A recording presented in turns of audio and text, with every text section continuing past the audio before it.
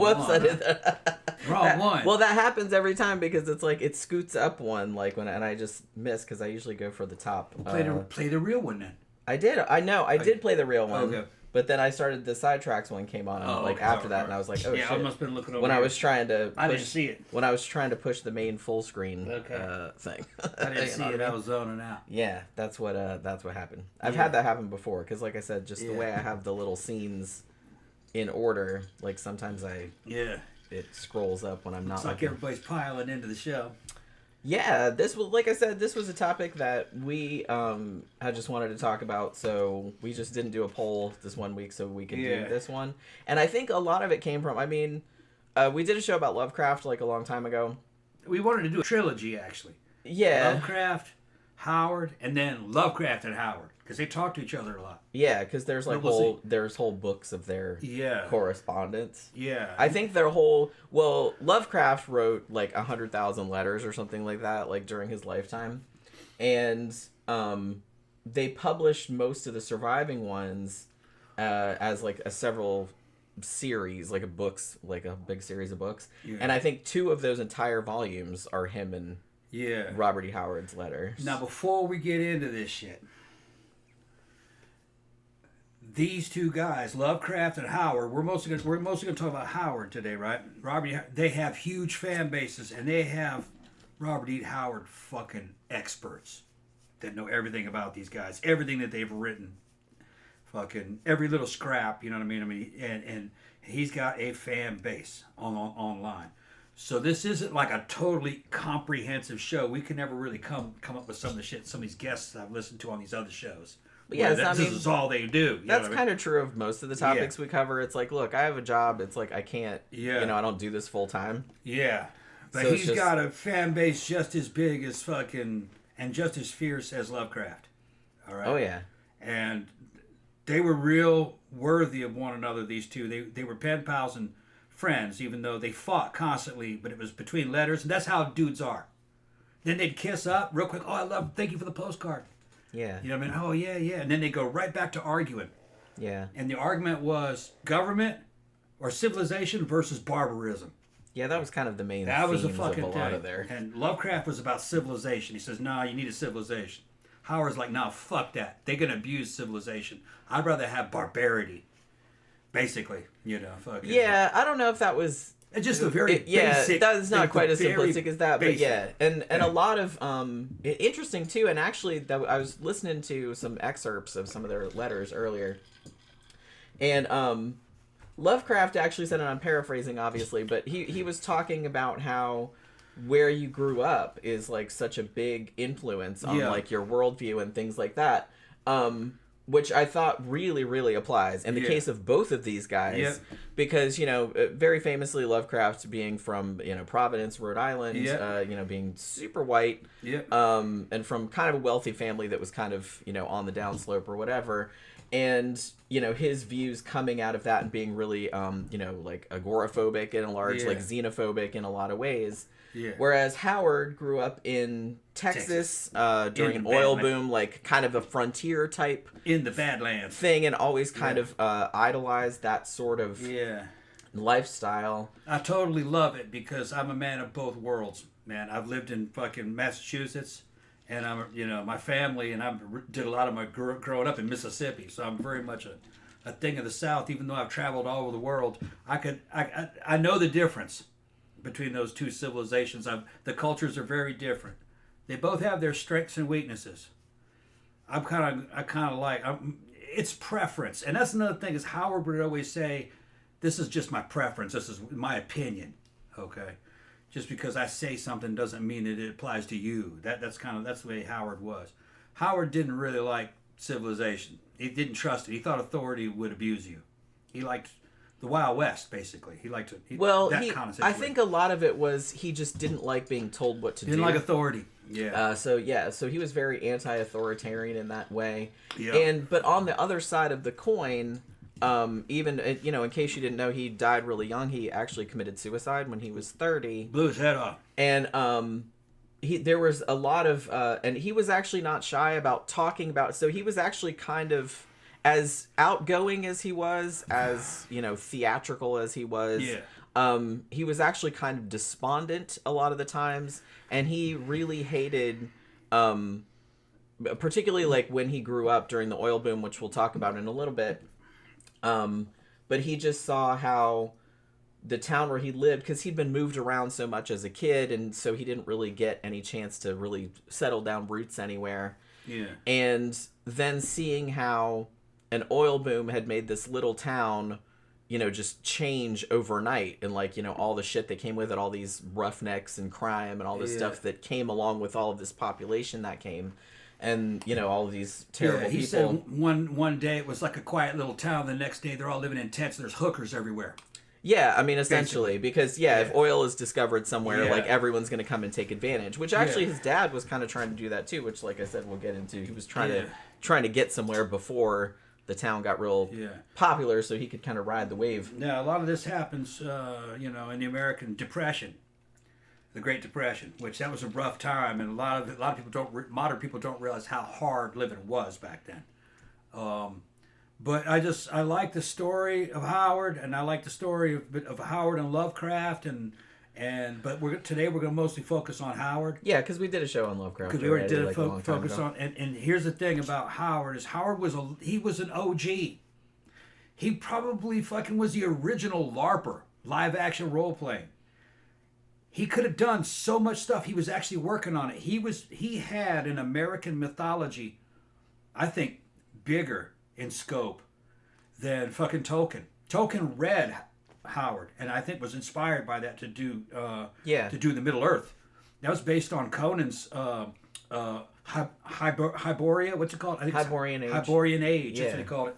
He had whole maps written out and histories for each race of people that were on there. A total recreation of his own world, and it was a good literary device. So he liked historical fiction, and he wanted to put a badass character in all these different historical settings and make it believable. Well, that couldn't be in the modern world. You couldn't have your guy in ancient Egypt and in China and in ancient Rome and with the Vikings. Let's across different time periods. Yeah. So the Hyborian Age was a fictional place where your character could be in all those worlds, and that was a good idea. And he was acting this shit out. He would fucking take selfies of him with swords and shit. And when he was writing something, when he was getting into novels about boxing, because he used to box too, he'd go into training so he could write about what it felt like boxing and training to box. He actually did. He loved boxing. Yeah. Well, boxing was a big thing, like, in culture back then. Yeah. And actually, a lot of people don't know, like, because obviously nowadays he's most famous for Conan, but, and him being, like, the father of sword and sorcery, which he was, but he wrote in a bunch of different genres because that's kind of what was popular, that there was a bunch of different, pulps of different, themes. Yeah. And to make a living as a writer, you kind of had to diversify and, like, publish in a lot. So he published a fuck ton of boxing stories. He had a boxing character. Old West stories. He did a bunch of Old West stories. That's actually what he was kind of had pivoted toward, like, when he died. But at the time of Howard's death, he was no longer doing Conan. No. They owed him a bunch of money on Conan, so he stopped writing it. He stopped writing it because he kind of lost interest. The thing about Howard was that he would get super head up. Like, when he first and Conan is actually one of his later characters. Yeah. And he would get real excited about it, and he said when he first started writing about Conan, like, this stuff all coalesced, and he just started writing like a madman, like all these stories, like they were being dictated to him, But after a while, he even told his friend in a letter that they still have that it's like, probably one day, I'll get sick of writing this too, just because I'm paraphrasing, like I said, but that's essentially what he meant. Yeah.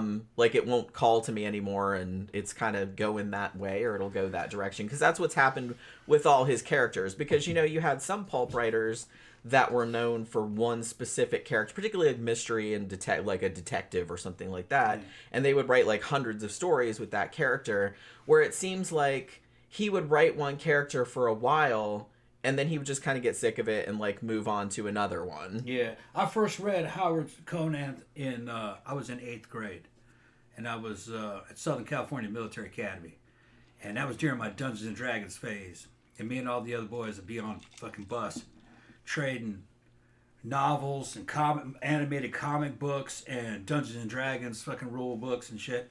We were reading ElfQuest, Tolkien, Dungeons and Dragons modules, and one of the ones that was going around was like collections of Conan by Howard. And I remember thinking they were pretty good. But I don't remember any of the stories. I immediately pretty much forgot. That was a long, long time ago for me. And they didn't really stick with me. But I remember they were pretty good. But I also remember liking Dungeons and Dragons better.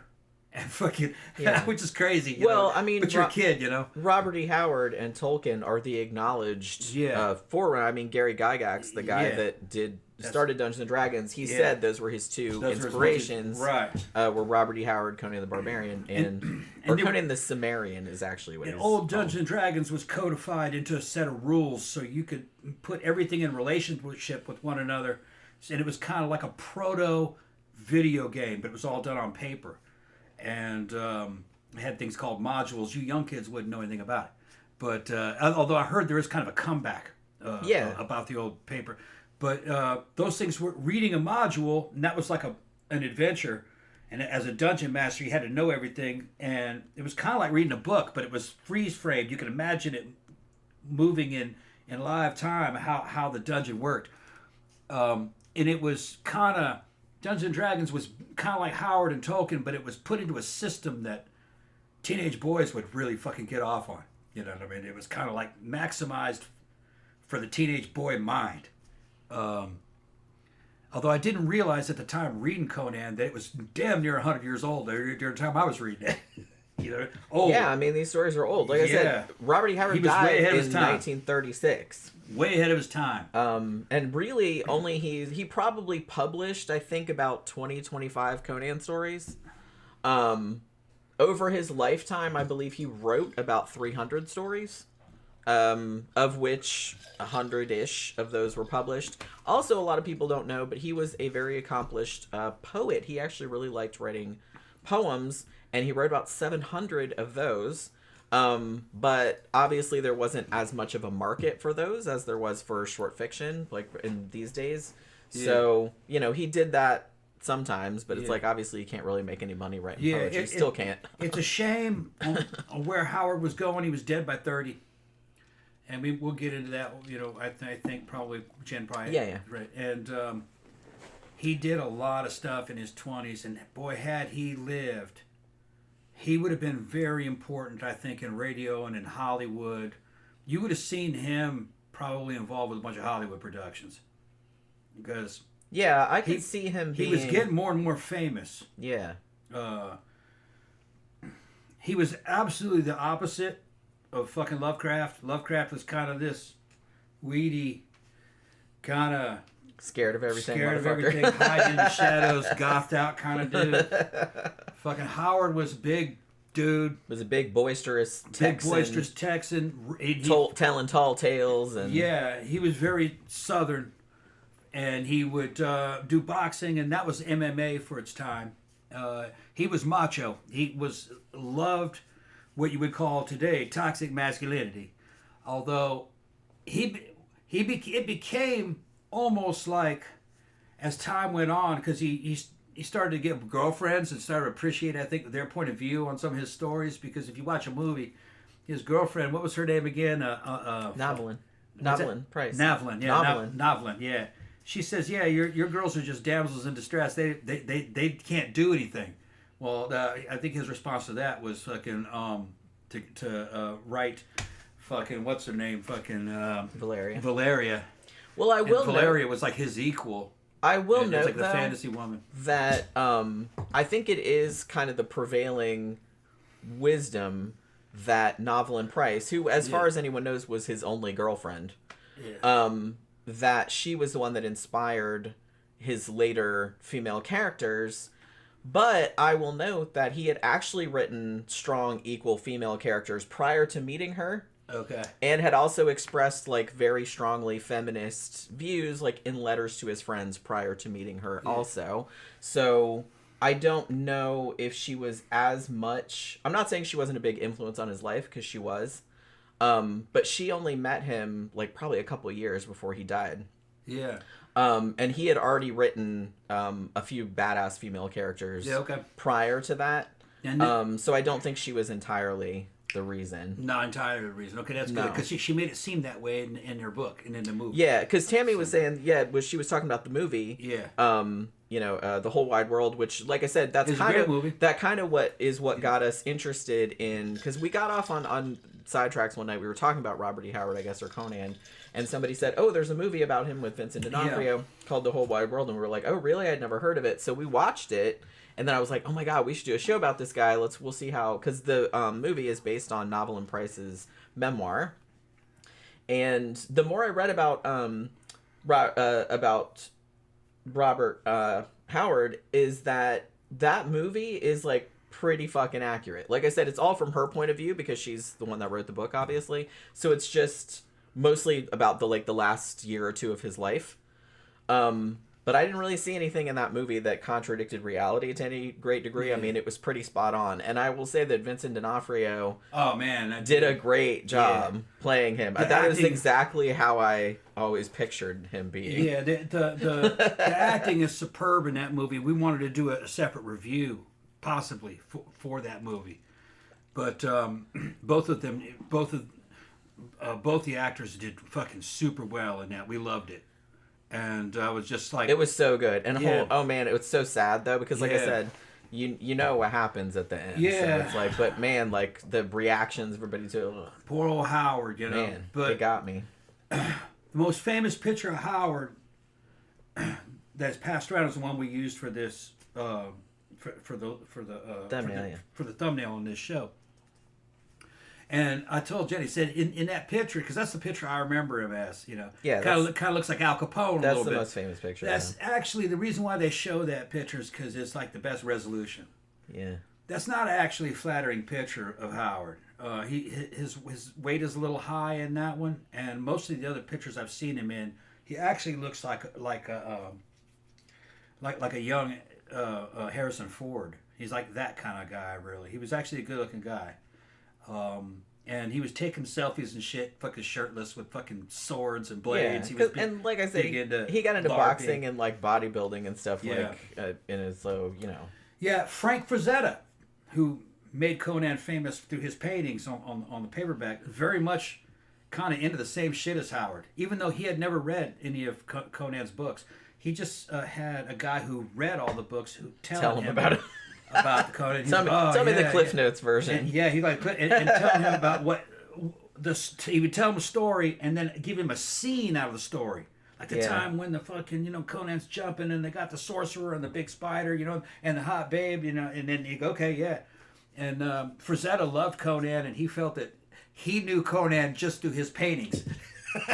Through his paintings of it and through what his friends were telling him. Yeah. About the spirit of Conan. He said he knew the character. He felt he knew the character just on what everybody said. On the description. On the description. Yeah. And also stories about Howard.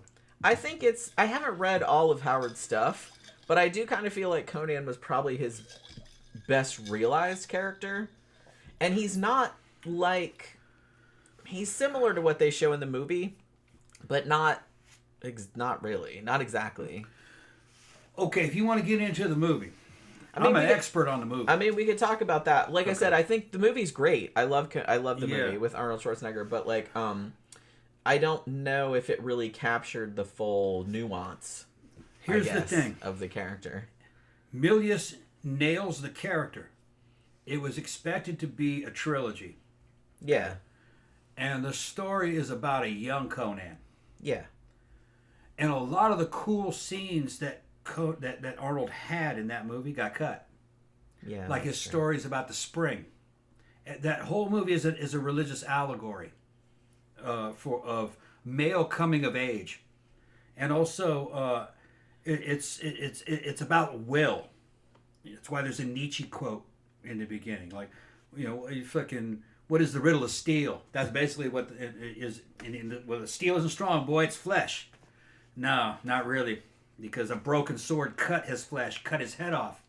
And steel wasn't strong because that sword, Conan's dad had it in his hand while he got hit in the back with a hatchet and was eating alive by wild dogs. So you can't trust swords, and you can't trust your flesh. Those will all fail you, especially over time. What you can trust, and this is what Conan realized at the end, is will.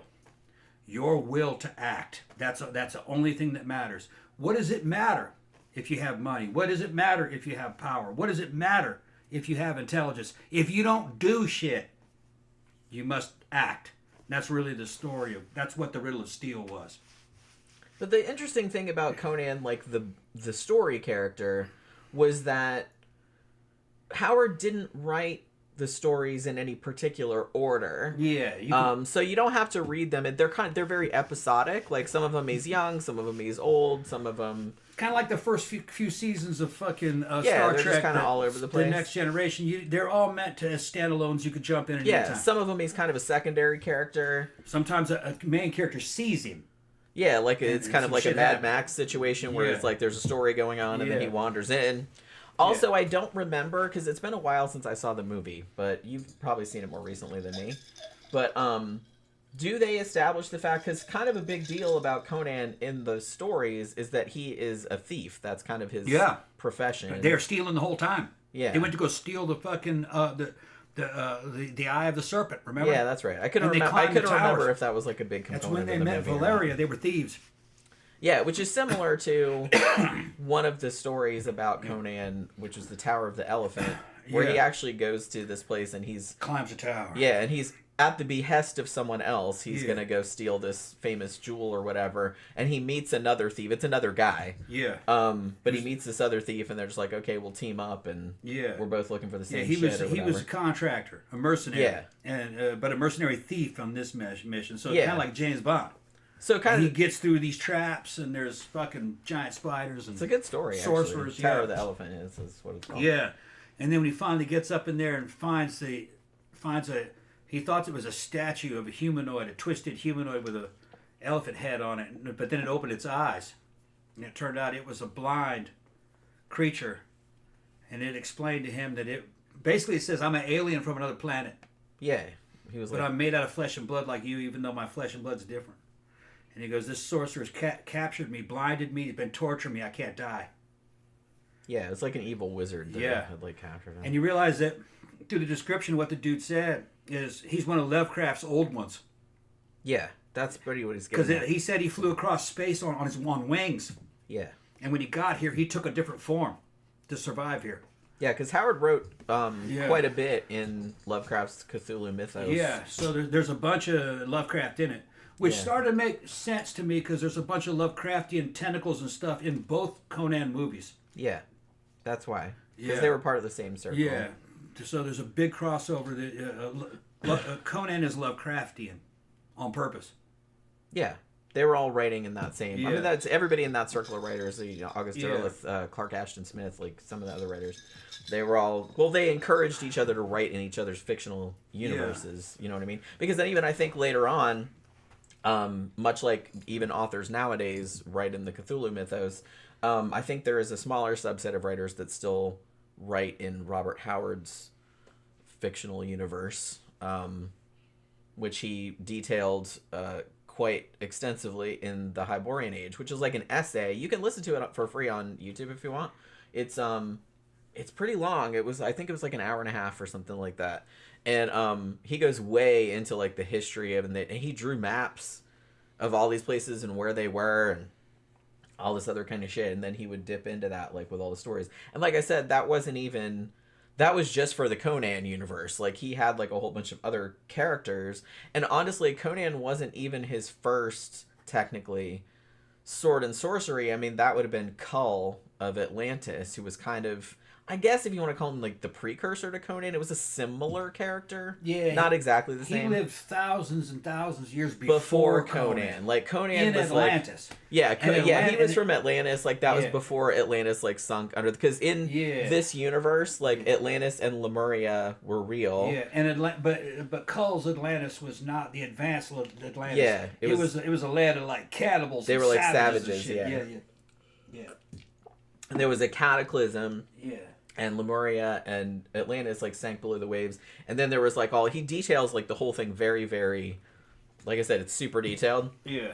If you want to, like I said, if you don't want to read it, you can listen to it. It's free online, but you can listen to it on YouTube also. But I like that that was cleared up. That you told me that it wasn't Howard's girlfriend that brought to light that he wrote too many damsels in distress. That he'd already, which kind of made sense to me because I'm a similar kind of personality as Howard, and being ex-army and stuff, and fucking. I've always liked strong women, but I liked warrior type, muscle girls and shit like that. There's nobody knows for sure, honestly, because nobody was inside Howard's head or anything like that. But they said because he had such a close relationship with his mom, who he admired a great deal, that maybe that's where he got some of his views from. Because he even defended other women writers and things like that to other male writers in his circle. And he seemed all on board with it, which you wouldn't think. Usually a lot of guys at that time were not like that. A lot of times 1800s, early 1900s, male fantasies of warrior women had to do with Native American women. Yeah. Finding a beautiful Indian maiden who could kill you with a bow and could do all this shit. Dudes are hot? Yeah, hot. Yeah. So I think it's kind of and here's the thing: city boys didn't think of that. You know what I mean? They weren't fantasizing about that. That was mountain men and trailblazers and cowboys and shit like that. The guys that lived out there. Yeah. Were fantasizing because they might run into that. Saw that kind of shit. They saw that kind of shit. They more regularly. Yeah, and they had hot ones. So that's what they were. That's what they were thinking of. Yeah. So it was kind of more in their. It was more in their wheelhouse. In their wheelhouse of what they were experiencing. Because they experienced it. Yeah. Yeah. Whereas you wouldn't really come across that living in a big city because it would be mostly kind of more genteel. Yeah, and it lives on today in redneck culture, Fucking, oh yeah, my woman, she can fucking clean fish and hunt, and they have that. Hunt a baron. There are whole channels about that, pulling catfish out of the water, fucking noodling and shit, fucking and hunting, bow hunting, and they got rednecks love that. Because they're not all of them, obviously, but it's just kind of a lot of them are into that. They're I'll take her hunting with me. We'll go on a boat. Yeah. Because most women don't want to go on a boat.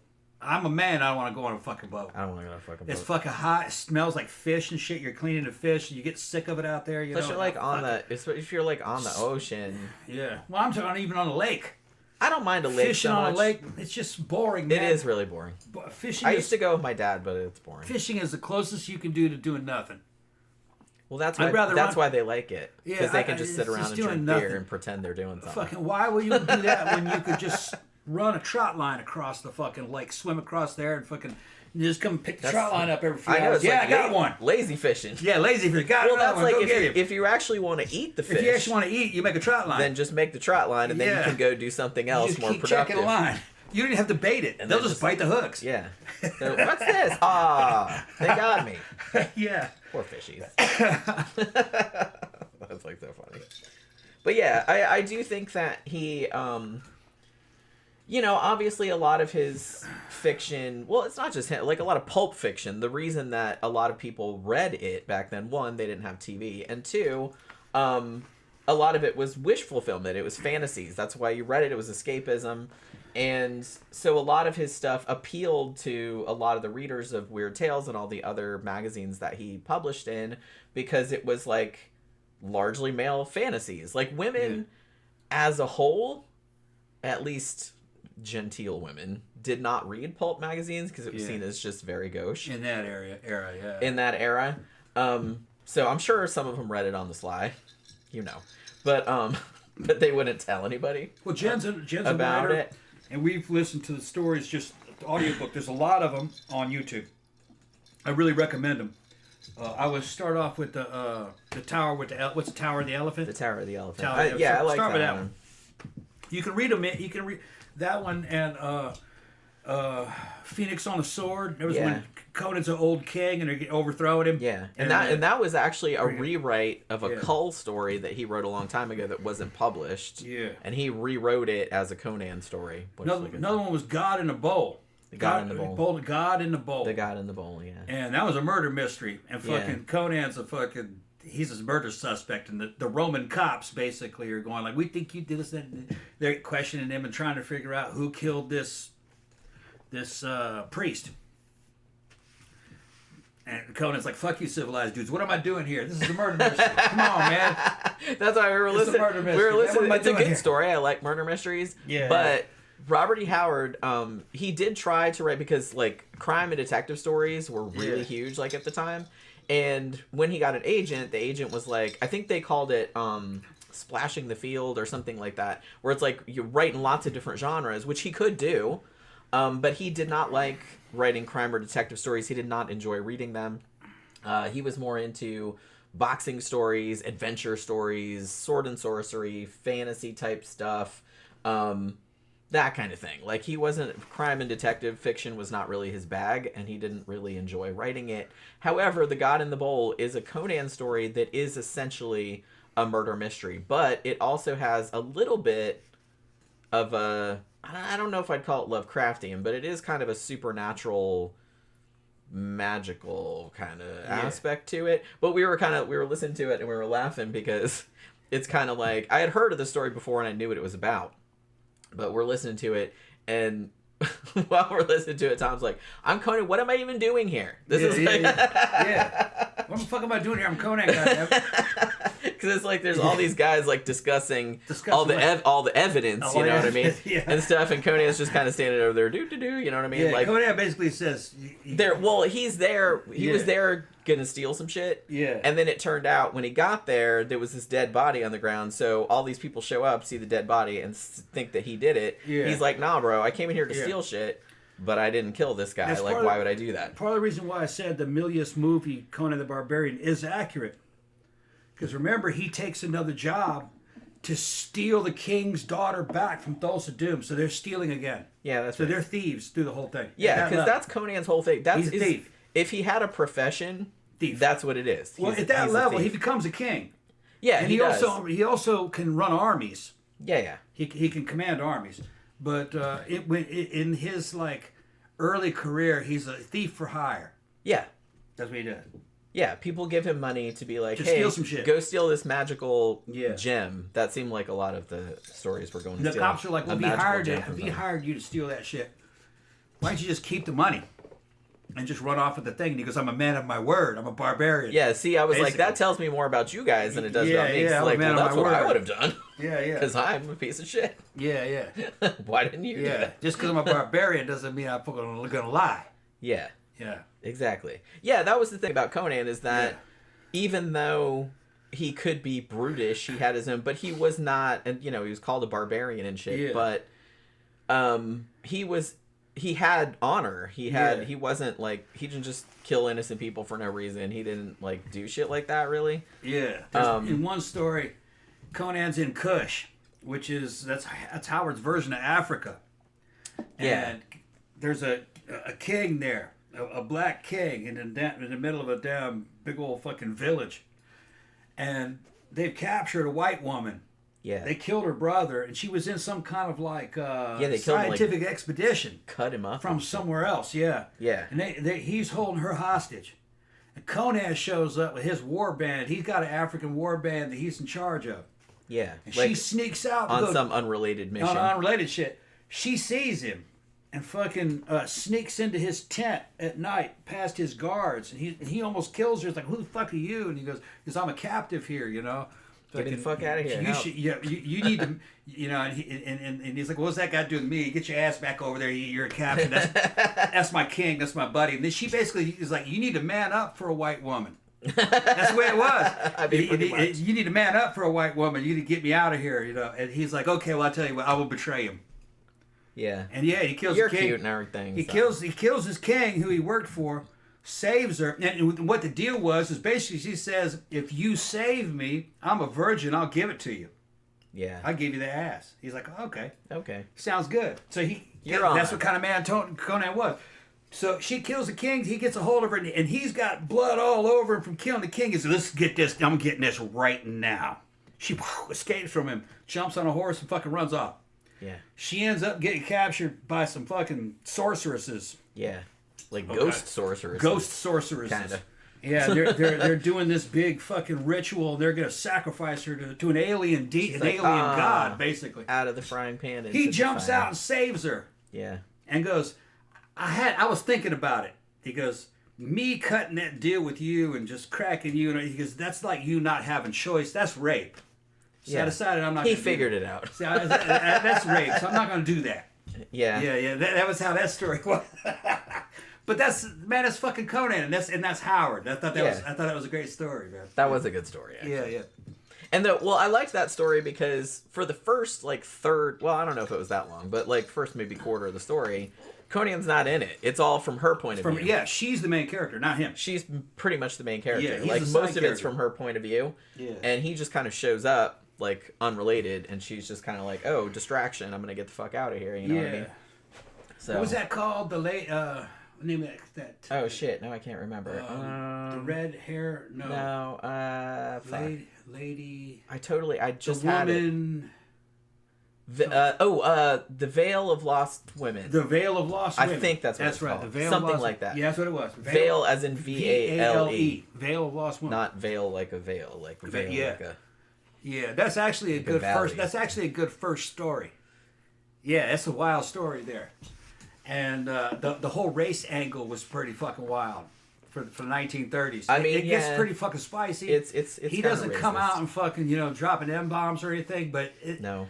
Yeah, and it just but you don't realize. But it's kind of. It's along those lines. That's just fucking with you as the reader. Conan himself, he was cool with it. He had a whole war band of African spearmen that would fight to the death for him because he'd been doing other shit. He was a mercenary down there. And I kind of feel like Howard he had views of his time, which, like I said, by our standards are very racist. Yeah. He actually got better as he got older. Yeah. I guess Lovecraft did too, but Lovecraft was a lot more entrenched. Yeah. I feel. And well, look, Howard though, he was race minded. But he liked people of other races. He loved Mexican stuff. He would LARP as a Mexican. He put a sombrero on. He grew a mustache and made it like a Mexican mustache. He'd go to New Mexico. And he would go to Mexico. Yeah. He thought that was wild to go to other countries. Yeah. He did travel a bit, but he wanted to travel more. Yeah, I mean, him and his friends, he got a car later on, but even before that, him and his friends would drive all around the Southwest and into Mexico and shit. If you actually analyze Conan is described as blue-eyed, black-haired, dark-skinned. Yeah. He's a Texan. Although mostly kind of, I guess that's mostly from sun tan. Yeah. Kind of. But he's a Sumerian. He's not one of the northern races. Right, yeah. In his world. He's a Texican. He's a Mexican Texan. Yeah. He's German and Mexican. Essentially. Basically, that's what he is. And he was Howard's alter ego. That's how Howard. I think a lot of his characters imagined himself as that. So Howard liked Mexican stuff. So he wasn't that racist. He just he was not nearly as racist. Lovecraft was racist even for the time. Right, Lovecraft was other people were like, bro. Lovecraft was racist against white people. Yeah, that's what I mean. Absolutely, that's how fucking racist Lovecraft was. That's what I mean. Absolutely. If you were not of English descent, if you were Irish or Scottish, you were savage. What are you talking about? Although I think that was, I don't know how common that view was, but... It was New England at the time. Yeah, there was a lot of, because, the Irish were actually considered... almost subhuman. Yeah.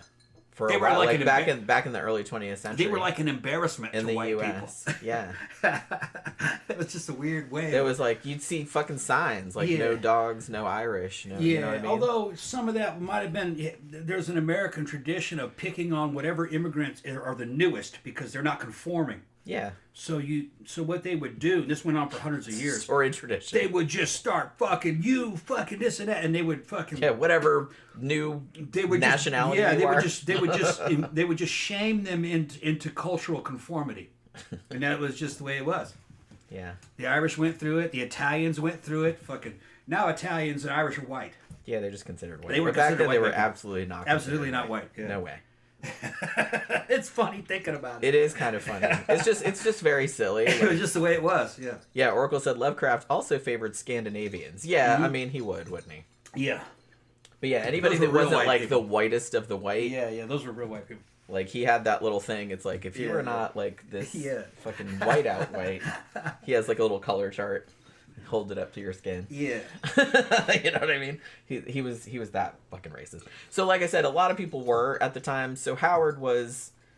I think it was about average. Yeah, I think like a lot of his stories, you're just kind of like nowadays you're like, you know what I mean? But it's just like that was a lot of stories were like that. It wasn't just him. So I think he was kind of more had average views at that time, where Lovecraft was kind of at the end of the spectrum. You know what I'm saying? Look, we got a Mexican take on Howard right there. Where is it? Robert E. Howard, damn these Mexican foods. A few more meals of tortillas, toasted tacos, chili, and tamales, and I'll declare another international war. Speaking as a Mexican, I love this guy. Yeah. I mean, him walking around with the sombrero. Yeah. There was a picture of him with the sombrero and the shawl thing or whatever. Yeah, he grew a big old fucking mustache. Big mustache. Like he wanted to be a vaquero. Yeah. He was walking around. He was walking around Texas like that, embarrassing his girlfriend. Yeah. Like, why'd you get that fucking? He's walking around. I don't know you. I don't know. It's just walking around. And his fucking sombrero's got little dingle balls hanging from it and shit. It's like some shit he got from a mariachi. Right. Yeah. Which I'm like, okay. Yeah, he thought that shit was awesome. Fucking funny. Well, like I said, he's just an interesting character because he was just like such a larger than life dude, and like a lot of his characters were like that too. You can see where where he got like the characters from, because because he was kind of like that in real life. Yeah.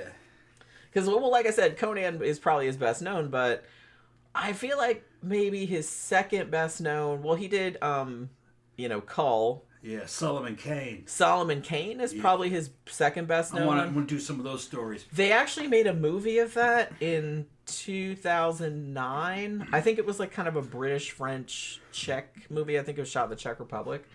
And I don't think it was released in the U.S. until a few years later, and it didn't really do anything. But eventually I'd kind of be interested to see that. I don't remember reading any of the Solomon Kane stories, although a lot of people like those. Solomon Kane is taking place in the 15 and 1600s. He's a Puritan. Yeah. And he's a Puritan berserker, basically. Fighting evil. Or whatever he perceives as evil. I think he fought zombies in one of the stories. Yeah, so kind of like some of the reboots of who's the Dracula guy who was killing Dracula, fucking Van Helsing. Kind of like that. But he goes into a rage. He's got little fucking matchlock guns and swords, and he doesn't have any supernatural abilities or anything, but he's just real fucking righteous, and probably a real pain in the ass. But I had to see the stories, and fights demons and things from other dimensions. Yeah, they're supernatural. And what's funny is his name, Solomon. Solomon was an ancient old wizard from the Bible. Yeah. Cain, the first murderer. Wise murderer. Although it's spelled different. Yeah, but that's what he's talking about. That's exactly what he's talking about. He's a wise killer. He's a Conan-like character, but he's a Protestant. Yeah. So he's like the Puritan Avenger. He's the Puritan Avenger. Is essentially what that the character Puritan is. Punisher. Which, yeah, like I said, I think they've done like comic books and stuff. Well, they've done like comic books, I think, of most of his characters. But those are probably, like I said, Conan obviously the way most popular. Cull maybe slightly less, because I think only a couple of those stories got published. Some of those were kind of rebooted into Conan stories because it was a similar-ish character. Yeah. Solomon Kane, and then you had Steve Costigan, Sailor Steve Costigan, who was like his boxing character. Yeah, I don't know that one yet. Yeah. And check that one then he out. had one called Bran Mac Morn, which maybe I'll talk about a little bit later, and one called El Borak. Yeah. So he had like a lot of recurring characters, but like I said, he didn't do like fuck tons of stories about them because he would get bored and like move on to something else. He seemed like one of those type of dudes that he would get interested in like one thing, like, I think one of the things that inspired him to write the Conan thing was him getting into, like, the stuff about the Picts. Yeah. And reading about that, I think that was one of the things that inspired him, in Celtic history and that kind of stuff. And I think that's kind of what got him into writing about that. But he would get all in on something, and he would just get obsessed with it for a little while, and then I think after a little while it would kind of burn out. Yeah. Which I get that. I guess a lot of people do that, but Yeah, Howard, you can get it in audio. They have some guys that are reading all his books. They send a nice reading recitation of it. And one of the books was called, what is it? The Hyborian Age. Yeah, we were just talking about that earlier. Yeah, it's the name of the video, and it's about the book, and it's basically Howard reciting the history of the world that he had made. And he was quite a world builder, man. And we're talking about the original. He's doing this shit before Tolkien. He's doing this shit before Marvel or DC. A huge, comprehensive world with nations and races and the histories of them and where they're going and eras and the continents on which they're on. And that was the prototype for Tolkien's Silmarillion. Silmarillion. Yeah. How did you pronounce it? The Silmarillion. Silmarillion. Silmarillion. I can't fucking do that shit, man. I'm like a child, okay? Silmarillion, god damn it. No, there's an IL. Is that what it is? All right. She's a grammar Nazi. Yeah. But that's where Tolkien got that idea, and that was the beginning of world building. Shit, that's where fucking Star Trek comes from, and Star Wars, and all these fucking fandoms, and all these IPs, all these intellectual properties, But Howard was the OG.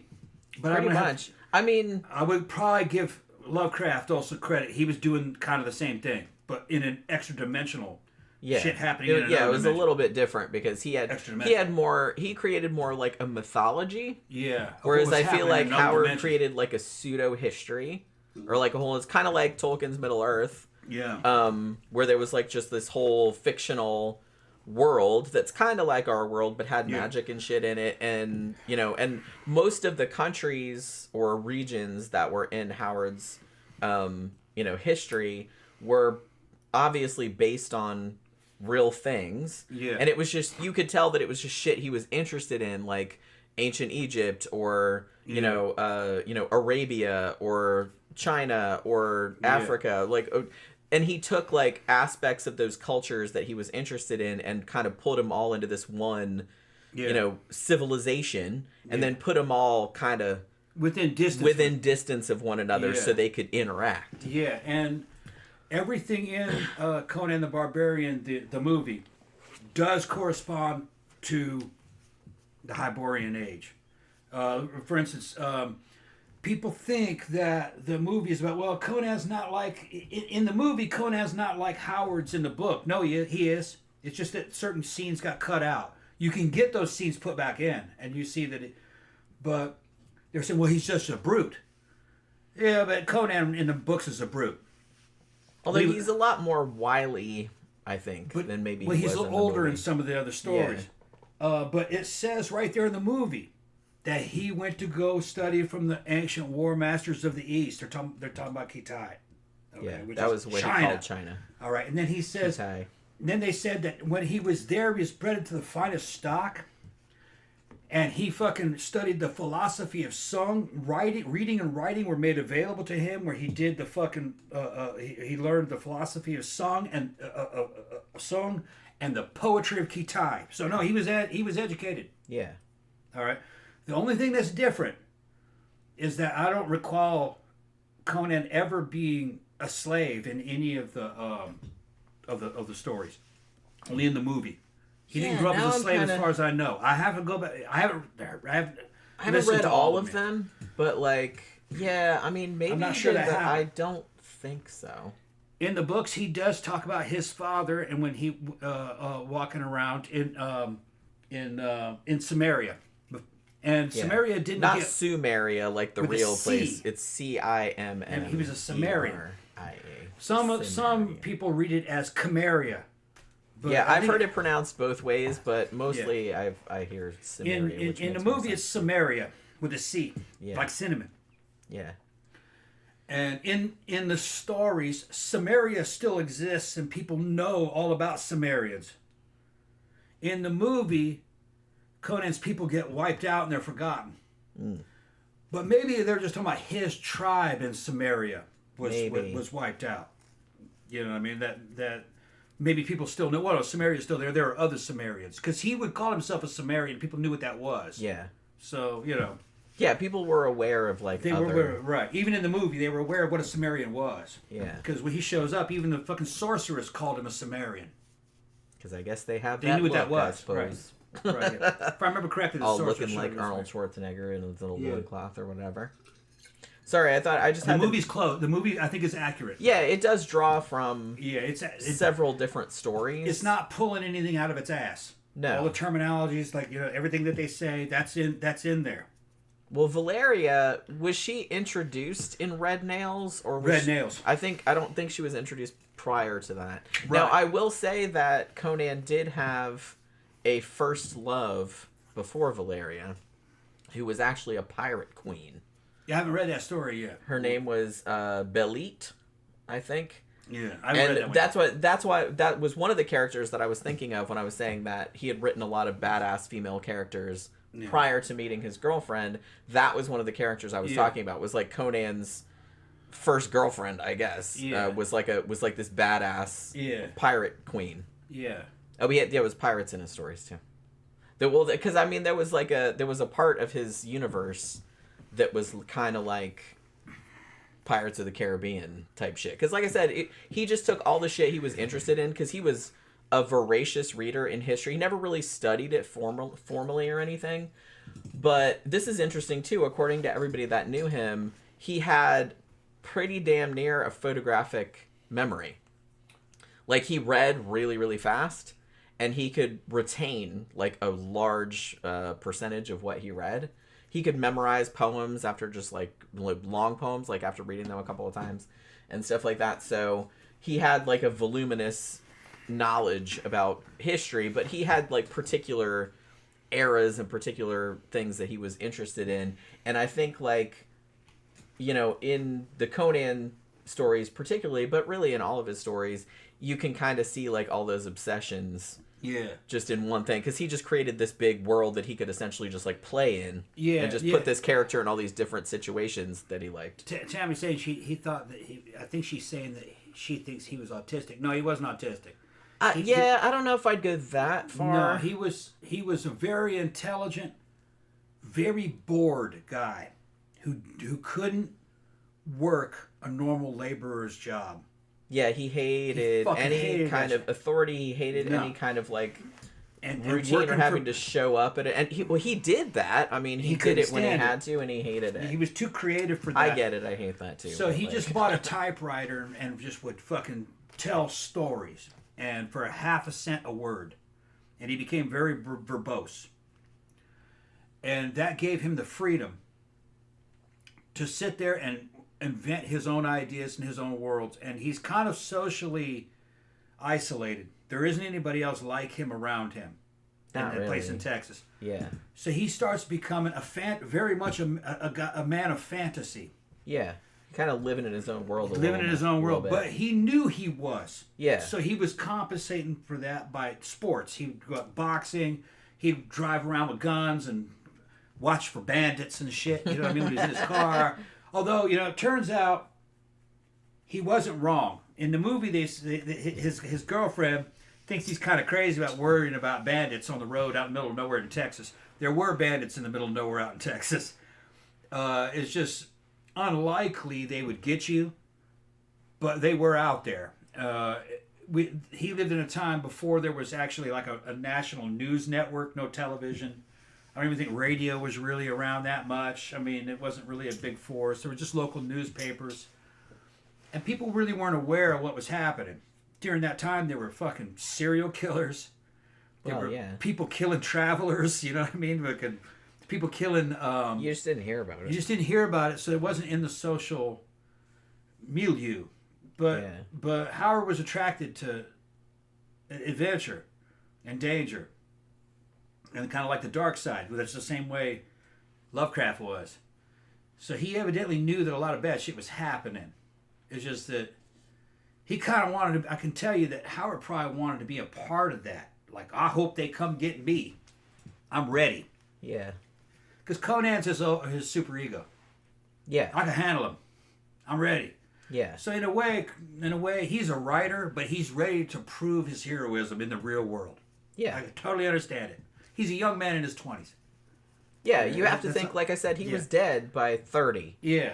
So all of the stories, he wrote them in his... He started out writing when he was 9 or 10, he said. Yeah. His first published story, I think he was about 15 or 16. His first story that he sold to Weird Tales, I think, was when he was 18. And, you know, all of the stories that everybody knows nowadays were just written pretty much in those 12 years, like, before he committed suicide. And another thing is, I heard people saying that his mom kind of fucked him up. No, his mom didn't fuck him up. What happened is that his dad was a doctor and was gone a lot. They had hired nurses and stuff to come and help his mom. Her health was bad, and it started to get kind of worse. He would stay there and work. He worked from home on a typewriter, but he would also take care of her and make sure that the hired help was doing stuff. And he would also, you know... He would take her to appointments and things like that. Take her appointments and shit like that. And some people, modern people, would be, especially if they're from like up north or something, like, well, why isn't he's a young man, he needs to fucking get the fuck out of the house. He does. But it's a dishonor in his culture and the way he was raised. He's not gonna betray a family member. Like, it's a blood is thicker than water thing. It's a Southern thing. She was in need, so he was gonna be there. That ultimately led to his death, I believe. Yeah, that was I think that was the major factor for sure. What happened is I think he felt that life had left him behind. Everybody else moved away and got married. He stayed and took care of his mom. And he lost his girlfriend. He thought that he missed the boat. And he fucking lost it. It was a moment of weakness. Yeah. Has somebody been there for him, even though he'd been talking about doing it and dropping hints? For a while. Has somebody said, no, man, what are you fucking thinking, man? She's gone. You're free now. You did your duty. Yeah. He was just turning 30. He's prime real estate. They owe him money. But the thing about it, though, is he doesn't realize this, though. Yeah, some of the letters that he sent, like, when he was 24, 25, he was already talking about being old. Yeah, and that he thought he was old. Like, I've hit my peak was a long time ago. Yeah. Like, all it's like, people in their fucking 20s, like, saying that. That blows my mind. Yeah, he was very socially isolated with the mentality of opinions from the 1800s. He didn't realize that he was still a young man. Yeah. And if you... I mean, that's a baby still. Yeah, that's a bit... if you are a successful writer, okay, at that age, and have pull... Which he was. Which you were. You were prime real estate for marriage. Yeah. He could have waited till he was 40. And if he was in Hollywood by that time, could have married a 25-year-old. She'd have been happy to have him. And he'd have produced a whole bunch of shit. Yeah. So, but he didn't have a grown man that he respected there to tell him that. Okay? There was no internet. There was no scene. He's just going what he sees. Yeah. And he sees a bunch of has-beens in his fucking town. And all the good people left. All the young people of his age are gone. They're gone or married. So I think he thought he was abandoned. And that he had missed the boat. And somebody needed to slap him. Say, dude, you've just begun. Well, like I said, he kind of had that mentality most of his life. Even when he was younger. Yeah. Before he was kind of successful even. And he was never like a fucking millionaire or anything like that. But he was for sure making more money than anybody else in that little podunk town where he lived. Yeah. And they owed him $3,000, which was they owed him a lot of money. Which was Weird a Tales lot of money. did when he died. And that was like equivalent of like 40 grand. Yeah, it was a lot of money. Like that because they were way behind in their payments because they were having problems. But and just on the back of his street cred, he could have got other jobs. He could have gone down to Hollywood and been a scriptwriter. Yeah, I mean, I could see him doing that. I think probably what would have happened, by all accounts, he had the personality to be a great stage actor. He could have been an actor himself. He could have been a writer and done well in Hollywood. He could have done really well in radio. And radio was just starting to blossom. He could have gone there and read those stories and probably done very well as a radio show. Yeah, and he could have just gone out and read his own stories. Yeah, just read his own stories. Yeah, but Ed Howard, because they said he would act all that shit out while he was writing it.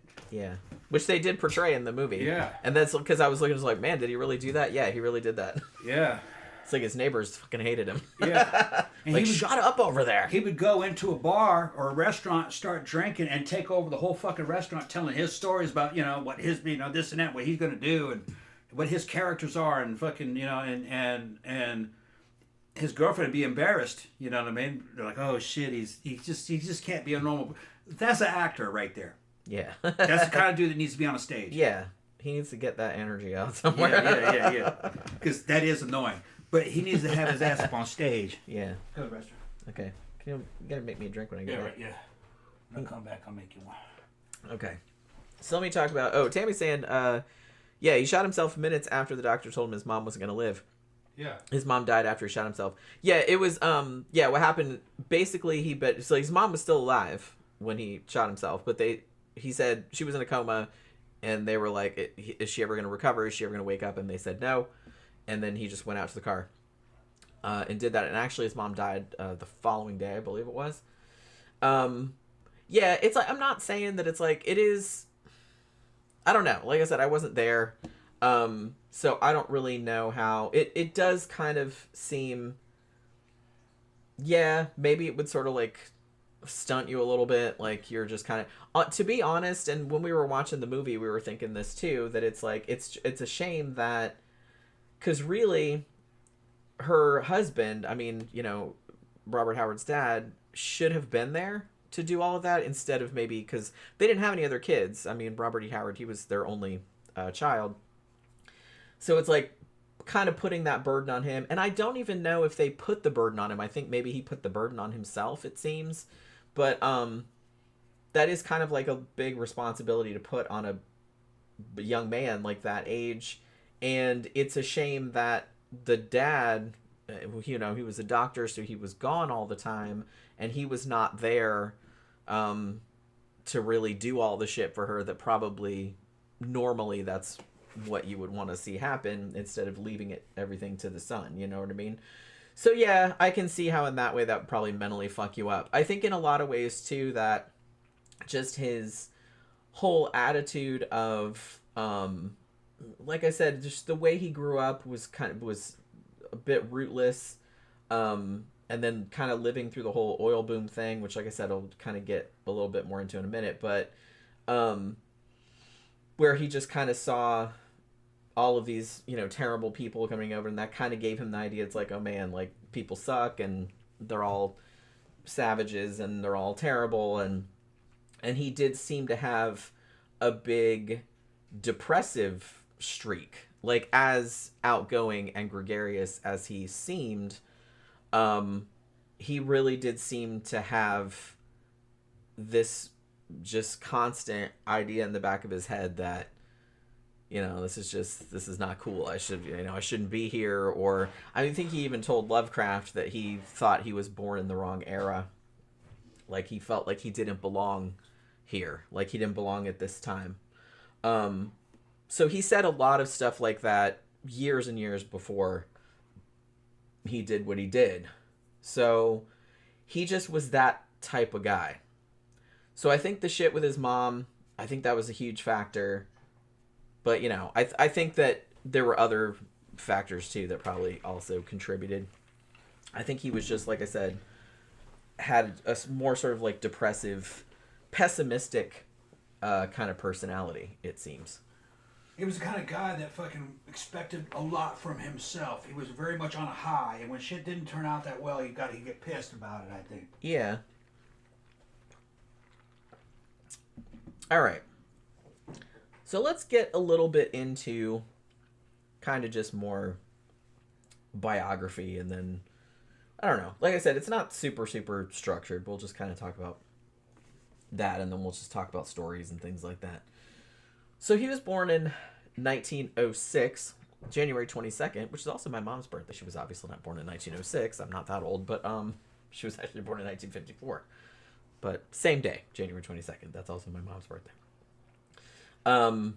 So yeah. So he was actually born in this little bitty town called Peaster, Texas. Now his dad, as I mentioned earlier, was a doctor, Dr. Isaac Mordecai Howard, and they actually moved to Peaster while Howard's mom, whose name was Hester, was pregnant. I'm assuming because the town that they were in prior to him being born was like so small that it didn't even have a hospital or any medical facilities or anything. So it's like, so they moved to this slightly less tiny town so she could be, because he knew he was going to be gone all the time and he wanted to make sure that the pregnancy went okay and everything like that. So they moved to like this little larger town.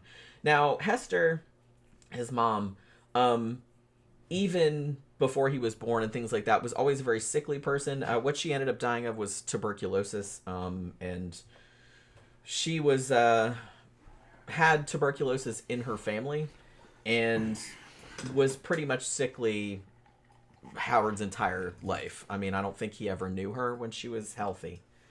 Now, so as we mentioned, his dad was gone all the time. So, like I said, that was one of the reasons they moved to the slightly larger town so that Hester would be taken care of in her pregnancy and stuff like that. Now, one thing that the dad did too, like when Robert was a kid, was he seemed to be trying to predict where the next oil boom was going to happen. Like, as I guess he wanted to like see people like make their fortune or whatever. His goal, it seems, was he wanted to move to a town right before like some big oil boom happened and then like, you know, profit or cash in somehow.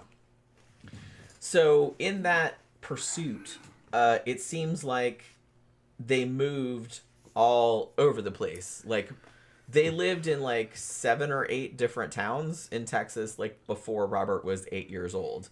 So the kid was moving around all the time, which, like I said, probably not super great. Like, you know, kid not having stability in that way, not being able to make friends, things like that. But, you know, some kids handle it better than others. Now, eventually, after all of this moving around, in 1919, they finally moved to where they would eventually settle down, which is a place called Cross Plains in Texas. So when they first moved there in 1919, it was a relatively small town, a couple thousand people, you know what I mean? But shortly after moving there, there was a humongous oil boom. And as usually happened in these Texas towns when this occurred, you suddenly have this huge influx of people coming in looking to cash in, much like his dad was trying to do. And along with all these people trying to cash in on the oil boom, you also got all the attendant stuff that came along with it. So you get like all these merchants coming, like, you know, new restaurants opening up, which good, but then you'd get like gambling dens and brothels and, you know, more crime and all this other kind of stuff that would come with it, because everyone would come and like try to take advantage, like however they could. And some of that was good and some of that was not so good. Mobile towns. Yeah, essentially Groupies, that's what that was. And what a lot of people don't think about too is that when the oil boom like dried up and everybody left and then just like left the place like this big fucking husk. Yeah, and that wasn't you know what I mean? And that wasn't unique to Texas. That was happening all over the United States, all over. They built a dam, all of a sudden a fucking hooker town would show up. Yeah. Hooker and booze and beach, gunfights and shit. Yeah, and they'd only be there for a few years until the dam was gone, done, and then they'd all leave. Yeah, because like everyone's just trying to make money. Yeah. So it's just kind of like we're just gonna go where the people are. Yep. Like to serve the people, you're just gonna go make money. So that's what, which like I said, you know, in a few ways that's probably good for the local economy, but yeah, local economy was transitory. But in a lot of ways it's bad too. You know what I mean? Like I said, there's really no stability. It brings a lot of crime and a lot of people taking advantage of these people coming here and all this. But I must say, that's been American history for 250 years. Yeah, yeah. It's very different from Europe, which I think has been there for a long time. Population density is a lot higher. the United States was nothing but just boom, collapse, boom, collapse. Yeah. Everything like moving I said, it's all very over. unstable. Very unstable. That's why Americans are not tied down to one area. All of our ancestors had to move if you wanted to work, because there wouldn't be. If you stayed still, you're going to go broke within a generation or two. Yeah. You're going to go broke. Depending on where you live. Depending on where you live, yeah.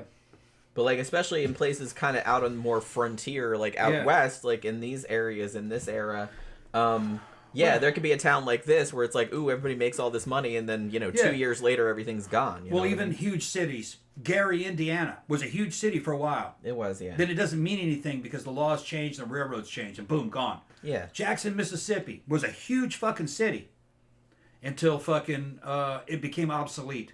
There was no need for it because of the way the railroads were. Now Jackson's gone. Yeah.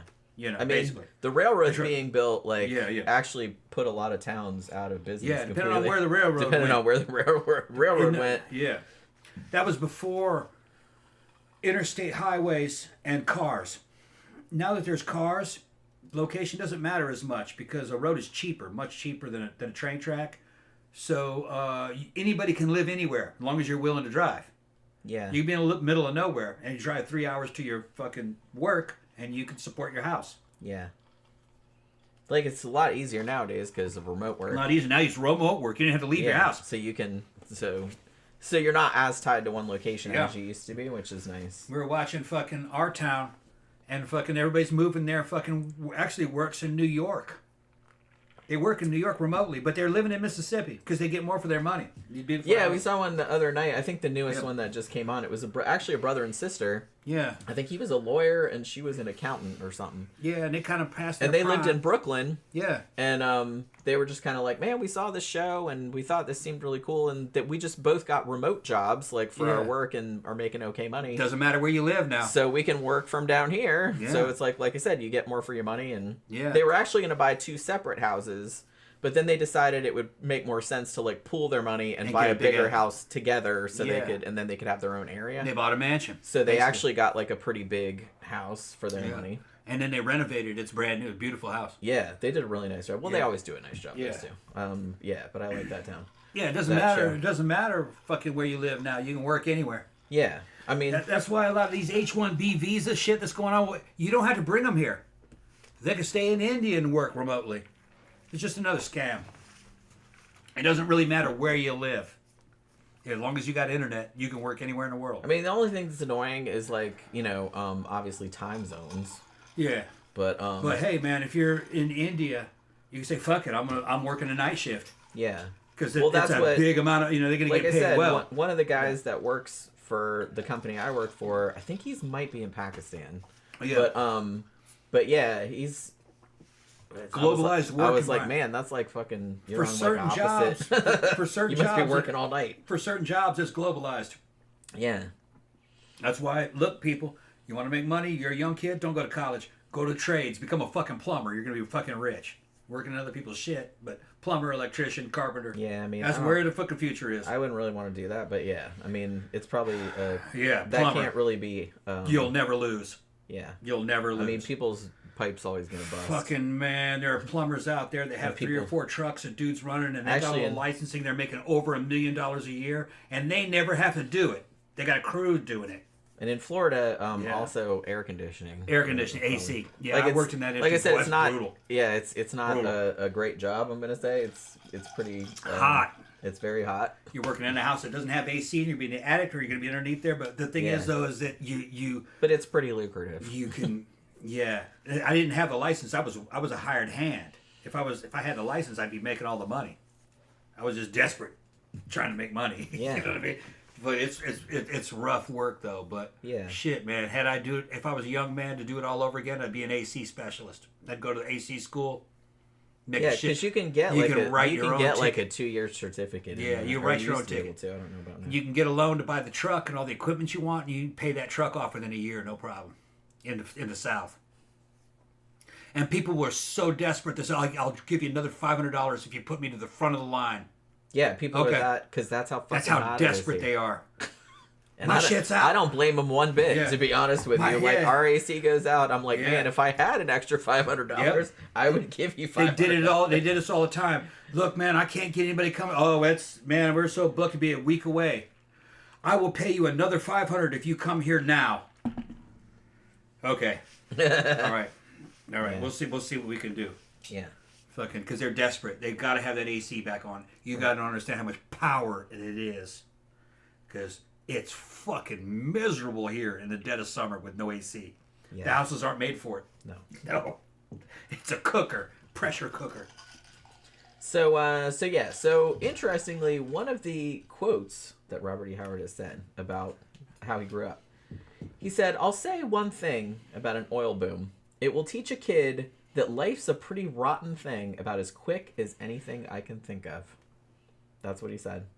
Because, like, I guess, you know, him being a kid and, like I said, not really having any stable roots because moving around so much, and then finally settling in this town, and then shortly after that having all of this town, like, explode and all this crime and hookers and stuff like that.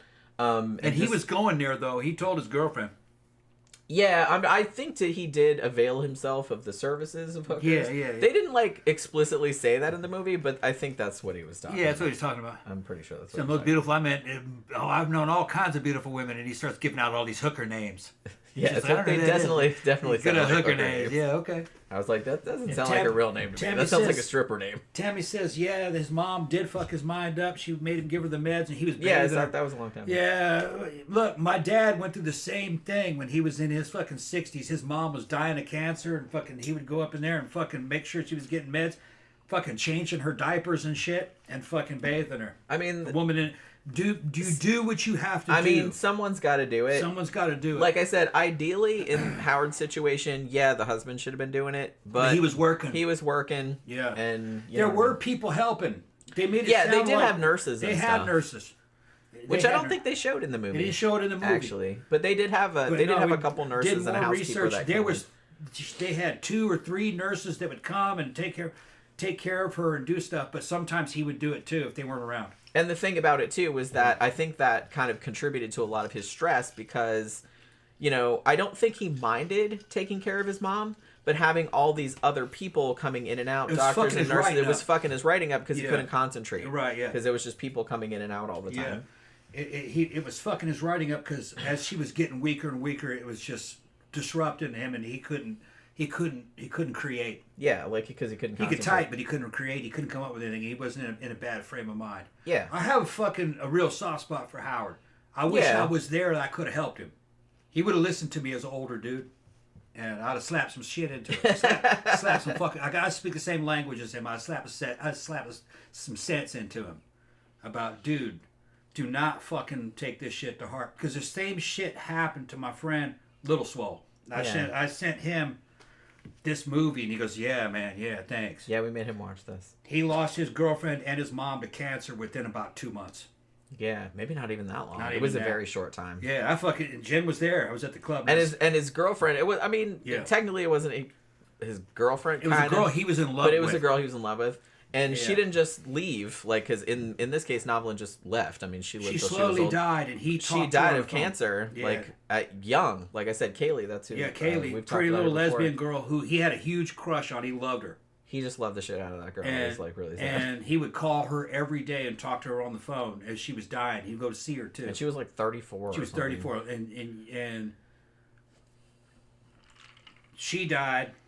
I could see he was staggered by it. Yeah, And then I mean, his- everybody knew it was coming, but Yeah. still. And then his mom died. And then his mom died, too. And fucking, he showed up to the club, and I fucking grabbed him. I basically slapped him. Said, I know what you're thinking. Yeah. All right, you better man the fuck up. This will pass. It says, what you had, that shit was bad, man. And it is hard. And he's like, yeah. And I said, don't you ever fucking kill yourself. And he's like, and I said, your dad will never forget you. And he goes, that's what I'm telling myself. Yeah. Because what would that do to his dad? Yeah, that's, I mean, Yeah. and that's kind of how you think. And I know that, Yeah. like, people that I really don't like to, like, victim blame, like, people that kill themselves, because everybody obviously has their own reason. And a lot of people Yeah. that do it, they think that they're doing the world a favor Yeah. because they're a burden on everybody. In little But schools, what you have to step back and realize is that you were just like fucking other people's lives up more. Yeah. And in that case, Yeah. like I said, you know, his dad, like he had just lost his wife, and it's Yeah. like, you know, what if you Yeah, did when it? he That, lost you his know, son, yeah. Jesus Christ, that would be like. in Little fucking- Swole's, I know what Little Swole was thinking. He was just trying to hide his face from the loss. You know what I'm talking about? He wanted to run from the loss.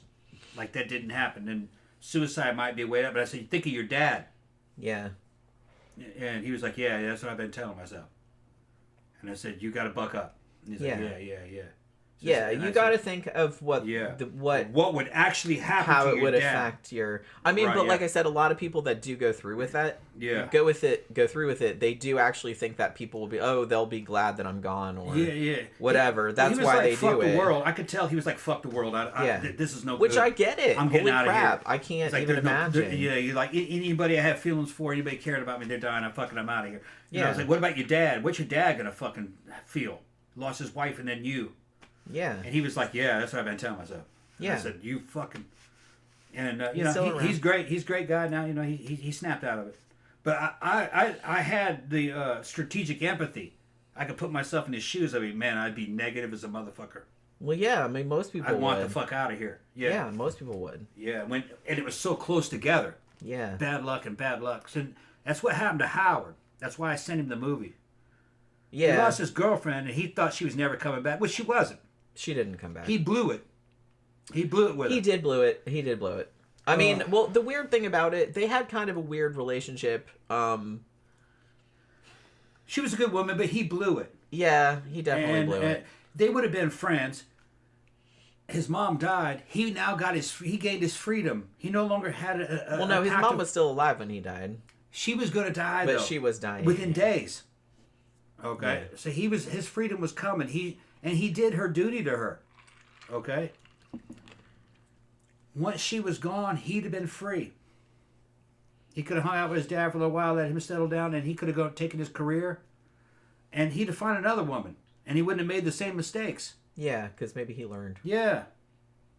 Because I kind of feel like he wasn't like an incel or a virgin or anything like that. I think Novelin was like his only kind of serious Yeah. girlfriend, and I'm not really sure. I think they did actually think or talk about marriage, but it was from what I've read, it was like never at the same time. Yeah. Like they were always, it was always like a push and pull. But me and Jen went through that. True. Me and Jen kind of went through that. That's true. It's just that with that particular situation, it didn't work out. Yeah. And after a while, like she was just like, "Fuck this." Yeah, I'm gonna. She was an independent person, and Yeah. she was just like, "I'm out of here." The I'm just big gonna difference is that they were two very different kind of persons. She was an educator. She was very organized and disciplined and had order to her shit. Howard was a creative guy. He needed to be with a woman who was more of a creator or a person who was totally like a supporter. Yeah. I mean, she was a writer too, but she didn't write in the same And genre. not in the same genre. And that not in the he same, did. not in the same way. Yeah. He needed a more fanciful woman or one that just enjoyed him. Like, Yeah. you're the shit, man. Like a fan. He'd have been good with a fan. As long Yeah, as she had probably. some... As long as she had her own shit her own going shit. on. Yeah. As long And as, wasn't just like a total. Right, Because I yeah. kind of feel like He'd have been bored with that. the reason him and Novelin clicked was because she was kind of fiery. He's kind of... Yeah, the code, the cheat code to Howard is right there in his writings with Valeria. Yeah. That's who he's looking for. He's looking for a chick who is like him. Yeah. Hard to find in the 30s. But not so I hard to can find in the imagine. 40s and 50s, probably. Yeah, probably if he'd waited a little bit longer. Yeah. That absolutely not hard to find nowadays, but back then, yeah. Back then, hard to find. We got a... Stu gave us a super up, Stu? chat. Thank you very much, Stu. Y'all ready for these temperatures this weekend? I am stoked. yeah, good version. It's gonna freeze this weekend Yeah, I'm fine. in Florida, but I'm just kind of like. Meanwhile, people in like Minnesota and stuff feel like bad. Even like it's minus 25 degrees. Shut the fuck up. You know what I mean? Yeah, it's going down to like 29 or 30 or something like that. But like I said, I don't care. I love it. I love this. I love cold weather. But you know, not so cold that like fucking your toes snap off or anything like that. But I don't mind down in the 20s or 30s. That's not that cold to me. So yeah, and like I said, in a month or two, it'll be so fucking hot, I'll just want to scream. So I'm enjoying this while I can enjoy it. Actually, we went out to the liquor store today, and it wasn't cold. I think it was like 50 something today, and it was a little bit overcast. But I went out, I was like, whoa, man, it's so nice out here. I wish I didn't have to work so much so I could actually like go out and walk around, but I don't have much time to do that. You know what I mean? Yeah, Tammy said, I speak as someone who lost their son when he was only 11. Yeah, that's right. It messes with you. Yeah, I can't imagine. Like I said, I've had, many of my relatives die, like a lot of my friends die and things like that.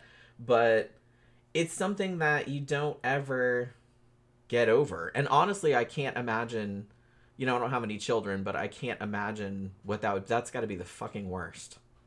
Like, of all the people around you that die, like, having a child die, that's got to be the fucking worst. I can't imagine anything worse than that. Thank you very much for giving us another super chat. Number one fan, that little pair jumping up and down. Thank you very much for your super chats. It's very, very nice of you. But yeah, everybody in Florida stay warm. I mean, everybody in the rest of the country is like, yeah, we're staying warm already. But we got to stay warm in Florida this weekend too. We're not usually prepared for that kind of thing. So yeah. So he goes to high school, and I don't think he particularly stood out one way or the other. People thought he was kind of reserved, actually. And he had like a lot of kind of odd jobs, picked up trash, worked for a dry cleaner, like picking up people's dry cleaning, loading stuff at like, freight at the train station, shit like that. Just kind of regular jobs. And they said that he had some friends, but he was real bookish, literate. He did not like school because of the authority, and he found it very confining. Like I said, he didn't like being told what to do or what to study. He wanted to study what he wanted to study, like what he was interested in. So he was kind of the kind of dude that was like hated school but loved learning. So he would just like go to libraries and just like read. And like I said, he had damn near a photographic memory. So he would just like fucking just tear through books and just read all this shit about history and things like that. But he didn't really like being confined in school. He did graduate, however. He was real into poetry, which, like I said, maybe a lot of people wouldn't expect. And he was real into kind of like a lot of the authors that you would expect, I guess. Jack London, he really loved that, which, like I said, no surprise there. Arthur Conan Doyle, Mark Twain, Edgar Allan Poe, Rudyard Kipling, that kind of stuff. Also loved Ambrose Bierce, whom I'm also a big fan of. Hold on. Smug said... Oh, thank you very much for... Man, Stu's giving us all kind of... Yeah. money. Smug said, considered to go into trade school myself, but I want to read about plumbing and air conditioning repair before I make any firm decisions. Okay, look. In the South, people will pay anything to get the AC back on. Anything. They'd probably give you their firstborn child if you ask nicely. Anywhere in the United States, people will pay anything to get shit out of their house. It's plumbing. Because you got them over a barrel. Yeah. You got fucking water and shit coming into the house. They're going to fucking... Yeah, that's not sustainable, That's clearly. not sustainable. They're going to fucking call somebody. And in the South, air conditioning, especially in the summer, everybody's locked up, busy, tight as a tick. Everybody's busy. Yeah, it's a bitch to get It's an an AC unlimited person. demand. Yeah. So you could start a crew, and you could just make hundreds of thousands in a summer. The more trucks you have, the more people. Yeah. Yeah. Because like I said, we don't even have... There's a ton of AC companies down here, but it's still it's not enough. Not because enough. They're all booked up. They're all booked up. In the summer, it's just unlimited demand. Yeah. Pretty much. And like I said, people will pay pretty much anything. They'll pay anything to get that AC back on. Yep. Which, And like if I you said, say, I don't blame them one bit. Yeah, we'll put you on the list, but we got 20 people. You got to say, oh, no. I'll pay you an extra $500 if you put me at the front of the list. They used to do that. Yeah. Because they don't want to wait 3 weeks. Well, I don't blame. I would fucking die if I had to wait fucking 3 weeks to get the AC fixed. And if it's a business and they're making a lot of money, they go, oh no. You come see us, whatever it takes. One time after the 3 hurricanes that hit, were they tropical storms or hurricanes that hit back in 2004? I think it was. There were like 3 of them that hit like in a month and a half period, and our power was out. This is when I lived in Daytona, like at my old house, and before I met you, I think even. And our power was out for I think 8 days. Boy, did that suck! Yeah. And we had to boil water. Yeah. Too, because the water main had broken. My cousin just got out of prison. He did 15 years for bank robbery. He's made nearly $1 million in his first year of freedom, installing nothing but fucking new bathrooms and kitchen cabinets. Yeah. Yeah, there's a big demand for that too. Yeah. He makes unlimited money. And it's just him and his girlfriend doing it. North of here. And all the clients are people from New York who've moved here. Yeah. Yeah, that's another big, tall, good-looking guy. That's another thing that's like kind of unlimited. Yeah. Because, man, people always want their bathrooms and kitchens redone. Yeah, my cousin's a bank robber. I told you I got all kinds of almost your whole family. Almost my whole family's either fucking some kind of special operatives, or criminal. Federal intelligence people, and fucking State Department, and fucking CIA, and shit. And that's not an exaggeration. That's not exaggeration, or they're because there's a lot of crossover, or they're organized criminals. Yeah, pretty much. Yeah, it's kind of funny. That's why I talk the way that I do. I understand it. Yeah. Now that's not my dad's side. That was my mother's side. Yeah. Dad's side are mostly just. My dad's side, they were chill. They're chill rednecks. They're just kind of rednecks. Yeah. Chill rednecks into hunting and and fishing. Stuff like that. They're just out on a fishing boat. They're not hurting anybody. My mother's side of the family were all fucking high functioning psychopaths. Very high IQ, very big into risk versus reward, and fucking, okay, yeah. And they all descended from a guy who fucking was an aerospace engineer named Charlie Weems. That was my mother's father.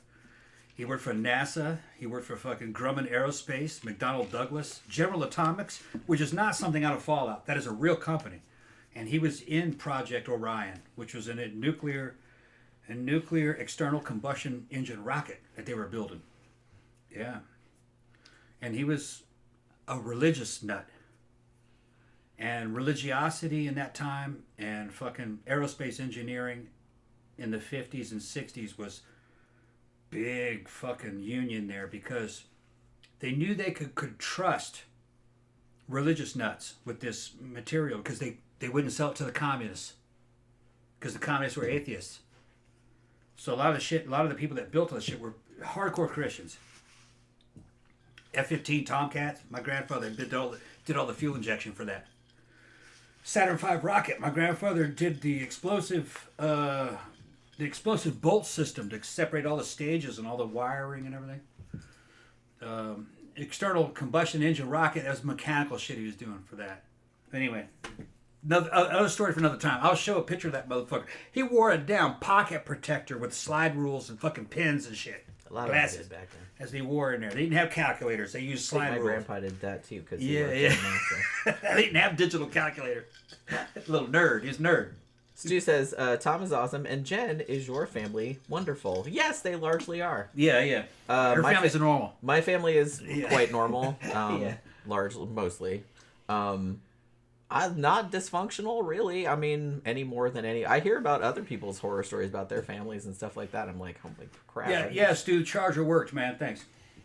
I mean, you know, we had, like, when I grew up, it was really the only thing that was... You know, we were always kind of poor, so we were always, like, living with relatives and shit. That kind of sucked, and we had to move around a lot. But it's just, like, didn't have any horrible problems with anything that I hear other people talking about. Luckily, I got actually really lucky. Yeah, we got a huge crowd in there, man. All these people coming. The crowd has doubled in the past few minutes. Really? Yeah. If you're new to this particular show, we're talking about fucking Robert E. Howard, the fucking author of fucking Conan and many other things, and many other movies. Fucking father of sword-and-sorcery, as he's called. And H.P. Lovecraft called him the best American fantasy writer of all times. Pulp writer, yeah, of all times. And honestly, I think at this point, like, I called him a pulp writer because that's what most people, you know, classify it as.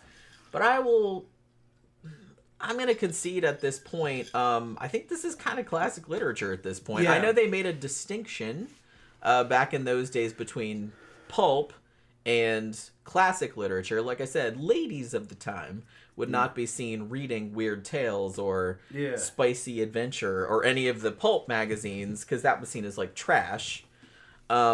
Whereas, obviously they would read classic literature. That was fine. The only difference was that pulp material was shorter because it had to be in a magazine, so it had to be short. That's all it was. It was it wasn't just that. It was kind of more. It had to be action oriented. It was a lot more action oriented, a lot more salacious. Right. Well, if a lot spicier. If the story is going to be short, not spicy by today's standards. If the story is going to be short, it has to be spicy because you don't have any time.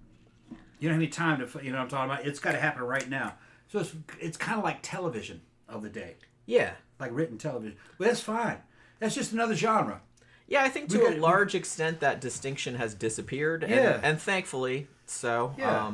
I think that was one of the things that, this is something I kind of harp on about a lot because I really like horror and I'm a horror writer. So it's just kind of like, for a long time, horror was kind of seen as like the redheaded stepchild of all the genres, and it's like, well, it can't be a classic film if it's horror or something like that. And I kind of feel like that attitude is going away. Finally. That was lame people. Yeah, I mean, obviously. Yeah. I mean, I always thought so, but I feel like it was a holdover from this era where it's like, people of breeding.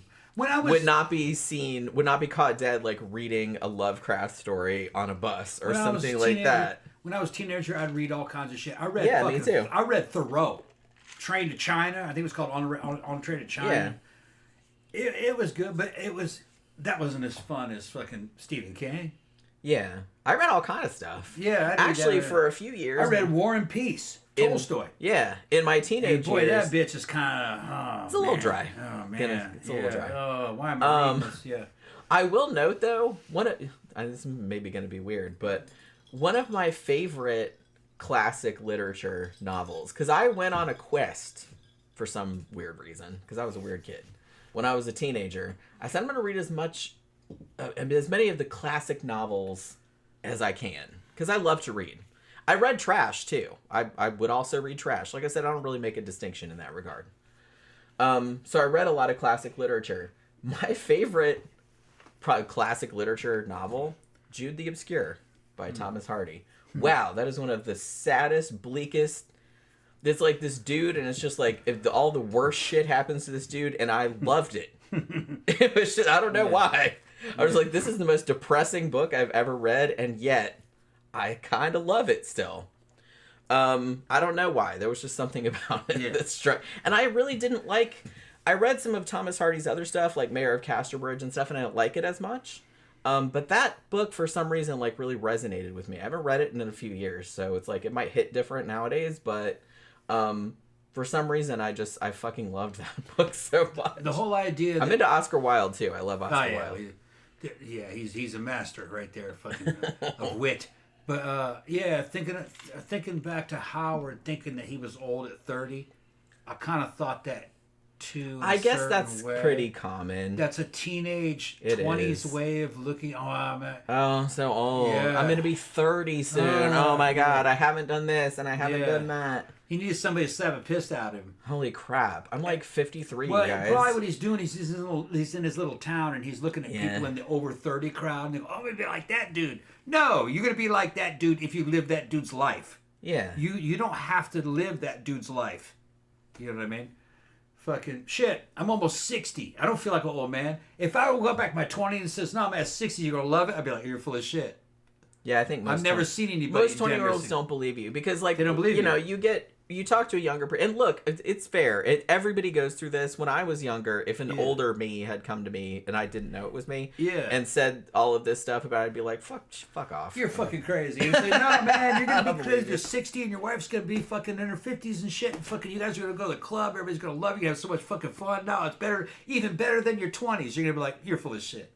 But no, no, it is. No, true. we have a lot more fun than we had in our 20s. Even though I did racy shit in my 20s.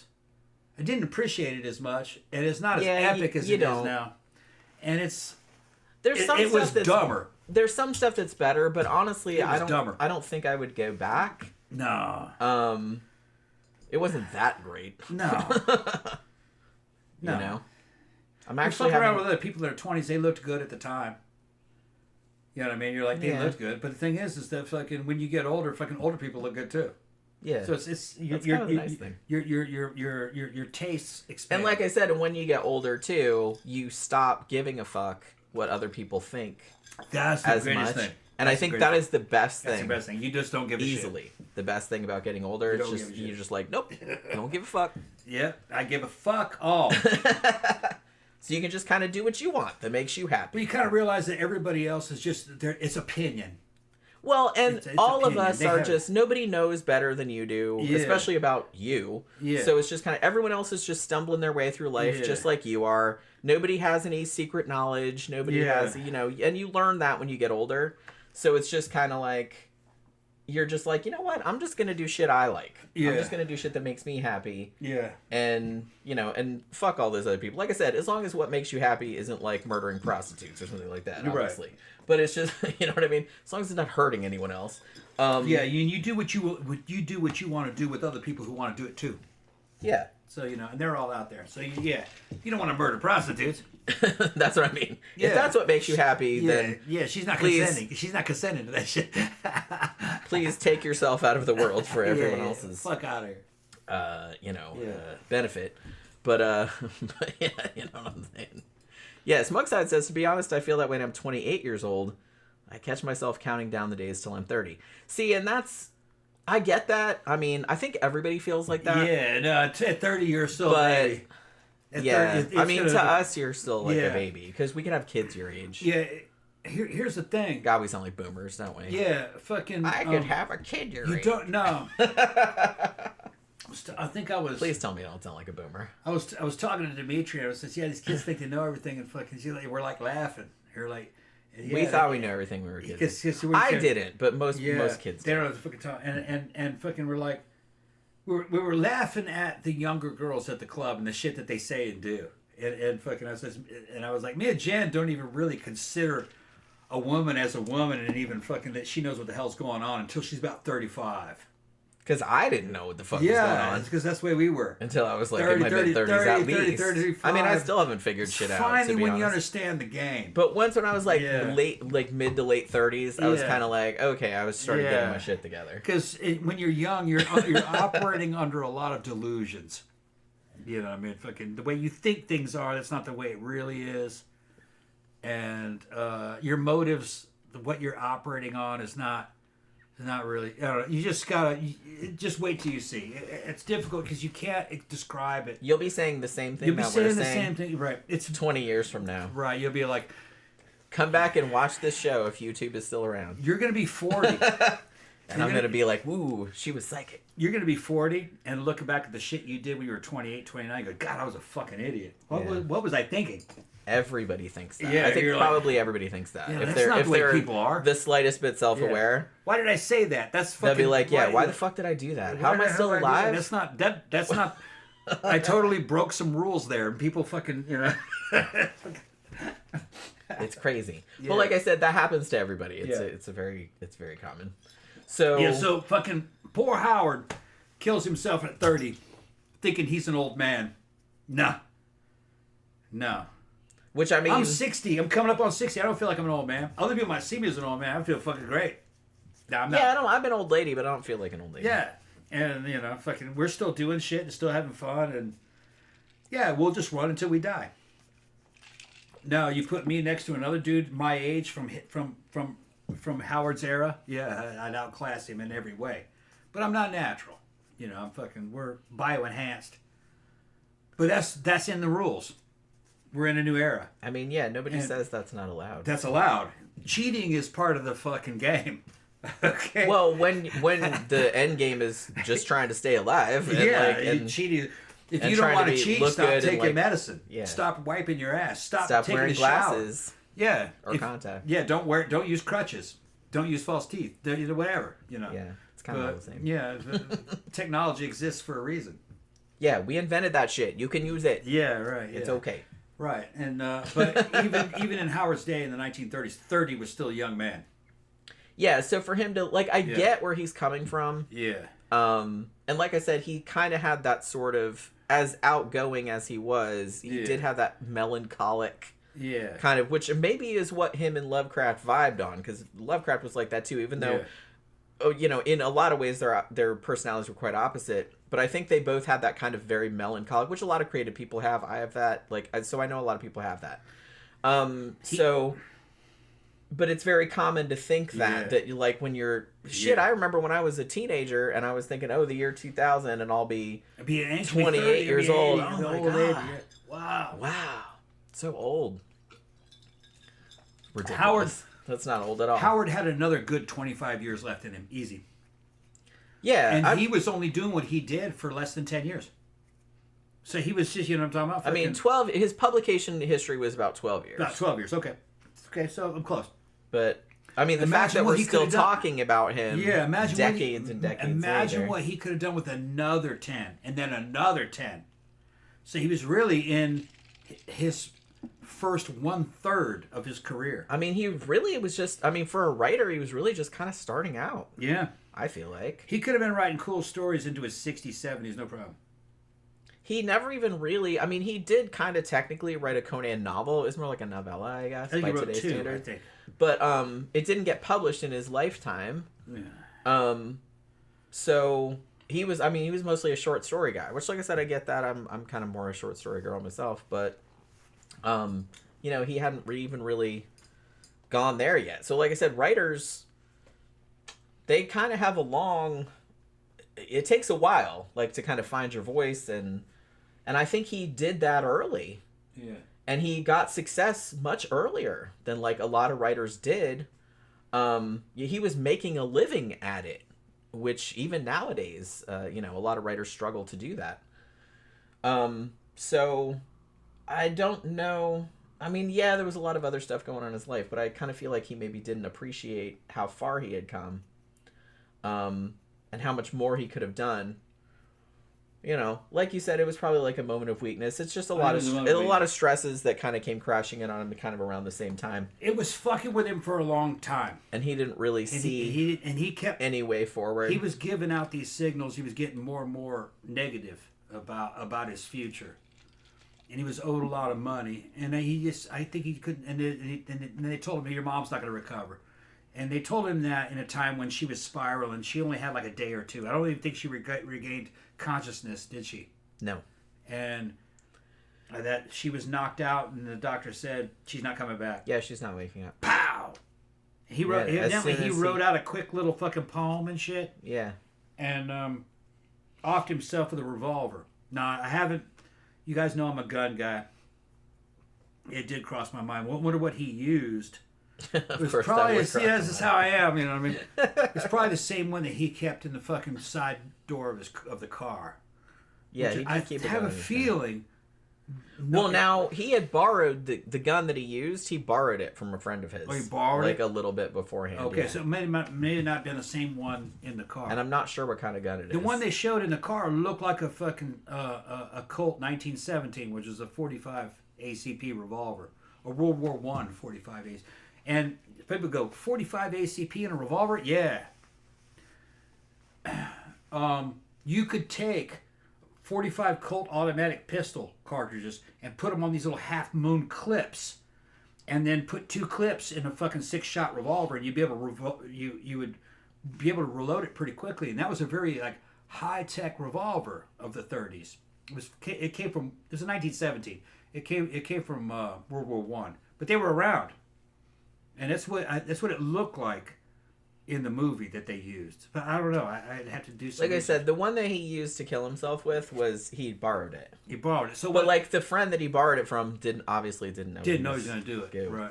What he was going to do with it. So there's no telling what it was then. So I'm not actually. I'm sure someone knows, but I don't know. Maybe. Like, well, I'll research it later. But yeah. So when he was growing up, like I said, he was a voracious reader. As like I said, I was like that also. And he was also real big into storytellers. Like, he really liked to listen to, like, his grandma telling stories, and they had a cook that, you know, lived in the house, or, you know, worked for them, and would tell, she was like a former slave, and she would tell him ghost stories and stuff, and he loved that. So he was like a big, like, you know, oral fiction, like oral narrative kind of guy, and he really liked telling stories or hearing stories like told to him that way. And he would do that himself. But the thing about it, though, was that, and his girlfriend said this later on, like in the book that she wrote, is that he liked to, we mentioned earlier that when he was writing stories on his typewriter, like, he would usually, like, say them out loud, like, while he was typing them, which they showed in the movie, and they said, yeah, he did actually do that, and he was real loud, because, like, the neighbors could hear him if the windows were open. And so he was just, like, he was typing, like, furiously, and he was just, like, saying it, like, while he was typing it. But his girlfriend said that if he liked to tell his friends these stories, and, like, they would act them out. But a lot of times she said that he told her that when he told them out loud, like, a lot of times he didn't write them down, like, he'd already gotten them out. So a lot of times, like, the stuff that he was working on for his writing, like, he wouldn't tell anybody about it, because it was almost like two different channels, I guess. I don't know. Sometimes he would, like, tell stories orally, and then, like, later on, like, he would put them to paper. But usually it was kind of the rule that if he was working on something, like a written story, he wouldn't tell it out loud, like, until afterward. We got a big crowd tonight. Thank you for showing up to the fucking show. I gotta pee. And I don't know if it's maybe we're getting some of the Howard fandom or the Conan fandom, but it's good to have you here with the show. This show, if you're new to the show, we cover a lot of different topics. We do mostly true crime, unsolved mysteries, paranormal, or anything that's just interesting. And today we want to talk about Robert E. Howard. I had a concept of a fucking trilogy of doing Lovecraft. We already did Lovecraft. Now we're doing Howard. Another show we want to do is we want to talk about the writings between Lovecraft and Howard and their relationship with each other and how all this shit affected American culture. Because Howard was kind of an OG. He was like the original LARPer. This motherfucker would do live action role play. He would fucking talk his fucking stories out. He'd fucking jog. Well, I was thinking of new books about boxing. Dress up, take selfies, dress up with swords. He was the original fucking creator of the IP, when you think about it. Before Star Wars, before fucking Tolkien, he was the original world builder. And he did that with Conan and the Hyborian Age. Okay? And me growing up with fucking Dungeons and Dragons back in the 80s as a kid, I read some of his stories when I was in 8th grade. Forgot them, but I remembered that I did like them. But I thought that Tolkien and Dungeons and Dragons were better. But now that I'm older and I've listened to some of his stuff or read his, I've listened to his books, audiobooks on YouTube. I was like, no, he was good. He was good. I understand it now more than I'm a little bit older. I'm not in the 8th grade anymore. They're very elemental, the stories, but they're damn near, they're 100 years old. You know what I mean? And they're still fucking fun. They're real fun to listen to. And they're action-packed, that's for sure. Action-packed, and he's doing this shit before the Marvel Universe, before fucking DC. You know, he's innovating, you know, and he was writing out the way the future was going to go. And he was the man. Hell yeah. And then Frank Frazetta picked it up and fucking brought a new visual element to it. And Frank never read any of the books. Somebody just told him what was in the books. Which is kind of hilarious. Kind because Frank Frazetta is so... Yeah. I mean, him and Robert E. Howard are just, like, so linked. They're like, so linked. In popular culture. And the fact that Frazetta like never even read. Frazetta said he didn't have to read it. His friends would tell him the stories and what scene he should Not a reader, write, and yeah. said he understood it just viscerally. The stories are not long. They're just... he understood it viscerally. And some people have always wondered, what would Howard think of Frazetta's paintings? And everything I've found out about Howard would have loved Frazetta's Oh, he'd probably painting. love him. Yeah, especially the tits and ass. He'd be real into that. That's exactly what Frazetta was. That's exactly what Howard was talking about. He'd love that. Yeah. Howard probably would have liked Fire and Ice, which Frazetta worked on. Yeah, that seems like that would be right. That would be. Which I have that in the other room. Yeah. So yeah, no. We reviewed it a long time ago. Yeah, and Howard and Frazetta were into the same things. You know, they liked bodybuilding, and you know, Frazetta was a fucking dude, looked like a supermodel. He was maybe the inventor of the selfie, because he would do selfies all day long with guns and fucking pipes and shit. You know what I mean? So no, they were. I think, and you know, Howard did the same kind of shit. I think they would have got along really well. You know, they would understand each other. They would have understood each other really well, I think. Oh, Tammy said, and that's what Frazetta's granddaughter says. Frazetta's granddaughter, who's cute as shit, she's in charge of Frazetta's fucking estate or whatever. Estate now, and she knows all this shit. This is her life, and she says that it's a shame they never got together, but fucking, she knows that her granddad Frazetta would have loved Howard. You know, and she's pretty sure that Howard would have fucking loved Frazetta. Yeah, they seemed like similar. They were very similar dudes. kind of guys. Yeah. Which doesn't always work out, but I mean, I they think appreciated the same. I think aesthetic. they would have been sympathetic. Yeah, sure. Tammy said it was going to be -1. What's going to be where -1? she is? The temperature. Oh, the temperature. Stu was laughing at my accent. I guess when I was doing the old person accent. Yeah. And he said, "I love the Shining Cup. Thank you very much." Look, I don't know if you saw the back of it, but it's show the cup. It's got the little twins on it. Like I said, I got it at Spirit Halloween like a long time ago. I have a trick or treat one too with Sam on it. Stu's got to go. Says, "Have a good night, my gangster Tom." All right, Overlord Jen, love y'all, and I work Thanks, tomorrow. we'll yeah, see you like don't get some sleep. Yeah, get some sleep. Don't. Yeah, it's not that. I'll be in the store tomorrow. Probably. Yeah. Seems like you're in the store every day. Yeah, every other day I'm in the store. Like, actually, we didn't go to the store today. We did. Yeah. We went to Publix and the liquor store, but we didn't go to the dollar store today. But and I actually went. I don't usually go because I'm usually working, but I had some time off today. So he was real into, like I said, hearing stories. Like he liked folklore. He liked storytellers. You know what I mean? He was kind of like that himself. And he said, at least according to his own letters and things like that, that he pretty much decided that he wanted to be a writer for when he was a kid. He said that he told H.P. Lovecraft that he wrote his first story when he was only 9 or 10 years old. And he submitted his first story for publication when he was only about 15.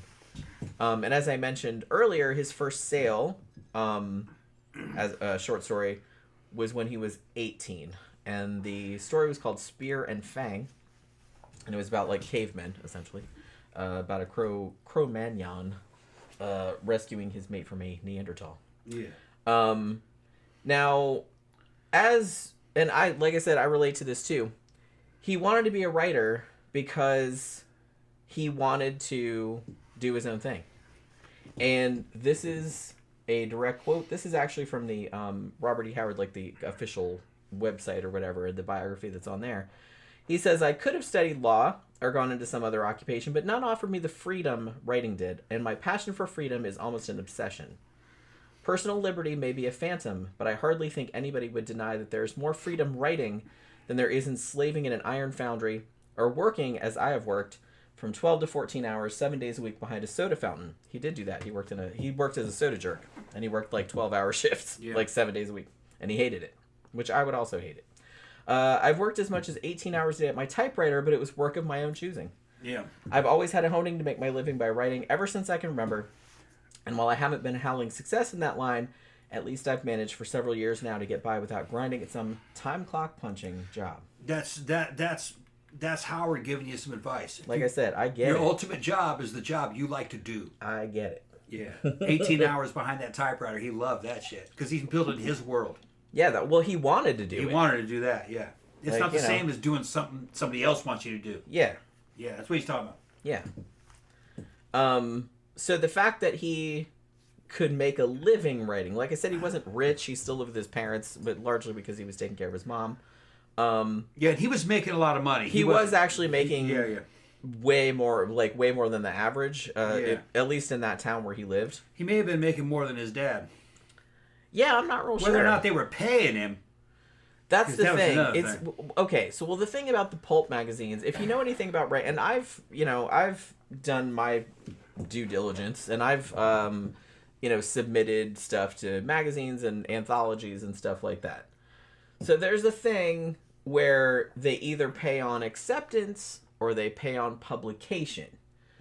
So ideally, you want to get paid on acceptance, because as soon as they say, okay, we want your story, they'll pay you then. Weird Tales and a lot of the pulps at the time paid on publication. So that meant they might accept your story, but it wasn't going to be published for like months. So they wouldn't pay you for the story until the shit was published, and that could be like 8 months from now. And so that was a problem that he ran into, because Weird Tales, and which was his main market, and a lot of the pulps at the time paid on publication. So even if they accepted your story, you might not get paid for that for like several months. You know what I mean? So like I said, being a writer, it's not obviously the same as it used to be. Getting paid on acceptance is much better, because you get like the money right away, like as soon as you know that the story is accepted. If you have to wait for publication, I mean, that could be a year away. You don't know. So there was that. And like I said, as the Depression started coming along, a lot of the pulps started, pulling back or folding entirely. And many of them, Weird Tales in particular, got behind on their payments to him. And in fact, when he died, Weird Tales owed him like a shit ton of money, which I don't believe. Enough to buy a house. I mean, it was a lot. Yeah. It was a lot. Back in those days, you could have bought a house, I think. They were very behind. Oh, no. You said it was about $30,000 in adjusted dollars. Yeah, it might have been slightly. I can't remember exactly how much it was, but it didn't sound like a lot. So I think it was only like a few $1,000s. Yeah. At the time, but in nowadays dollars, it was like a pretty substantial sum. Yeah, it was like over $20,000. Yeah, you could have gotten yourself into a nice house for that, a down payment. No problem. For that amount of money. Back then. Smugside says, could you imagine that? Put all the great fantasy writers in a room, like Howard, Lovecraft, Tolkien, Lewis Burroughs, and just have them play D&D together. Yeah, have played. Wonder how that would go. Yeah. It might end in fisticuffs. Howard would try to dominate all that shit, and that's what I'm saying. And they get pissed at him, and fucking, Tolkien would be like, "Man, you classless fucking heathen," and then you'd have, it would be a total. You'd have Lovecraft. It'd be a total bitch. You are so uncouth. Sit down. Lovecraft would probably be like, "Go. I'm gonna go in another room." That's one of the reasons why I think there's a huge fucking link. That's why I'm accepting Milius's take on Conan. Especially the unedited one, with all the shit they cut out. Because Milius was a lot like Howard also. Fucking wanted to be in the military, kind of boisterous. Fucking once he was in an area, he'd try to take over. Kind of had that natural gangster in him, where he wanted to be the center of attention always. And that one movie kind of used that one dude as a... What was that movie? The Great Lebowski. The Big Lebowski. What's it? The Big Lebowski. The Big Lebowski. Remember his fucking Vietnam veteran friend who was always fucking carrying a gun and trying. That was supposed to be based on John Milius as the way John. The character played by John Goodman is who we're talking about. What's that? The character played by John Goodman. The character played by John Goodman was actually supposed to be based on John Milius. Yeah. Donnie, you're out of your element. That guy. Yeah. Let me handle this and all kind of shit. I know. And Howard was kind of like that. He was one of those kind of guys. But I get along with those kind of guys. I might be one of those guys. I don't know. You're kind of like... Well, you know what's hilarious? is that when we were watching... Because, when you guys recommended... I say you guys, but when y'all recommended The Whole Wide World, which is about Robert E. Howard's relationship with Novelyn Price, based on her memoir.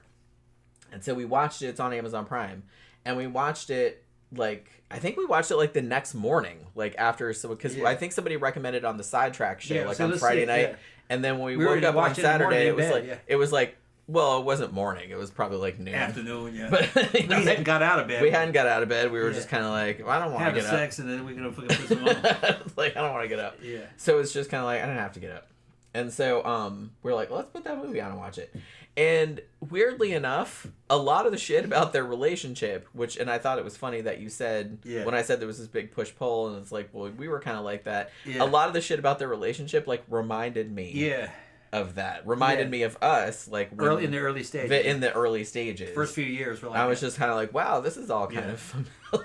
a lot of stuff about the way Howard's portrayed in that movie kind of was like familiar. It was like, I was like, I was like, this is kind of what I wasn't as. Yeah. She wasn't like super uptight or anything like that, but like a lot of the way I wasn't like that, but the way that he came across in the movie, like Tom was kind of like that. He even said some similar shit. Yeah, he says a lot of the same things I said. Yeah, like that kind of thing. And yeah, if you take it the wrong way, or if it's given the wrong way, it seems a little ridiculous. But some of the shit that I do is kind of ridiculous. But there's truth behind it. Yeah. Because of experience. What's kind of funny with Howard though is that he's never been away from home. Yeah. I was kind of like that because I was already in the military. I already did shit on the fucking Korean, DMZ, and out in Egypt. You know what I mean? Yeah, you kind of lived in a lot of places. I had some shit under my belt by that time, you know, and not all of it good. So it's fun, but I knew what Howard was talking about. Yeah, y'all are kind of similar. Yeah, similar. At least as he's portrayed in that. Yeah. Which, like I said, is the more I read about Howard, the more that portrayal in the movie seems fairly accurate, at least, you know, according to people that knew him. We're also both Southern. I'm from Mississippi, he's from Texas, and the Southern culture is kind of like that, and creative guys from those cultures are kind of like that, because you're going to be isolated. Yeah. Because most people aren't like that in the South. Yeah. Most people are not very inventive. They're just got the nose to the grindstone. They're just trying to work. Yeah. And I think that might have kind of fucked him up a little bit too. Yeah, That, and I think that was one of the reasons why he turned out the way he did. He had a high IQ and he was creative, and he didn't really meet a lot of people that had the same interests as him. You're going to be socially isolated. Yeah, I mean, in the that's South. just kind of your. And then if you go, but here's the thing: it's a double-edged sword. You go to California, you go to New York. Now you're a dime a dozen. Now you're like lost a in the small crowd. fish in a big pond. Now you're a small fish in a big pond, and now you're not creating. Because everybody else is doing something. Everybody else is like, well, no one's going to notice so me. Now you become demoralized. So it's kind of like you're kind of like damned if you do and damned if you don't. It sucks either way. It was better for Howard that he was there in the South because he was creating. Yeah. Okay. He just needed people around him. Yeah. He needed better people around him. He needed to get out of there every now and then, which is he was trying to do. He was. I mean, he did take some road trips and stuff. Yeah. Like, he didn't, like, just stay in this little bitty town his whole life. Right, and he was writing to other writers, and I think Lovecraft, they held him together. But you see, this is an era before conventions. They had cons back then. Yeah. And and cosplay. He'd have been all about that.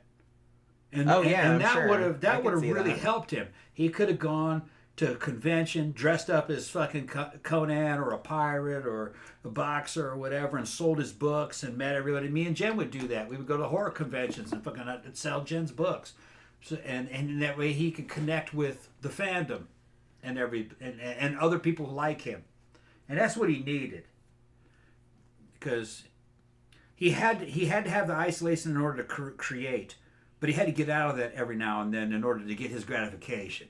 Yeah. That's what he needed. So the balance was wrong. And in a moment of weakness, he killed himself. And like I said, it's weird because, you know, we compare and contrast with Lovecraft, which Lovecraft was also very isolated, but he was a different kind of dude. And he seemed comfortable. Yeah.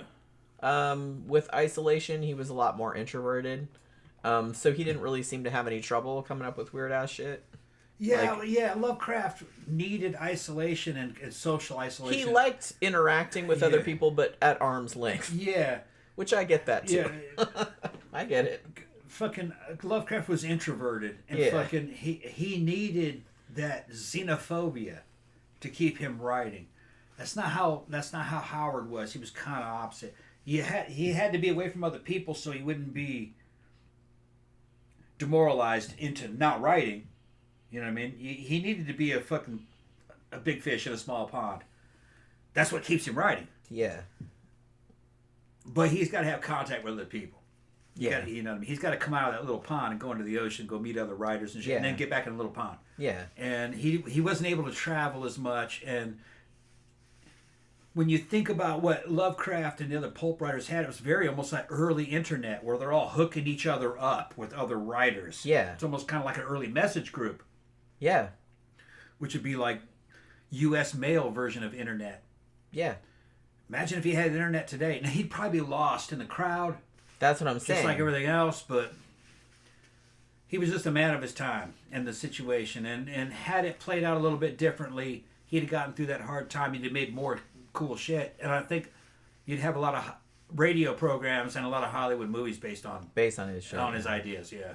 Other than just, well, everybody knows him for Conan, which, like I said, that's, you know, obviously that's such a cultural... The Westerns probably would have been real good, too. Yeah, because he was getting into that at the time that he died. Like, he was going in that direction. He always loved, like, pioneer shit, like, Western shit. And he was getting out of the fantasy stuff and doing more Western stuff, but then he died and... Imagine if the Good, Bad, and the Ugly trilogy was actually written by fucking him.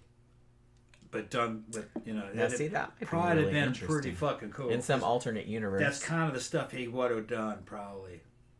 Kind of Clint Eastwood, spaghetti western production, written by fucking Robert Howard.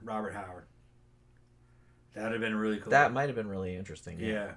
I admit I haven't read any of his westerns. But that was the direction that he was in his western period. Yeah. And that's like, probably how it would have gone.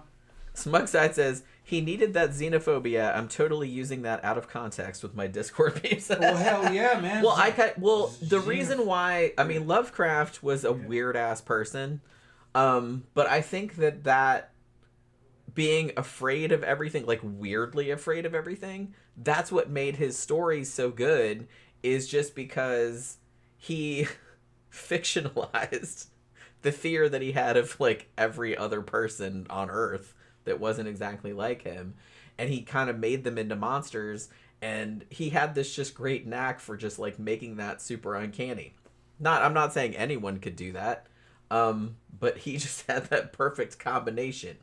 So yeah, I'm not saying it was great that he was like super xenophobic or anything like that. Like, he was obviously probably an insufferable person to be around, but that's why his fiction is so good, because he was such a fucking weirdo.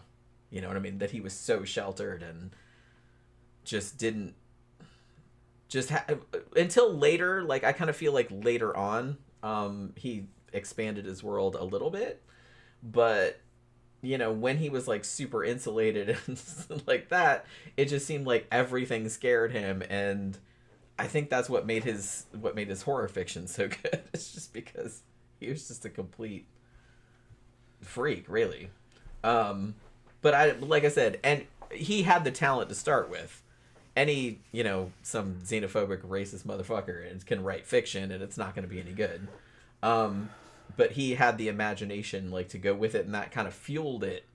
Like, that fear of the outsider, everything, the fear of the outsider, that just, like, fueled all of his stuff, and it really worked out.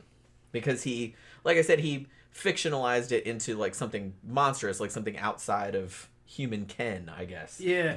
You look, man, fucking, you got to be honest with yourself, all right? And you got to be honest, and you look at reality. Great art is not created by conformity. It's always some kind of fucking oddball. And Lovecraft was an oddball. He was xenophobic. Big time. And that's not racism.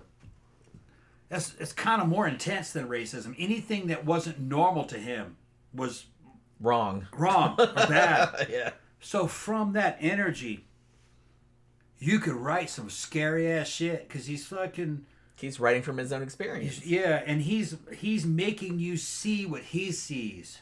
Yeah, that's a good way of putting it. And a normal motherfucker can't do that. No. Okay, so you don't want to purge out these misfits. You need them. They make great art. Yeah. That's why gay people make such good art, especially back in the day when they weren't accepted, because they were kind of the outsiders. So they write some Rob Halford. from Judas Priest, write some badass lyrics and do all kinds of cool shit, just because he wasn't accepted. Yeah, well, they find other ways. Gay dude comes out now. That's nothing. I mean, shit. Fucking shit. Your mom and dad are gay now. It doesn't matter. So the which in a lot of ways is better, but it's just like but in some ways like that you're not gonna create art. No. It's harder. It's harder. Yeah, to create really good art, you kind of gotta be kind of tortured. You gotta maybe not tortured, but you definitely have to be in some kind of conflict. Yeah, there has to be some kind of conflict. You can't just be like a regular ass. You can't, regular ass happy person. A regular ass happy person. Yeah. Good art does not come from. I'm not saying those people don't create art. They just don't create good art. You're right. Or anything that's going to be remembered. They might create something that's like hung on a motel wall or something like that. Yeah. But it's just kind of like, that'll be technically good. Yeah, you'll be Bob Ross. Yeah. Although Bob Ross was awesome. But his art is boring. It's Bob Ross that's cool.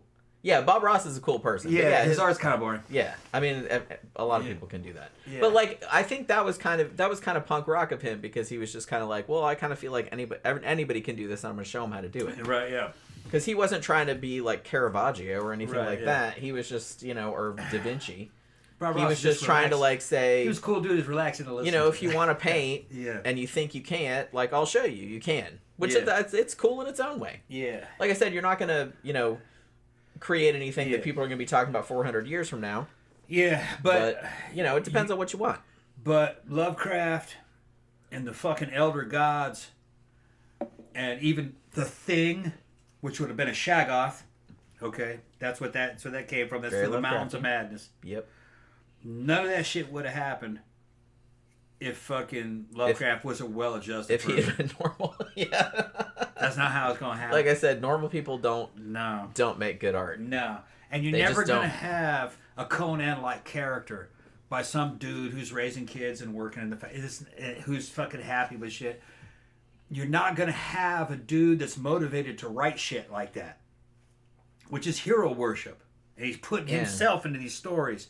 A super version, a super fucking Germanic Mexican version of himself in a fucking parallel universe, Texas. And then he goes to China, to Katai, to go do some shit. These are the works of a dreamer. Yeah. Okay? And dreamers are not normal. No. And he's kind of the opposite of Lovecraft. And Howard's trying to be larger than life. Yeah. More heroic than a man could ever be. Very Texas. There's a tall tale. Big. He's a very tall tale. Big. Pecos Bill Texas kind of guy. More man than man. Yeah. In that particular story. In Conan. But I've always thought that Conan was him. Yeah, I mean, definitely. Like I said, all of his characters, and I think he even admitted this a few times in letters, is that all of the characters are him in some degree or another, which I think most writers will concede that most of their characters are them, or at least like a part of them. Yeah. If you know what you're doing. Right. But, I kind of feel like to even feel the compulsion to write in the first place, you generally, as long as you're not doing it purely for like a profit motive, in which case you probably don't give a shit about the final product. The writing generally comes out of some kind of dissatisfaction. Yeah. Or some kind of thing that you're not able to express any other way. Yeah. Music is like that too. So, any art form really. I always thought Conan was Howard's lust to be a hero and to be more than a man. Yeah. A man's man. And it's like Howard's like, I would do this. Yeah. If I was going to do some shit, it would be like this. Yeah. This is what I would say. Now, I'd probably get my ass kicked for saying that. But in my story, this is what I'm going to say. Yeah. Because I'm Conan and in Conan's this story. not going to get his ass kicked. Conan's not going to get his ass kicked. Conan's going to be the one doing the ass kicking. It's a male fantasy. Yes. Nothing wrong with that. No, and that's the way it should be. And it sold really well. Yeah. I mean, that's why people bought them. That's why people... Right. So he knew his audience. Knew the audience. I don't really think he particularly cared about the audience, though. I think he just wrote what he wanted. He wrote what he wanted, and it just so happened that what he wanted to write lined up at the time with what other people wanted to. I think it still does, because he still has a huge fandom. He does, yeah. Probably not as big as Lovecraft, I feel, but almost similar. He's got an ardent fan and a base. lot of Lovecraft and Howard fans are overlap, because they're in the same circle, and he wrote in the Cthulhu mythos also. I discovered that on YouTube. He's got a big fan base of young guys making videos about him and talking about his work and then they're reading his works out loud, just making a video of that book, because I guess it's in what do you call it? Public domain. Public domain. So some of his stuff is in public domain. Yeah. Some of it is not. You gotta watch. I would love to do a Conan book. I'll read the whole fucking thing. I'll do it in a southern accent and everything. And when Conan speaks, I'll do it in his fucking fucked up accent. That's why I was saying, look, Milius's Conan is accurate, because it says even in the book that Conan has a fucking barbaric accent that other people have a problem understanding. Yeah. So Arnold had it right. Milius cast Arnold perfectly. That's who they're talking about. So I think it's a brilliant work. Too bad they're starting to restore some of the scenes that got cut out. Like Conan talking about the spring, which is an allegory. He says to Subutai, I remember when I was a boy, my dad would take me through the forest and I'd smell the morning grass of the spring. But for me and you, there is no spring. There, you know what I mean? There's only the fucking rain before the storm. And then fucking Subutai says some shit along the lines of, yeah, and I'm not going anywhere. Because, if I left, it would just lead me back here to the battlefield alongside somebody who's not as fierce as you. And what they're talking about is this. If you've ever been a soldier, he's saying, for us, there is no family life. Spring is about reproduction. For us, there's no family life. I remember the family life, but it's just the smell of the morning dew. It's not a reality. It's just a fantasy. For us, there's just a coming storm. And Subutai says, yeah, and I ain't going nowhere. Because it would just lead me back here. If I were to leave the battlefield, I'd just be drawn back. And it would be with an ally weaker than you, I'd get killed. They're talking about PTSD. But it's exactly what they're talking about. The addiction to the fucking high. The adrenaline high. So yeah, if I left service, I'd just be depressed because it's not adventurous. I'd be right back here. And I'd have a bad ally, I'd get killed. Which, if and I have PTSD, that's what they pay me for. As being a disabled veteran and shit, so I know exactly what they're talking about. Yeah. Milius did all his work.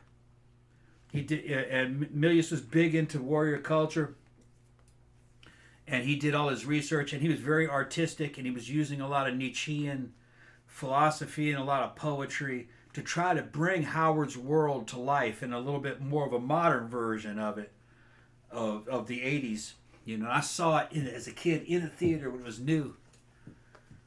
Everything in that is an allegory for something that actually exists, but they're doing it in the Conan motif. Even Thulsa Doom is an allegory for fucking communism, basically, in a cult. It's a female cult that's not a real female cult. It's run by men who used to be from the battlefield. They just use women as fucking as shields. They don't produce anything because they're not doing any crops. They just eat their own. It's a circular firing squad. So it all has to do with Cold War too. Cold War is all mixed in there. But in philosophy. So the movie is true to Conan. But it's of its time also. It's an 80s version. But that's the thing about Howard's work is that you can... It's funny because particularly the 80s was like... And after Conan the movie came out, I mean, there was a massive, there was a whole bunch of sword and sorcery movies. Yeah, they were inferior, most of them. But yeah, I don't remember any of them, standing out as much as Conan did. But there were a fuck ton of them. Yeah. And most of them not very good. So it's easy to forget that until Howard wrote this, there really was no genre. You're right. Sword and sorcery, that wasn't really a thing. Yeah.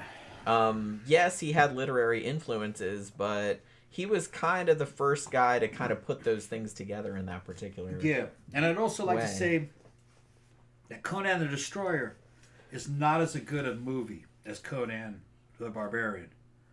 But Conan the Destroyer is actually also pretty true to Conan, but more like the Marvel comic version of Conan.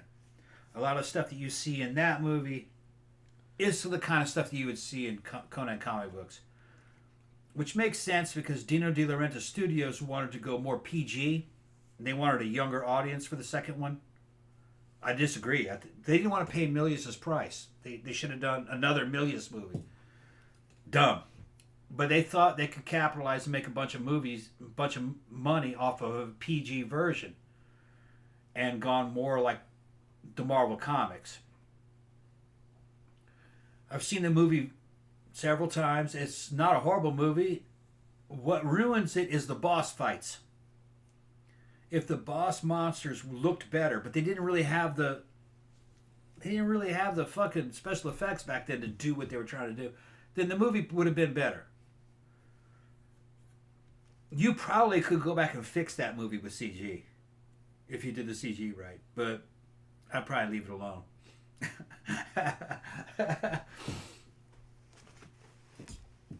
Okay, so where was I? Okay, so Howard's still in high school at this point. My drink is empty. Okay, so this is kind of weird, but I guess this was maybe not so weird for the time. So the high school that Robert E. Howard went to in Cross Plains, Texas, it only went up to 10th grade for whatever reason.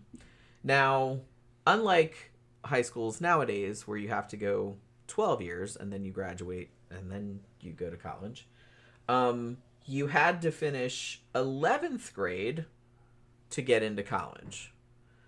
But his school in Cross Plains didn't have an 11th grade.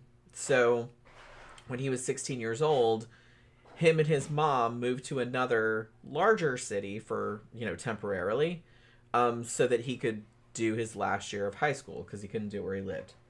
Now, it was at this school that he met Truett Vincent and Clyde Smith, who would become two of his lifelong friends. They were friends with him until he died. These were kind of the first guys that he'd met, like, of his own age, I guess, that were into the same shit as him. They were into, like, literature and poetry. And so they were kind of all simpatico, like I said, hence why they were friends for such a long time. And it would actually be one of these friends that would, kind of directly, sort of indirectly, lead to him meeting his eventual girlfriend, which we'll talk about later. So yeah, and they were kind of like, also around this time while he was at this school, he got his first stuff published, like not in a magazine, but it was in the school paper. Like he actually won a couple prizes for a couple of stories that he wrote. And I think he got like a little bit of cash for them. You know what I mean? So he finally graduated. He goes back to Cross Plains. Now his dad, as dads do everywhere, because his dad was a doctor, he was kind of encouraging, Robert to be a doctor too. Just, I guess, for security, so he'd be set up or whatever. But Robert had absolutely no interest in doing that whatsoever. He was not real good at science. Like I said, he didn't really like school. And he later said, I probably could have learned it if I'd applied myself, but, I'm paraphrasing, but he didn't really give a shit about math or science. He loved history and that kind of stuff, but he really did not want to be a doctor. And he did eventually take some classes in, like, business, like stenography, typing, that kind of stuff. He didn't ever take any classes in, like, history or anthropology or stuff he was interested in. But he basically, what he did, like, because while he was taking these classes, like, I guess to appease his dad, sort of, because he's like, look, I'm not going to be a doctor, so get the fuck over that. But I'll take these business classes if you really want me to. So he did. So he was still writing. And like I said, when he made his first sale, to Weird Tales when he was 18 years old, which was the Neanderthal story, Spear and Fang.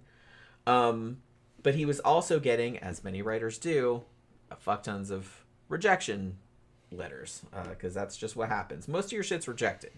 Even writers that are well known, even when he was well known in Weird Tales and was getting most of his stuff published, some of the stuff when he would send it, they'd be like, nah, you know what I mean?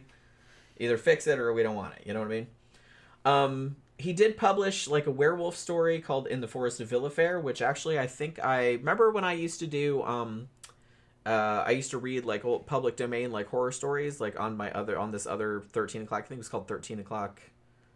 Or I think it was on this channel, but I think it was in another playlist.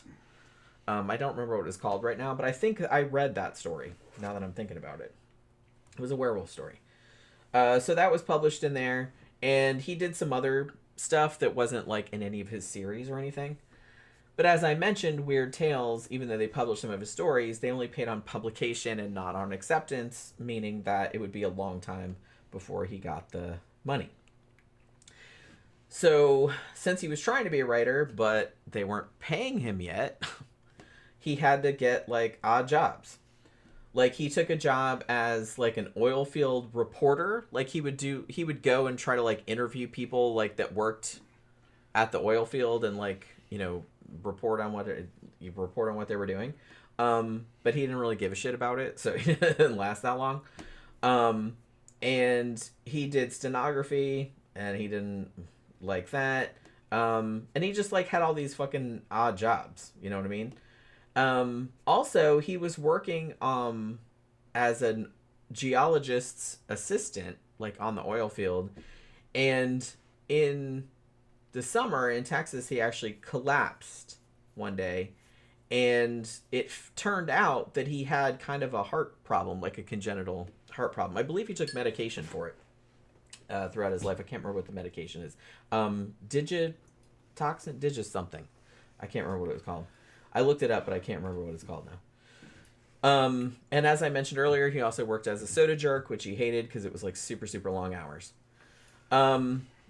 And that job in particular kind of crushed his soul because he worked such long hours at this, you know, soda shop that he didn't really have time to write anymore, and it was kind of bumming him out. And he basically said to his dad, look, I'll take these business courses and give me 1 year to, like, try to make a living as a writer. If I can't do that, then I'll try and find, like, a regular job. You know what I mean? And I guess his dad agreed to do that.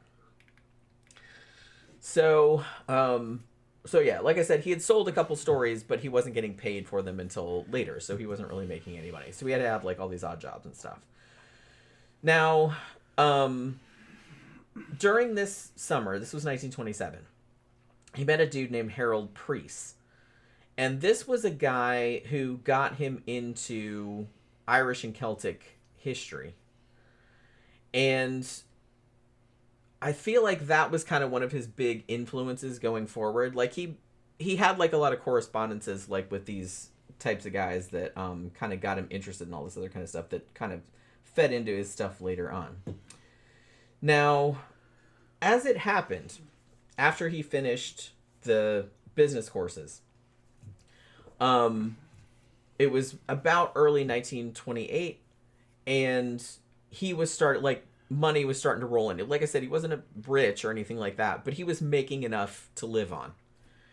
And at this stage, he's like, fuck it, I'm just going to do this. And I don't believe he had another quote-unquote regular job again, like, for the rest of his life. And he lived, well, another, 8 years? Yeah. I think he died in 1936, right? This was 1928, so yeah. So in 1928, Weird Tales actually published 4 of his stories. And this included one of his stories with his character, Solomon Kane, who we mentioned earlier. And the story was called Red Shadows. And it also published 5 of his poems. And from this point forward, from, like, early 1928 to when he died, pretty much every, like, the vast majority of Weird Tales, you know, issues had at least one of his stories in it, if not several. And also poems. They also published his poems as well. So he was kind of one of their big draws. Like him and Lovecraft were kind of like the big. I mean, there was more than that, but he definitely had stood stories. out over time. Yeah, he definitely had more stories in there than a lot of other writers did. For somebody who is fucking got this fucking hyper masculine fucking reputation in literature and everything that's been passed down, like he's kind of like a man's writer. I'll tell you what, man. Reading in between the lines, this dude is sensitive. Oh yeah, He's a very sensitive guy. You know what I mean? Fucking. One of the reasons why I like him. well, like I said, he's not. When you say like, oh, toxic masculinity and stuff, I know you're kind of being facetious. Yeah, but I'm being funny about it. Yeah, but very sensitive guy. he was actually. Yeah. Which like he's a very complicated. Yeah. Dude. Yeah. Most dudes that are like that coming out of the military, to most dudes that are like that are sensitive. Yeah. Yeah. Which that's good. I would rather that Yeah, than just yeah. some fucking stone cold psychopath. No, there's actually those guys are few and far between, and even those guys sometimes are kind of like, man, I probably shouldn't have done that. You know, yeah, but, Yeah. but I've been there. Yeah, well, like I said, especially when we saw the movie and I saw him acted out by, like I said, I know it's an actor, but I love Yeah. Vincent D'Onofrio, and I think that, It was a master work, man. I mean, he Yeah. kind of, I feel like he really got the essence of the dude's character. He did his research, I'll guarantee you, because Yeah, they really got a lot of shit right he's in that telling movie. me, D'Onofrio's telling me his story of Howard, and I'm going like, okay, yeah, I can see what kind of guy this is. And I was like, he's kind of like you in a lot of Yeah, ways. right. Like, it kind of reminded me of you. And the relationship between them, even though I'm not like her, really, but, yeah, she's a lot tougher. you think? Yeah, you're a lot tougher than she was. Oh, She- I was going to say. No, you're a lot tougher than she was. She was. She was a little prissy, but She's she a little bit prissy. She yeah, was yeah. of her time. You're right. You know Fucking, what I mean? if Which Jen, I have the luxury of not having lived. in that time. If Jen was Jen back in the 30s with fucking with D'Onofrio playing fucking, Jen would have been all about it. Oh yeah. How big were her titties? Okay, yeah. Then tell me what color is her Yeah. hair? All right, what about I also this? probably would have been burned as a witch. She'd been burned as a witch. Though. Yeah, Jen would have been egging him on. Yeah. Oh, absolutely. She would have been egging him on. Yeah.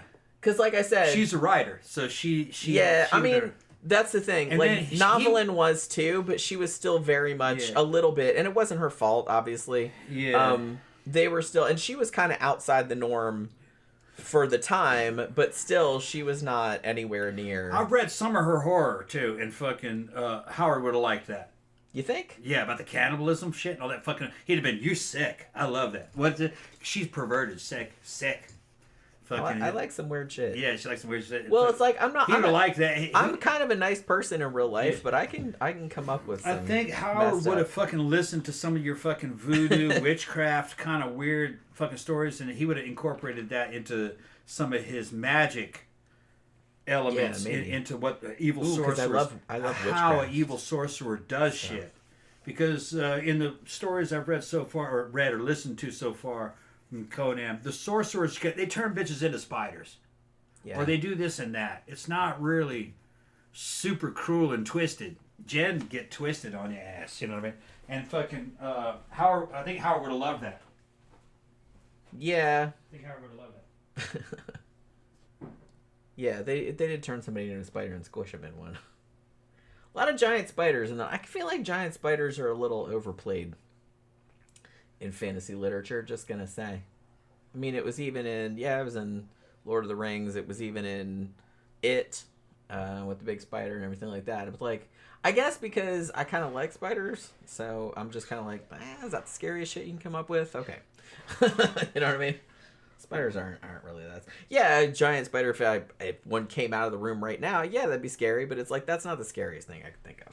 I'm not even actually sure what the scariest thing I could think of. I've dreamt way scarier shit than that. I just can't articulate it. But yeah, so I feel like because this era was, before TV, like they had movies obviously, but it's just like this was movies. I kind of feel like we're still kind of sorta in the infancy. Maybe not, but kind of. But they didn't have TV yet. So pulp magazines were fucking huge. And I love that they were so specific. Like every single shit, like shit that wouldn't even occur to you nowadays, had a pulp magazine associated with it that had like fiction about that you wouldn't even think, like, who the fuck would want to read a fiction story about boxing or about baseball or about this and that. They did, because there was that. Yeah. There was all these little specialty pulp magazines. Now, at the Depression, when the Depression happened, a lot of the market collapsed because people couldn't afford the shit anymore. Weird Tales kind of kept going, but they, had a hard time. But the thing about it was that was kind of people's main entertainment. It was TV. It was kind of like the TV basically at the time. Yeah. And there was a lot of kind of erotica ones. Like, it wasn't smutty like nowadays would be smutty, but it was smutty for the time. And actually, Howard wrote for some of those, too. They called them spicy, which I thought was funny. It was Spicy Adventure or Spicy whatever. That's how you knew that there was, like, a little bit of smut in there. Yeah. So some of the stuff that he wrote was kind of smutty. But like I said, by today's standards, it's very tame. Howard was into that anyway, But he liked that kind of shit. Naked slave shit. Girls dancing on pirate ships and shit, Howard was into that. What you see in a Frazetta painting, that's what Howard's talking about. Yeah, he was really into that. But like I said, it wasn't like hardcore porn or no. It wasn't like erotica you'd read nowadays. That's like super explicit. Left it to your imagination. Conan would bear down on some chick and then she'd get away. Yeah. And then he'd apologize. Yeah. He's like, whoops, sorry. Yeah, sorry about that. That was rape. Forgot for a minute. Sorry about that, yeah. Friends, I'm being very rapey right now. But yeah, so there was like Wild West shit, there was gangster shit, Wall Street stories, like I said, so everything.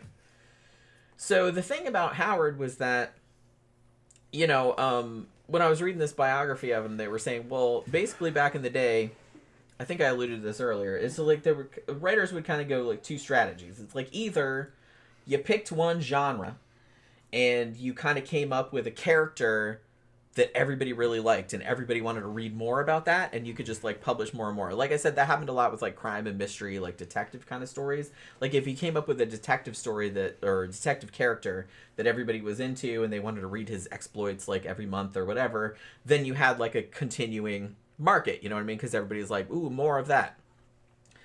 Or, there were some writers that could write in lots of different genres and would, what they call, I believe it was called splashing the field, where you would just kind of write lots of different stuff and sell it to lots of different magazines. Now, interestingly, Howard could kind of do both things. He was actually, even though he's known for sword and sorcery nowadays, he wrote in lots and lots of different genres. Like I said, he wrote westerns, he wrote boxing, sports type stories. He wrote kind of erotica type stories. He wrote like kind of oriental adventure type stories. He wrote frontier type stories and like historical fiction. He was into all that kind of stuff. He didn't really like detective stories. He did try his hand at a couple of those, but he wasn't great at it. He didn't enjoy it. So he could do either thing. Because like I said, he had a lot of recurring characters that a lot of people were like, hey, we want to read more of Conan. We want to read more of Solomon Kane. But after a while, he would get sick of writing that character. So he wasn't real good at... I believe he wrote, like I said, about 25 Conan stories over the years, which is, I believe, more than he wrote about any other character. But he did tend to get tired of writing about one character because he wanted to move on. He wanted to move on to the next thing. By the time he died, he'd moved on from Conan.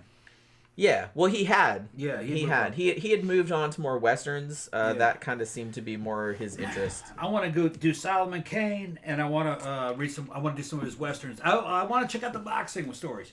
And they said he had funny westerns too. They were like comedy. Yeah, they say he also wrote funny stuff, and they said people don't realize that. Yeah. I listened to like portions of a couple of them that were kind of like the more funny Western type of thing. And he would use like the slang of the time and stuff like that. And so he was a funny guy also, which I feel like he doesn't really get much credit for. But he wrote funny shit also. So he kind of had both things going on, which I think helped him succeed because he could write in a lot of different genres because he had wide-ranging interests. But he was also interested in, like, having one character that people could kind of latch on to, But as I mentioned, when we were talking about him getting sick of characters, this is something that he wrote to, another very famous writer, Clark Ashton Smith, who was also in the Lovecraft circle. He wrote this about Conan. This is probably, like, 3 years before he died. Not Conan, obviously, before Robert E. Howard died. He said, "The time will probably come when I will suddenly find myself unable to write convincingly of him at all. This has happened in the past with nearly all of my numerous characters. Suddenly I would find myself out of contact with the conception, as if the man himself had been standing at my shoulder directing my efforts and had suddenly turned and gone away, leaving me to search for another character. So I think maybe the fact that he said stuff like that, I think that's maybe where you're getting the idea that he thought that like Conan really talked to him. He did say in a couple other letters of his that I read that I don't think he ever came out and said, you know, Conan's standing there like judging me or anything like that, but he did say that he felt like something was dictating to him. And also in this letter, he seems to imply that it's like the character's kind of there and it's just kind of like he's not talking to me anymore. And right, okay, you know, so I'm not gonna. I'm gonna explain to y'all rubes. What are you talking about? I'm gonna call it rubes. Okay, That's it's a joke. If you've ever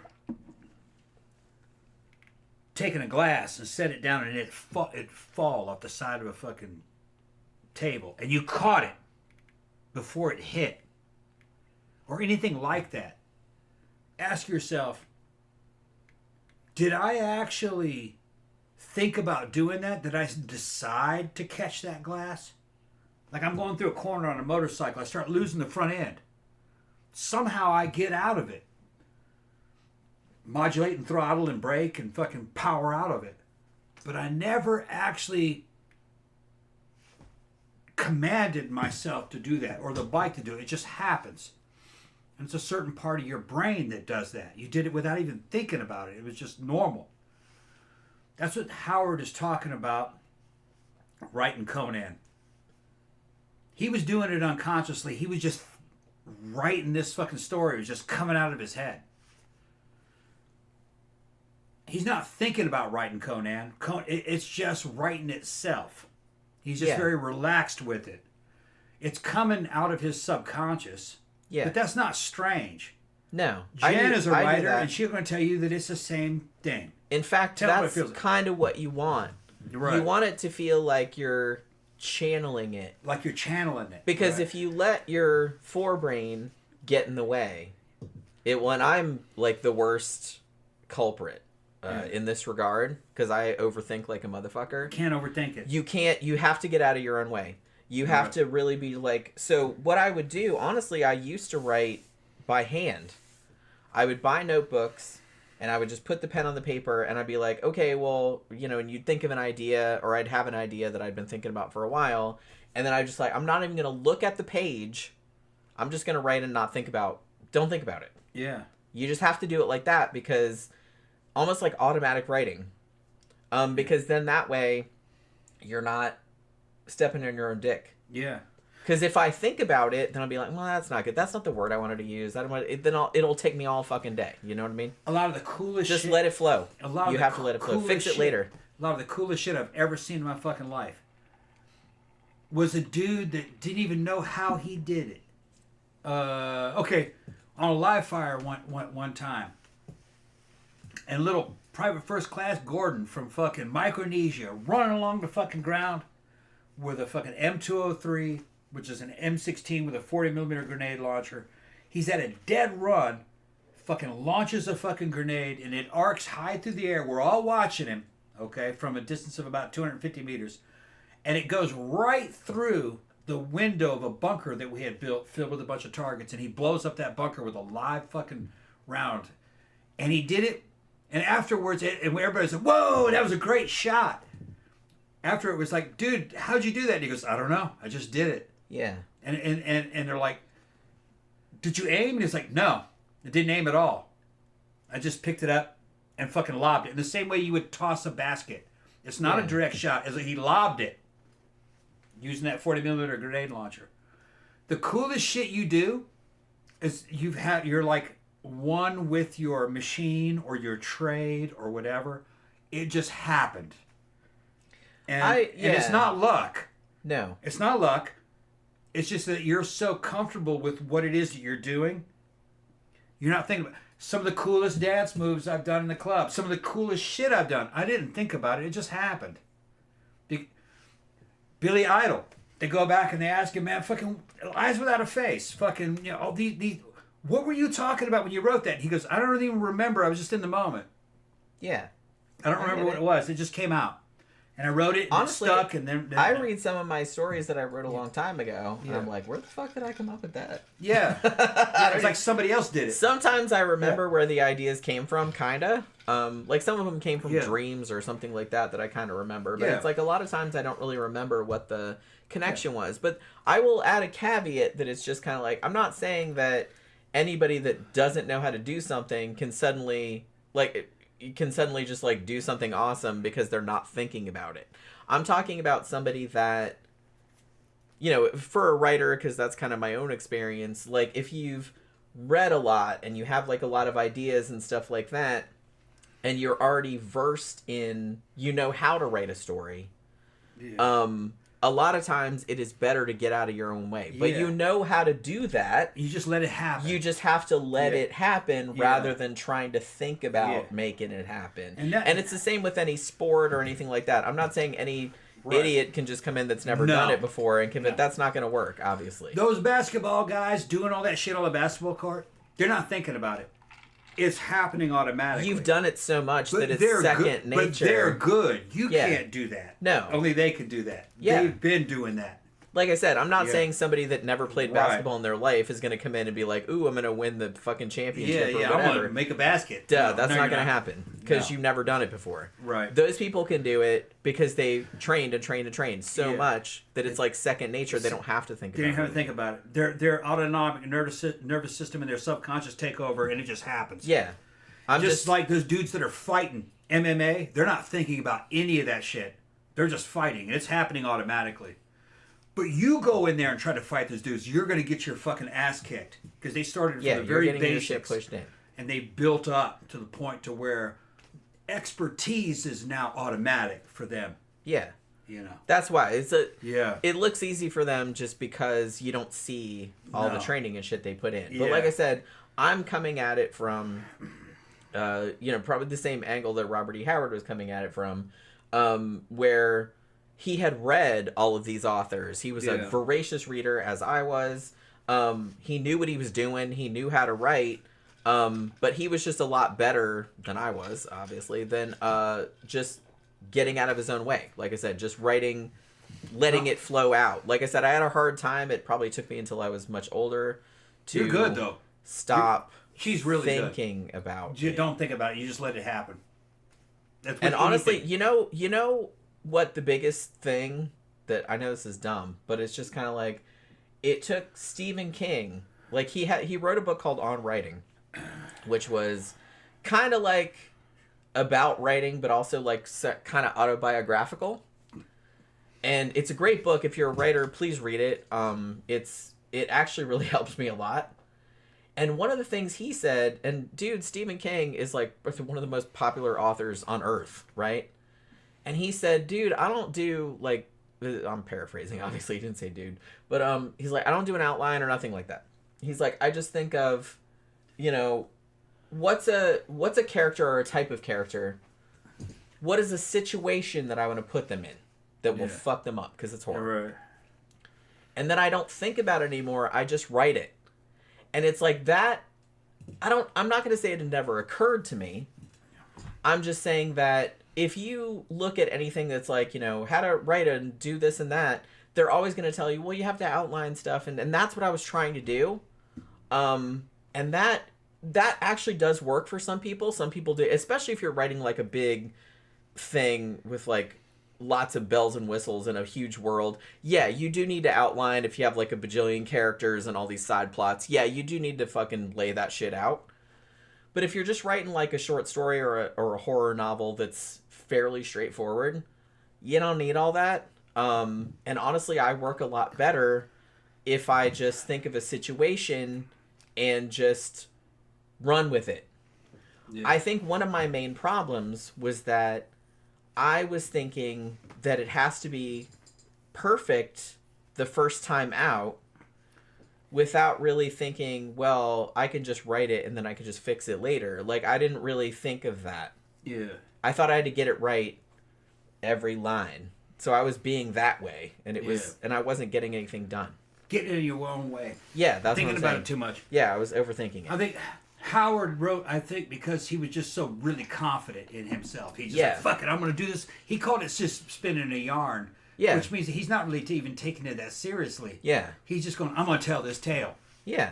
And then he just fucking goes, bah, bah, bah, bah, bah. Yeah. And that's, you know, so many fucking That great tends artists to work do it a that lot way. Yeah. better. It tends to work a lot better. You're like, oh man, Yngwie Malmsteen, the greatest fucking guitarist of fucking all time. So he couldn't replicate his solos. He just did that shit because he's like on the spot. It's like, do that again. Well, I can't really do it again. I just do it as I go. I don't even remember what I did. Yeah. Did you record it? Awesome. Yeah. That's what he. Which, like I said, I get it. That's a lot better. And honestly, the stories that I've written that I like the most, when I go back and read them now, I'm just kind of, I don't even remember writing that. Yeah. I'm not saying somebody else wrote it. I'm just saying that I was in the zone. You know what I mean? You know.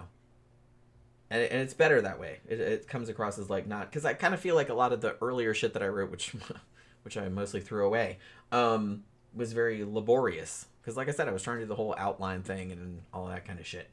And honestly, if you're in the kind of shit where Howard was, where he's trying to make a living, man, right? And it's like you had deadlines. It's like all these magazines. You had to write a boxing story for this magazine. You had to write something for Weird Tales. You had to write something for this Oriental Stories or whatever the fuck the other magazines were. There were like a bunch of the Wall Street stories.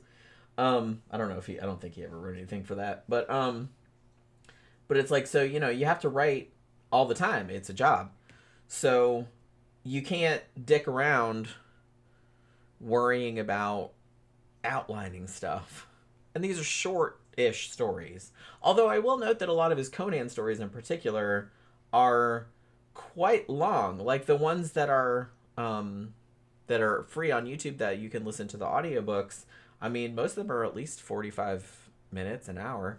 And some of them are like hour and a half, 2 hours, you know, so they're almost like novella length. And I think some of them were serialized too, like over a couple of issues. So yeah. Now, interestingly, okay, so even though I kind of feel like sword and sorcery as a genre is more associated with Conan, it actually, technically, the first sword and sorcery story, or what you would determine as sword and sorcery, don't spill it. I'm just making sure. Yeah, there's still plenty in there. Okay. It's still half full. All right. Was actually a Cull story called The Shadow Kingdom. This was actually the first published appearance of King Cull of Atlantis, who lived a long time before Conan. Like thousands of years. Like years. in his world, like pre-cataclysm. Yeah. According to his, world building. I believe he wrote 3 or 4. 8 or 9 Cull stories, but I think only 2 of them were published. Okay, yeah. Lovecraft actually really liked the Cull stories and said, "Oh, you should write more of those."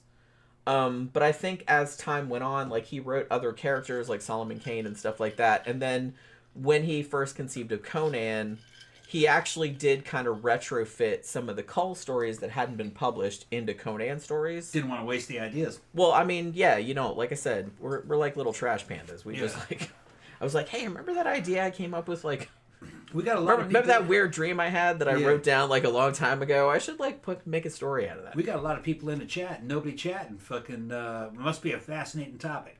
I mean, going to say anything? Normally they're in there commenting like crazy. I thought it was fascinating. Yeah, I'm having fun. I love the show so far. Yeah, I mean, like I said, I knew this would be a fun topic because Well, it's about writing and it was like I'm gonna be honest, I'm more a Lovecraft girl. Yeah. But I've read like quite a bit of Robert E. Howard's stuff, mostly Conan stuff and his horror stuff, and his Cthulhu mythos stuff. I like them both. I haven't read any of his boxing stories, I admit. Yeah. But I didn't know much about him as a person. I knew a lot more about Lovecraft because what a weirdo.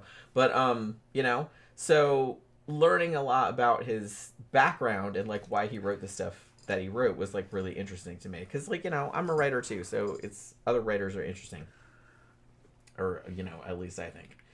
So Cull I kind of feel like was like the precursor, right, to Conan.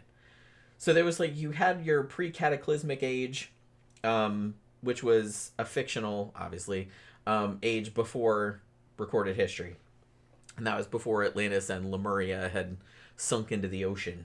That was the cataclysm that afterward, because Conan came like after the cataclysm. I don't know how many years it was. Did he ever specify? What's that now? After the cataclysm, Uh-huh. in which Atlantis and Lemuria went under the sea. And Conan? And Conan thousands was after of years. that. I think it was like thousands of years after. Yeah. Yeah. But Yeah, technically the first sword and sorcery story was a Cull story. Yeah. No, it's like And that was not the same character, but he's along the same It's line. thousands of years, and we're talking like 10,000 years. Yeah. That's how far. It's a long time. You know, it's geologic Yeah. times. When the oceans drank Atlantis. Yeah. Yeah, like in his universe, yeah. Atlantis and Lemuria were Right. real. And that shit in the beginning of that movie, it's partially lifted out of the fucking the Phoenix and the Sword, the Phoenix on the Sword story, where it says, you know, fucking in between the sons of Aries and the fucking when the oceans drank Atlantis, and you know, talking about that they're setting up that story. It's great. It was used in the movie, a modified version of it, but that's fucking Howard. Yeah.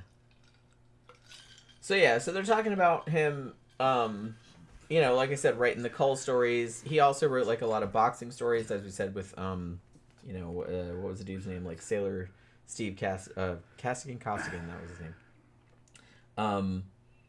And some of the story, it's weird because like he would do boxer story because there was a whole boxing pulp magazine too. I think it was just called Fight Stories, and he published a lot of stuff in there, and some of them were also ghost stories, but with boxing ghost stories. Like I said, there really was a fucking market for everything, which is kind of funny. But I think that the thing that, because like I said, Conan was like a later character. And I think the thing that kind of spurred the creation of Conan was like 1927, 1928, somewhere around there. He bought a copy of a book called The Ballad of the White Horse. Or it was actually like it's like an epic poem by G.K. Chesterton.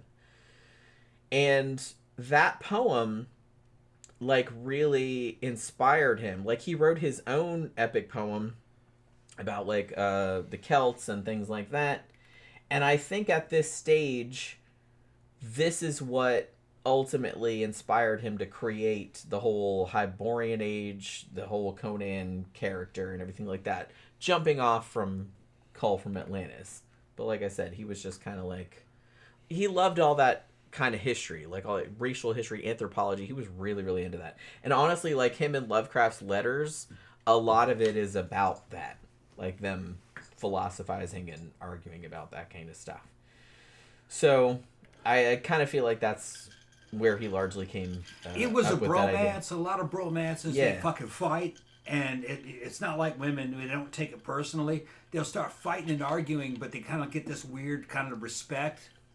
And then they start thanking each other for other shit that they did. They start like, man, I really appreciate it for the fucking postcard you sent me. Well, the funny thing about it, here's what's hilarious. It was a bromance. How he initially started writing to Lovecraft, and I'm kind of truncating this a little bit, but Lovecraft stories were very popular in Weird Tales. Now one of his probably his most famous stories, The Rats in the Walls, was published in Weird Tales, I believe, in 1924. And because they were so popular, like Weird Tales would periodically reprint them, because it wasn't like now where you could just go read the shit whenever you wanted to because it's on Wikimedia or whatever. So I think in 1930, I think they reprinted The Rats, and maybe it was slightly earlier. They reprinted The Rats in the Walls. And Howard wrote a letter to them. He didn't write a letter to Lovecraft. He wrote a letter to the editor of Weird Tales, like saying how much he appreciated them reprinting Rats in the Walls, what a great story it was, Lovecraft is so awesome, blah, blah, blah, like that kind of stuff. And one of the things that he pointed out was that Lovecraft, and I can't remember all the exact details, but Lovecraft had used some kind of Gaelic phrase that he had lifted from some other story in the story that, let's just say in the context of the story, was not wouldn't have been entirely correct because he used Gaelic when it should have been like ancient Welsh. You know what I'm saying? Yeah. And I think that he thought, well, he actually did say this to Howard later on, that he thought nobody would notice. And indeed, no one did notice, except for Robert E. Howard. Robert E. Howard absolutely noticed. But he didn't, like, ding him for it. He actually said, oh, maybe it's because Lovecraft adheres to this kind of fringe theory that about, you know, the Welsh, and that it's like a whole thing. Like, you know, there's a whole fucking racial theory. Yeah, it's like it's a whole folks. yeah, it's a whole racial theory about who conquered who and all this other stuff. Yeah. So he thought that it was that. Yeah. So he said this in a letter to the editor of Weird Tales. And because the letter was so laudatory about Lovecraft in general, the editor forwarded it to Lovecraft, or Lovecraft saw it. And so Lovecraft wrote back to him, and so then they started like collaborate, or kind of like writing back and forth. And they wrote back and forth like pretty much for the rest of Howard's life. Now, at first, the letters are kind of hilarious because they're both like really, oh my god, they're really slobbering on each other's knobs. You know what I mean? It's just, it's very much all like, oh my god, you're the best writer ever, like all this other kind of stuff. Like it's not that bad, but it's kind of that. You know what I mean? Talking about they were good though. Well, the thing about it is that Howard at this stage, I mean, Lovecraft was like a titan in this genre. And so he was like talking to like an icon, to be like writing to a rock star, right? Yeah. I mean, that's probably how he perceived it.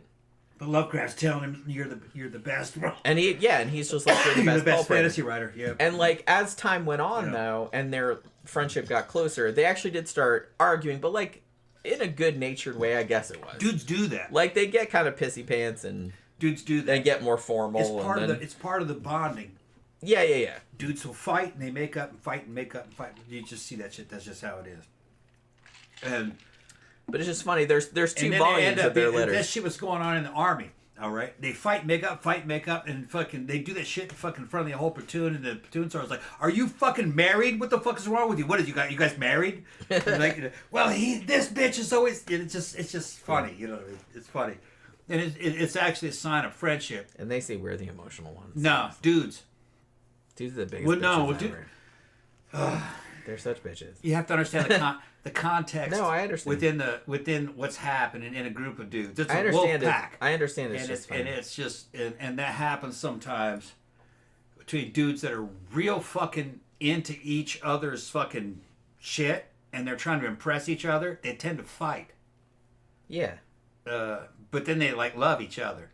Yeah. And it's like a kiss and make up. I think kiss that's and make kind up, of the thing about these two.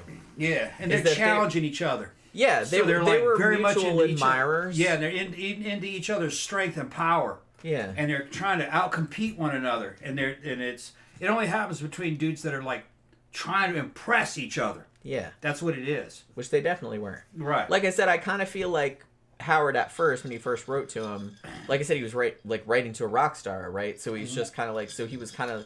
I don't want to say fawning. Yeah. It wasn't quite that bad, but it was just kind of like, you know, he was very deferential. Yeah. That's the word I'm looking for. Yeah.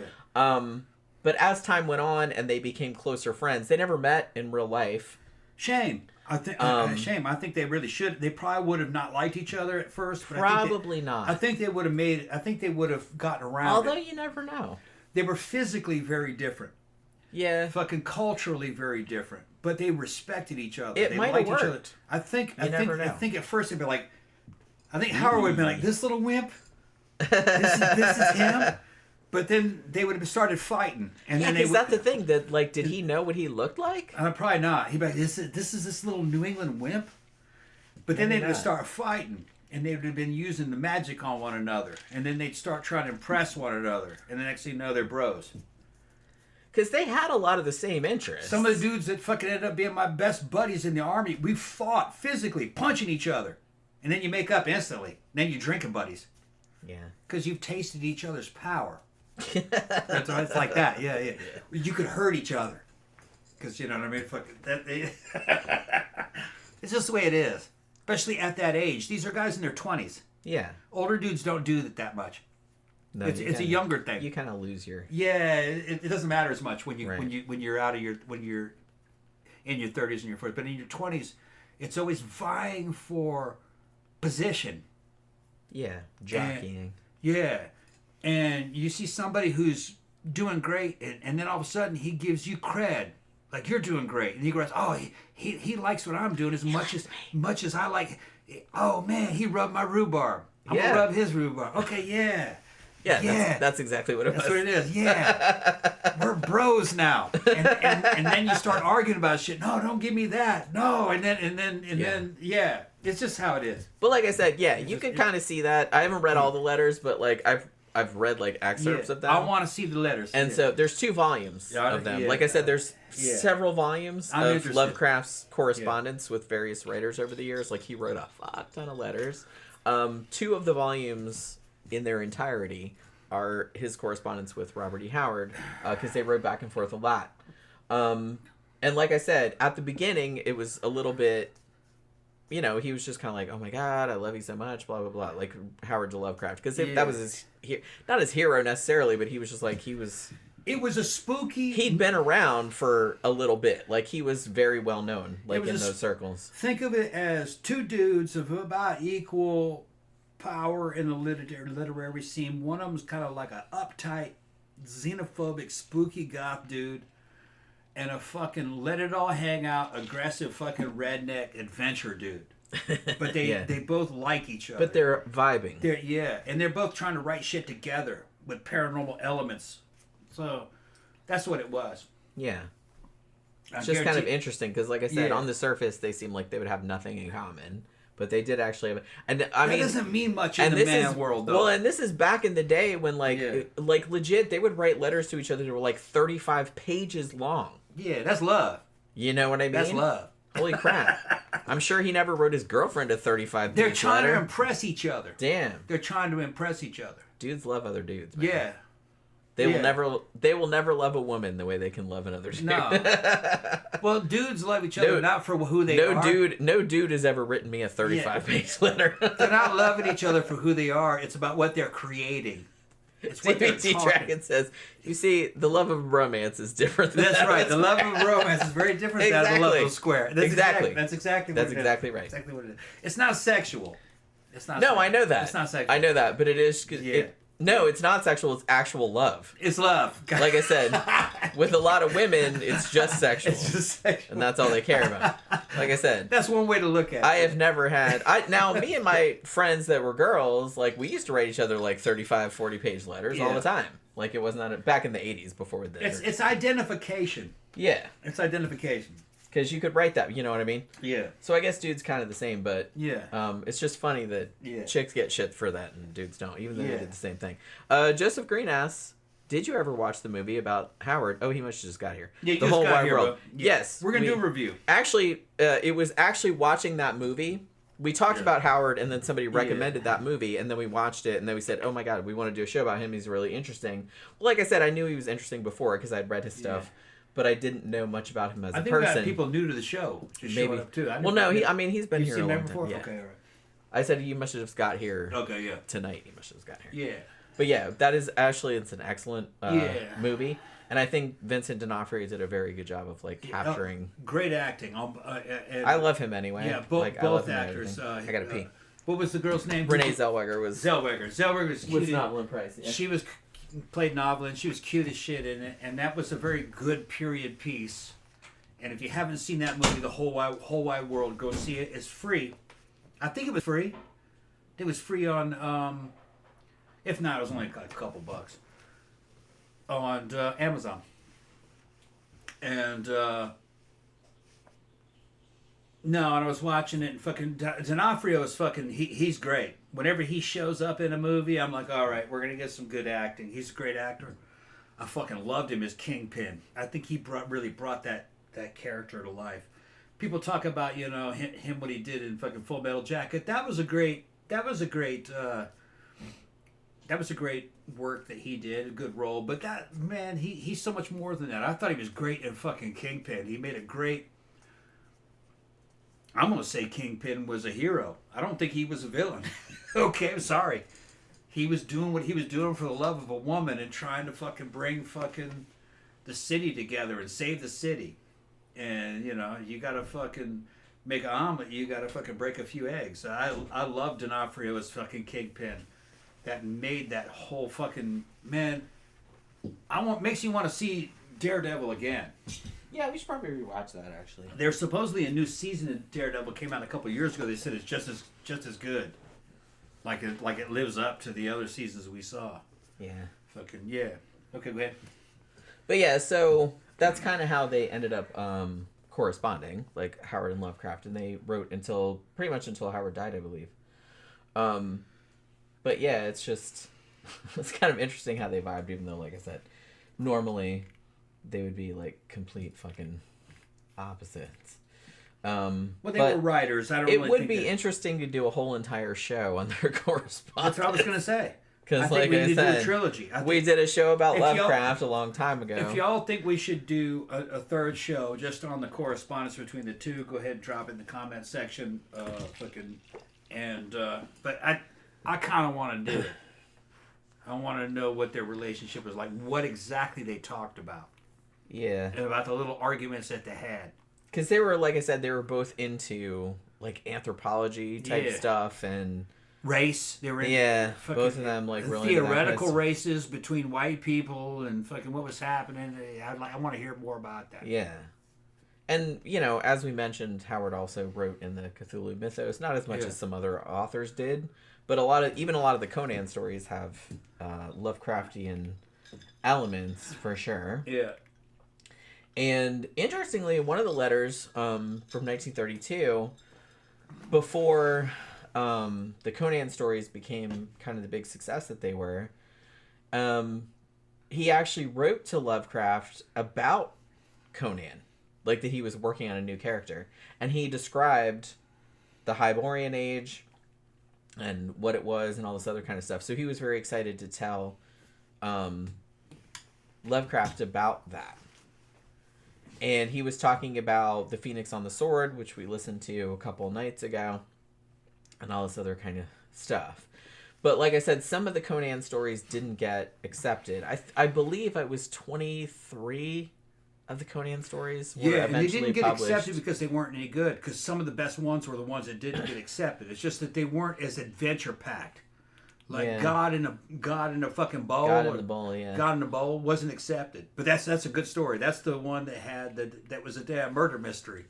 I liked that actually. Yeah, it was pretty good. Like I said, it was kind of more a murder mystery than like a swashbuckling Conan type of story. Yeah, and the magazine was like, "Come on, man, that's not action." And they kicked it back. But most of the fucking Howard experts say, "Yeah, that's in the top 5." Yeah, it's like one of the we watched some videos with like some guys that are real into it. They were like picking their top 5. Yeah. Howard stories or the Conan stories of the Conan, because like I said, he wrote like a fuck ton of stories that were not. So just because it didn't get accepted doesn't mean it's not a good story. It just meant that it wasn't what the magazine wanted at the time. They were trying to get real basic swashbuckling action shit, which that's cool, but we grew up with that. That's all over, you know. Howard was inventing the 80s action genre. Yeah. It's basically what it was. Commando, he would have wrote that shit. Predator 1, he would have wrote that. All the fucking cool shit from the 80s action shit is actually what they were asking. Man, if Howard he had lived that long, I'm pretty proud of that. Yeah, he'd been old as fuck because he was born in 1906. But that's basically what they were asking him to write. Yeah. Only in writing form. Just in writing form. Instead of in movie form. Yeah, short action flick. So if you grew up with the 80s action genre, that's what Howard's writing. Or that's what they're asking him to write. I mean, I kind of feel like there's still... I've read recent horror fiction that's still kind of similar to that. So I think people are still writing that. Yeah. I just don't... Nobody calls it pulp anymore. That's like an old that's a term. Pulp. Yeah, the pulp is a weird term that doesn't exist anymore. Nowadays, we would call that action. Or it's just horror. Like, I don't think... action horror. Like I said, I think that's good because back in the day, pulp had kind of a negative connotation. That was just like cheap, trashy. It's not what it was, though. Yeah. I mean, now we see it as like Robert E. Howard is not really, he's not really considered like a trashy. No. Oh, we can't read that. Like, you know what I mean? When you listen to the story read to you on a YouTube video, it's an hour long. Yeah. So it's television length. Yeah. That's all. If it was visual, it would be a half hour long. Yeah. Most of the story is about 45 minutes, an hour long. Yeah. Some of them longer, but, you know. Yeah. So there's nothing wrong with it. It's just a different format. Yeah. It's just, let's get this shit over with, tells the story. Like it's I said, an episode. Honestly, I'm not a snob about... Yeah. Like, I'm into horror, for Christ's sake. I can't Right. afford to be a snob. So it's just kind of like, I like trash. I like elevated shit also. It just kind of depends on whatever mood I'm in that day or how good the shit is. You know, what you're making me feel like. So, Sometimes a reader doesn't have fucking 4 weeks to read the shit. They just want to read something in the next few hours. And to be fair, I'm... As a writer, I prefer writing short stories. I think they have more impact. But I can also see, like, people as readers that don't like short stories. They're like, man, I don't have time to get, like, invested in the characters. They like a novel, more room. Right. Like, I get that, too. And I feel that way about some things. But, I don't know. I like both stuff.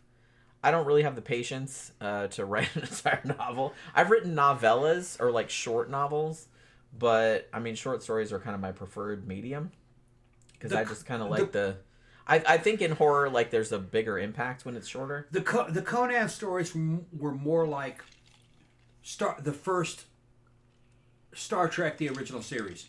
Each one you could dive in at any point. It didn't matter.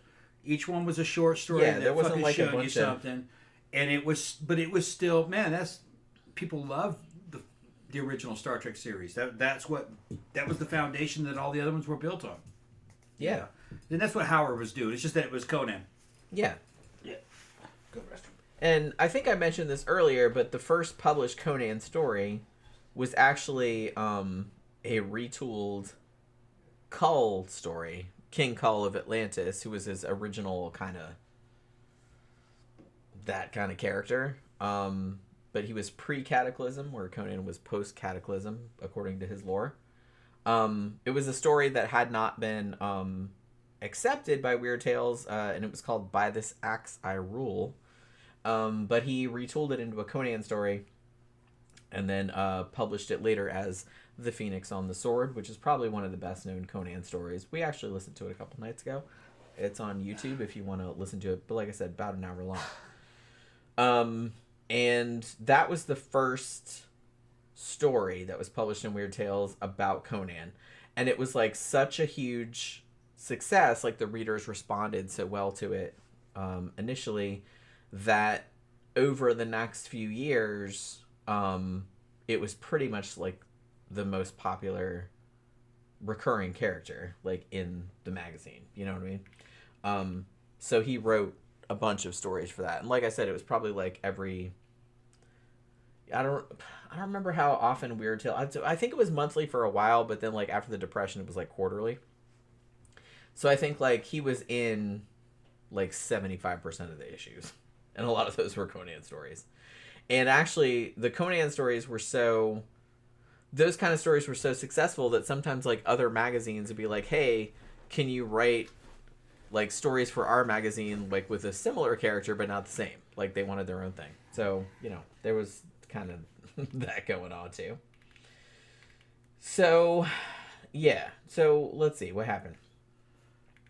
I'm kind of going to skip a bunch of this There's stuff. just nothing too ashamed of writing to another... Nothing to be ashamed of writing to another bro long letters. Tons of pen pals out there living kick-ass lives. No homo, yeah. That's like some shit out of fucking idiocracy. That's right, yeah. Like I said, I kind of wish they'd bring that back. But, you know, I used to like writing really long Snail letters. mail's a fucking thing of the past. It is, yeah. Yeah. But I would argue that people write a lot nowadays, probably more than they did back in the days when... Yeah, just texting. Just texting and emailing and writing on blogs and shit like that. Yeah. So, you know. What you doing, Pokey Pants? So, all right. So, like I said, before he died, he kind of got more into... He was kind of sick of doing Conan, and he started doing, like, Western stories. And he had a Western character named Breckenridge Elkins at Bear Creek, Nevada. And he was kind of having some success with that. But like I said, that was only, like, a year or two before he died. And he was just going in that direction because he was, like, all into Westerns. So let's talk a little bit about, before we go, let's talk a little bit about Novel and Price, because they The movie The Whole Wide World was based on her memoir. And as far as I could determine from everything that I read about him, was pretty true to what happened in real life. From her point of view. Yeah, like she showed up in Cross Plains in 1934, and she was a school teacher. And he actually, in the movie, does show this. She actually met him when they had a friend named Clyde Smith, who was a friend of both of theirs. And she wanted to meet him because she was like also an aspiring writer. So he kind of like set it up. And just as they showed in the movie, she was interested. She wanted some writing advice and stuff like that. So she kept trying to call him. Like they met each other like, just somebody drove by the house and, it's like, hey, this is Howard. It's like Robert E. Howard. And have you read any of his stuff? And she's like, oh, I don't read those. You know what I mean? It was that kind of stuff. Because it's, like I said, it was pulp and ladies didn't read that kind of stuff. Because it was trashy. Not my opinion. That was the opinion back then. So it was kind of like a year later. And she, everybody kind of knew who he was. It was a small town. And everybody thought he was kind of a nut. Or kind of like eccentric. And she was like, no, I've met him. He's okay. And so she got interested because she wanted to write. So she kept trying to call his house. And she kept getting, like, fobbed off by the mom. Which they also showed in the movie. I think they made the mom more of a villain in the movie than maybe she was in real life. I don't really know. I don't know. But she just kept pawning him off for whatever reason. Maybe she didn't want, someone else, like, taking up his time or whatever the fuck. But she kept telling him, oh, he's out of town or he's not here or he's busy or whatever. And so finally she got sick of calling his house and went over there, which, like I said, kind of controversial thing for a woman to be doing in this era. In 1934, just going to a dude's house is like, hey, like, what? I've been calling you. You haven't answered the phone. What the fuck? So, nowadays nobody would think of it, but back then it was kind of a big deal. And when they met, I kind of feel like I said, he wasn't a virgin or anything like that, but I think he was kind of like one of those I don't want to be tied down motherfuckers. So he might have been like, I don't know, banging hookers or whatever the fuck he was doing. I don't know. I mean, they kind of, no, they implied that in the movie. I'm not sure if that was the case. He was. All right. What he was is he was one of those kind of guys that he knew that he couldn't offer anything to a woman at that point because he was tied down with taking care of his mom and his house. So he's not going to show weakness and say, yeah, I'd like to marry you, but I can't go anywhere. He's going to respin that around. It's like, well, you know what I mean? I'm not that kind of guy. I'm a lone wolf, baby. I'm a lone wolf. I got shit I got to do. So he's spinning his situation into something that sounds like he's more in control of it. Yeah. That's all it is. Yeah. Well, yeah. Been there. I know what he's talking about. Yeah, I do too. So he's just kind of like, I can't go out with you because I got all this kind of shit to do. I can't really offer you anything. I can't get married because I'm tied down. But he liked her. Yeah, and they actually had a lot of the same interests. She was a writer also, and she was, like I said, for her time, she was like pretty feisty. Yeah. Very intelligent. She was a teacher. And she also wanted to be a writer, so they had a lot to talk about. She was very well read. And I think he liked the challenge because she used to challenge him about things. And one thing that she challenged him about was he was just like, oh, I have to take care of my mom. And she's like, well, why don't you just hire a nurse? Like, that's not your responsibility. And that kind of, that was kind of like a point of contention, I guess, like in their early relationship. But evidently he had nurses. And maybe that came later. Yeah, I'm not real sure because she was basically like, that's someone else's job. Like, that's not your job. Like, you're a young man. And which I get where she's coming from. Like, you need to make your own trying life. To get him. She's trying to that get too. She's trying to get him single. She had ulterior motives. Yeah, she's trying to get him single.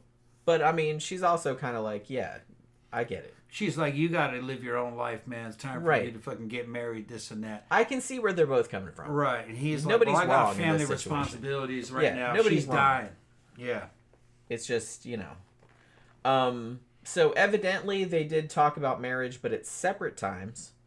And it was kind of a situation where every time he wanted to get married, she was like, nah. And then every time she wanted to get married, he was like, nah, I got to do this other stuff. Or I'm, like I said, I'm a lone wolf baby kind of situation. Yeah. So it was that kind of thing. So I said, that's what I meant when I said earlier that it was like this push and pull. He liked her. Oh yeah, big time. But he knew that she was upwardly mobile. She was going to do things in life. Okay? Like, and then that's what she did. She went to get her master's. She was going to be... He wasn't going to be able to hang with her. And I think he kind of knew that. Yeah. He needed an artistic woman who liked what he was doing, who could stay with him at his house with his mom in that little town in and Texas. be a support woman. And she didn't really want to. And that's not who that was. She didn't really want to. Right. She didn't. She wasn't about the housewife life. No. What would have been better for Howard is to have a girl who didn't have a career, who wanted to be a wife, and who was real physical, like Valeria. She could fish and hunt and fucking work around the house and be support, you know, and read his fucking stories and be a country warrior woman who was adventurous and sexy looking. And that's not who that girl was. That girl fucking had an education, was going on to fucking she went college she went to college. She went to the graduate program. He wanted to go with her. I'm telling you, as a man, he wanted to go with her, but he knew that wasn't going to work out. Yeah, and eventually, I think she was open to marrying him, but I think because he kept pushing her away, I think she eventually said, well, she started kind of dating his friend because she thought, well, he's like, he kept saying to her, it's like, look, I got to be on my own. I got to do this. She was like, okay. And she went and started dating one of his friends kind of casually. It wasn't super serious. And he got mad about it. And then she was like, yeah, I'm out. My read of it is that Howard thought that she was dating down, which I think she was. That wasn't really the... Maybe, I don't think she saw it that way. She didn't see it that way. But he probably did. But he saw it that way. She should have been, in Howard's mind, she should have been with a scholarly motherfucker in some university who was another professor.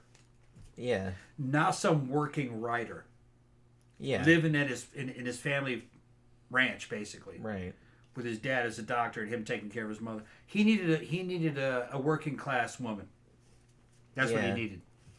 Who could see him as a move up, who appreciated his stories and what he was doing, and she had to look good, and you know what I mean? Fucking, he would have liked that more like, and that, because dude wants to feel like he's benefiting the woman that he's with. He didn't feel that way with her. Yeah. She had opportunities outside of his life.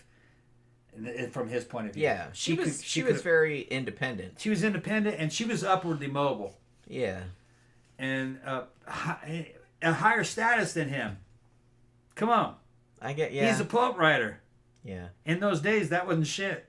Yeah, even though he was owed money, even though he was making money, made money, and so in his mind, he's dating up. Yeah, and he's not feeling good about it. Which, if he's dating up, that means she's dating down. Yeah. So how's that going to affect a man's ego? Like I said, she didn't. I don't think she saw it that way. I don't think she saw that, but he saw it that way. I mean, she genuinely did like him, but yeah. And when she left him, he felt like a loser. Guarantee you. I saw that reenactment of that, and I was like, yeah, he feels like a loser. Actually, she's going off to college to get her master's. Yeah. And he's staying there just writing these silly stories. Yeah. And as far as he's concerned, they're going to be forgotten, and he ain't shit. Yeah, because he doesn't know. He doesn't know he's Robert Howard, fucking famous. That we're going to be talking about him. Yeah, right. Decades later. Yeah. So she was actually kind of like from like his 90 years later. Yeah, from his point of view, she's out of his league. Yeah. So which I get it. Like I said, that was kind of the cool thing about the movie is that from what I know of their relationship, it's fairly accurate. You know, I'm sure some artistic license was taken, but it does seem like they kind of captured it pretty well. Yeah. And like I said, me and Tom kind of went through a similar thing. Not exactly the same, obviously, but it was kind of similar enough that I was kind of like, I see what I see what's going on here. Yeah, I didn't want to get married. We were both divorced from other people. I didn't want to get married. Yeah. I didn't want to get remarried. Yeah. I didn't even want to have a girlfriend. Yeah. But you can't resist it. When it's your best friend, you're like, I mean, who can resist me for having yeah. I'm just kidding. It took a few years. It took a while.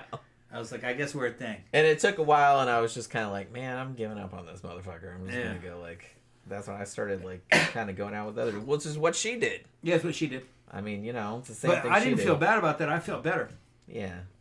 I was like, okay. She's desirable. And then she became more desirable in my eyes. So I was like, okay, yeah. She doesn't need me. Yeah. Which I like that even more. And the dude she was going out with, I liked him. I thought he was cool. Yeah. But he left. He didn't, I was like, okay, then. Yeah, he was kind of doing the same kind of thing. Yeah. Because, like I said, he had also just He was divorced. like me. He was doing the same thing. He was like me. And he was a lot younger than me. So it's like, I don't know if it would have worked out long term. Yeah. I did really like him, though. He's a nice dude. But, you know. So yeah, as we mentioned earlier, I kind of feel like a lot of the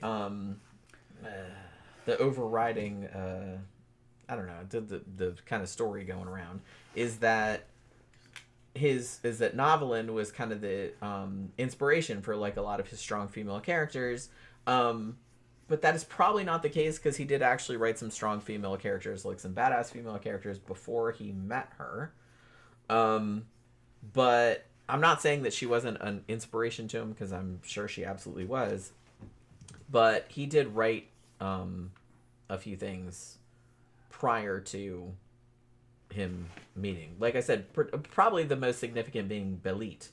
DVD says some funny shit. Strong, independent, Hyborian woman. She don't need no barbarian. Yeah, right, exactly. Yeah. That's what she was doing for the 1930s. Yeah, But, like I said, I'm not at all like her. A man got an ego. Because all men have egos. If you don't have an ego, there's something wrong with you. Of course they do. And I think Howard thought he was dating up and that she was dating down. He didn't feel good about that. Yeah. Because she, in those days, under those rules, not knowing that he's Robert Howard, the famous author, he's seeing him. He feels like a loser compared to her. That's what I'm thinking. And he's like, I kind of got that vibe. Yeah. Which, he wasn't a loser, and like I said, I don't think she thought of it like that, but I think he did. He thought that. Yeah. Yeah. But like I said, I think the most significant badass female character that he wrote before he met her was Belit, who was she was like a pirate essentially. Yeah. She was in a story called Queen of the Black Coast, and like I said, kind of Conan's first girlfriend, I guess if you want to call it that. Conan's first love. And he had Red Sonja. That was another character that he had written prior to that. Oh, he wrote her? I didn't know that. Yeah. Okay. That was another, Red Sonja. You can't find the movie nowadays. Not on Blu-ray. I just thought, well, no, it's on streaming. I just saw it on Amazon Prime. Oh, I gotta see it. I didn't know it's on there. Okay. Or it was like a few months ago. I saw it when I was scrolling. I haven't seen it since I was a kid. I just saw it when I was scrolling. Yeah. Arnold's in it. Yeah, I know. He can't play Conan. They had him play somebody else who's like Conan. Yeah. I mean, one of his characters, you know what I mean? I don't think it was the pirate, but he had one of his characters say, and this is before he met, Novelin, is that this woman says in one of his stories, "Let a woman know her proper place. Let her milk and spin and sew and bake and bear children, not look beyond her threshold or the command of her lord and master. Bah! I spit on you all. Yeah. There is no man alive who can face me with weapons and live, and before I die, I'll prove it to the world." Yeah. So we had a female character saying that. Yeah, fuck you, I'll beat your ass. Yeah. And I'm like, nice. All right. It's been a male fantasy for a long time. It's been a male fantasy since ancient Greece, like Athena and fucking warrior and huntress women. Yeah, that's not new. Yeah. And he also wrote, this is from a letter that he wrote to his friend, Harold Priest. And this was 1928, so this was 6 years before he met Novelin Price. And this is a direct quote. "Men have sat at the feet of women down the ages, and our civilization, bad or good, we owe to the influence of women." Yeah. Well, probably he's going back to the most men build things and make things so they can get laid. True. You become a king. You build shit. So and you women can have a make greater- people, bitch. Men can't do that. Yeah, men make things so they can get laid. Because if you're not making anything, then you're not going to attract any attention. Yeah. Yeah. So there's that. So Yeah. so I will say that he did actually have pretty progressive views on women for the time. You know what I mean? It's still progressive. It is just progressive. That's a lie in itself. It's just correct. There's no progress. It's always been that way. Like I said, it is just. It's just correct. that's the way to look at it. It's just how it is.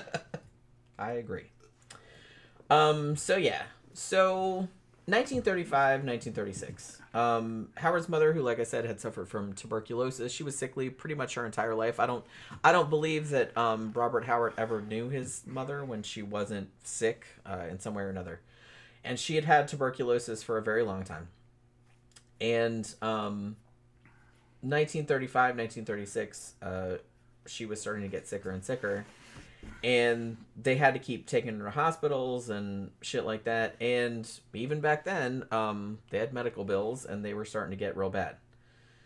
So, basically, Robert Howard was kind of having a hard time with this. He was still kind of taking care of his mom. But she was getting sicker and sicker. The bills were mounting. He was trying to make more money, but he didn't have much time to write. There were all these people in and out of the house all the time, and he didn't really have time to write. He was taking care of his mom. Weird Tales was very, very behind on their payments to him, which he never got, like, before he died, sadly. They owed him a fuck ton of money. And actually, his dad ended up having to move. His dad was a doctor, and ended up having to move his practice into their house, which was another thing that fucked with his writing, because now you got all the dad's patients coming in. Because he was trying to save money, because he had to practice, like, in town, but, like, now he couldn't afford to do that anymore. Fucking up his creativity. So there was that too. Like I said, they did hire a nurse and stuff like that, but like I said, there was just more people coming in and out, more disruption.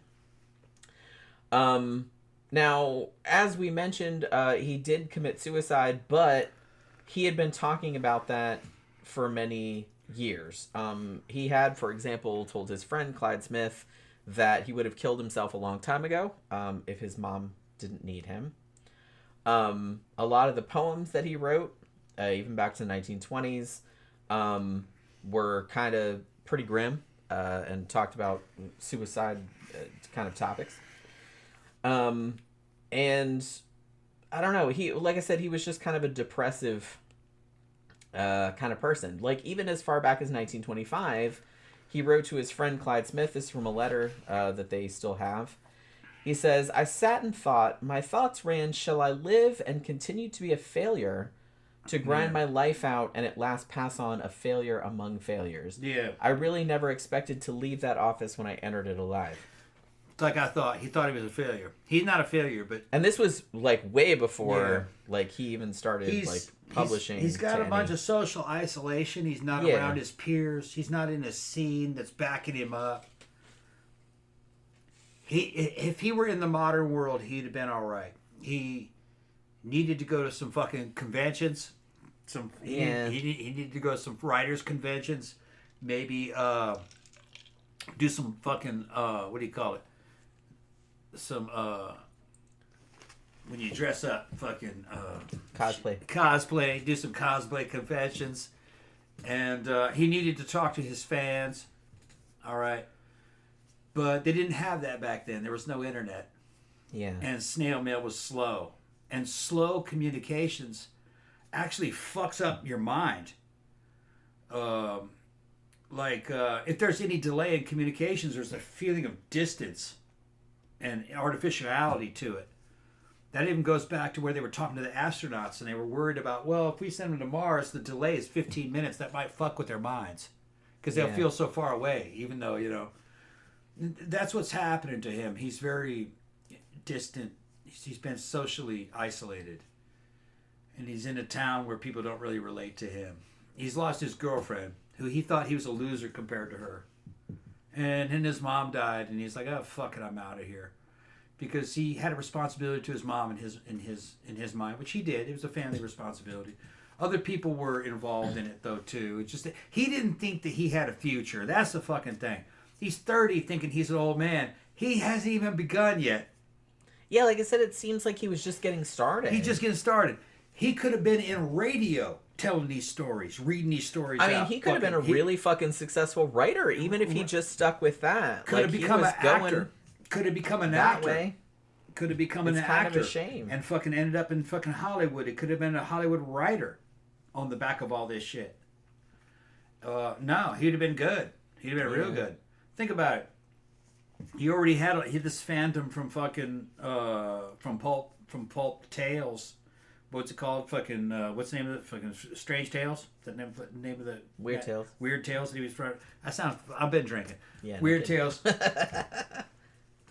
He could have taken that to Hollywood and said, "Look at all these fucking stories, man. Fucking blah blah blah. Conan. You know, we need to make a movie. We'll hire Errol Flynn, or some bitch like that to fucking do this."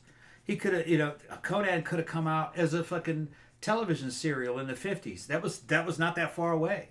You had fucking Buck Rogers. Yeah, people would have watched. You had fucking you had Tarzan. But like I said, he didn't. But he didn't know this was all coming. No. Well, nobody did. I think the next move for Howard would have been radio. Probably. Yeah, in the 30s when television was quite a ways away, but he would have been really good in radio, and he could have done the fucking voiceovers. They said he was a great actor. Yeah. He, you know, fucking LARPing out and yeah, he'd have been good. But yeah, so like, even as far back, because I even have an excerpt here from a letter that he wrote in 1931, so 5 years before he killed himself, to Farnsworth Wright, like another early agent / friend of his. Like the average man, the tale of my life would merely be a dull narration of drab monotony and toil, a grinding struggle against poverty. Life's not worth living if somebody thinks he's an authority over you. I'm merely one of a huge army, all of whom are bucking the line one way or another for meat for their bellies. Every now and then one of us finds the going too hard and blows his brains out, but it's all in the game, I reckon. And then a bit later he also wrote, the older I grow, the more I sense the senseless, unfriendly attitude of the world at large. So, like I said, he was not a big fan of civilization. No. Yeah. Well, of just life in general. He'd have been all right, though. He just needed to be around his Yeah, like I think if he'd got a little older and chilled out a little bit, like I kind of feel like he felt, maybe that's in another way, because like I said, him and Lovecraft in a lot of ways were kind of opposites personality wise, but I think they both had this sense of like alienation. Yeah. Just in different ways. They were coming at it in different ways. Like because I feel like in his own way Howard also felt like an outsider, and he even said in one of his letters to Lovecraft that he felt like he was born in the wrong time. Yeah. Like he didn't belong here. Who was that dude that did, I forgot his name, man. The dude who did fucking War of the Worlds. Fucking... H.G. Wells? No. The one that did it on the radio. Oh, Orson Welles. Orson Welles, yeah.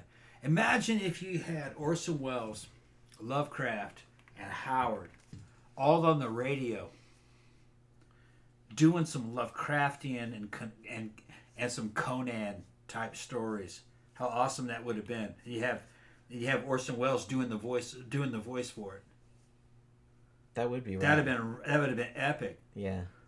You know, I could have gone back as a manager in the world of radio and gotten these bitches together, and fucking knowing what I know now with hindsight as a modern person, says, no, we need to get this dude named fucking Lovecraft, H.P. Lovecraft. We need to get this other name named fucking Robert E. Howard. All right, and we'll get him together with fucking Orson Welles and fucking have Orson Welles read some of these stories on the radio, and that shit would have been fucking mind blowing. Yeah, it would have been really good. Yeah, imagine Welles fucking doing that, doing the voices for it.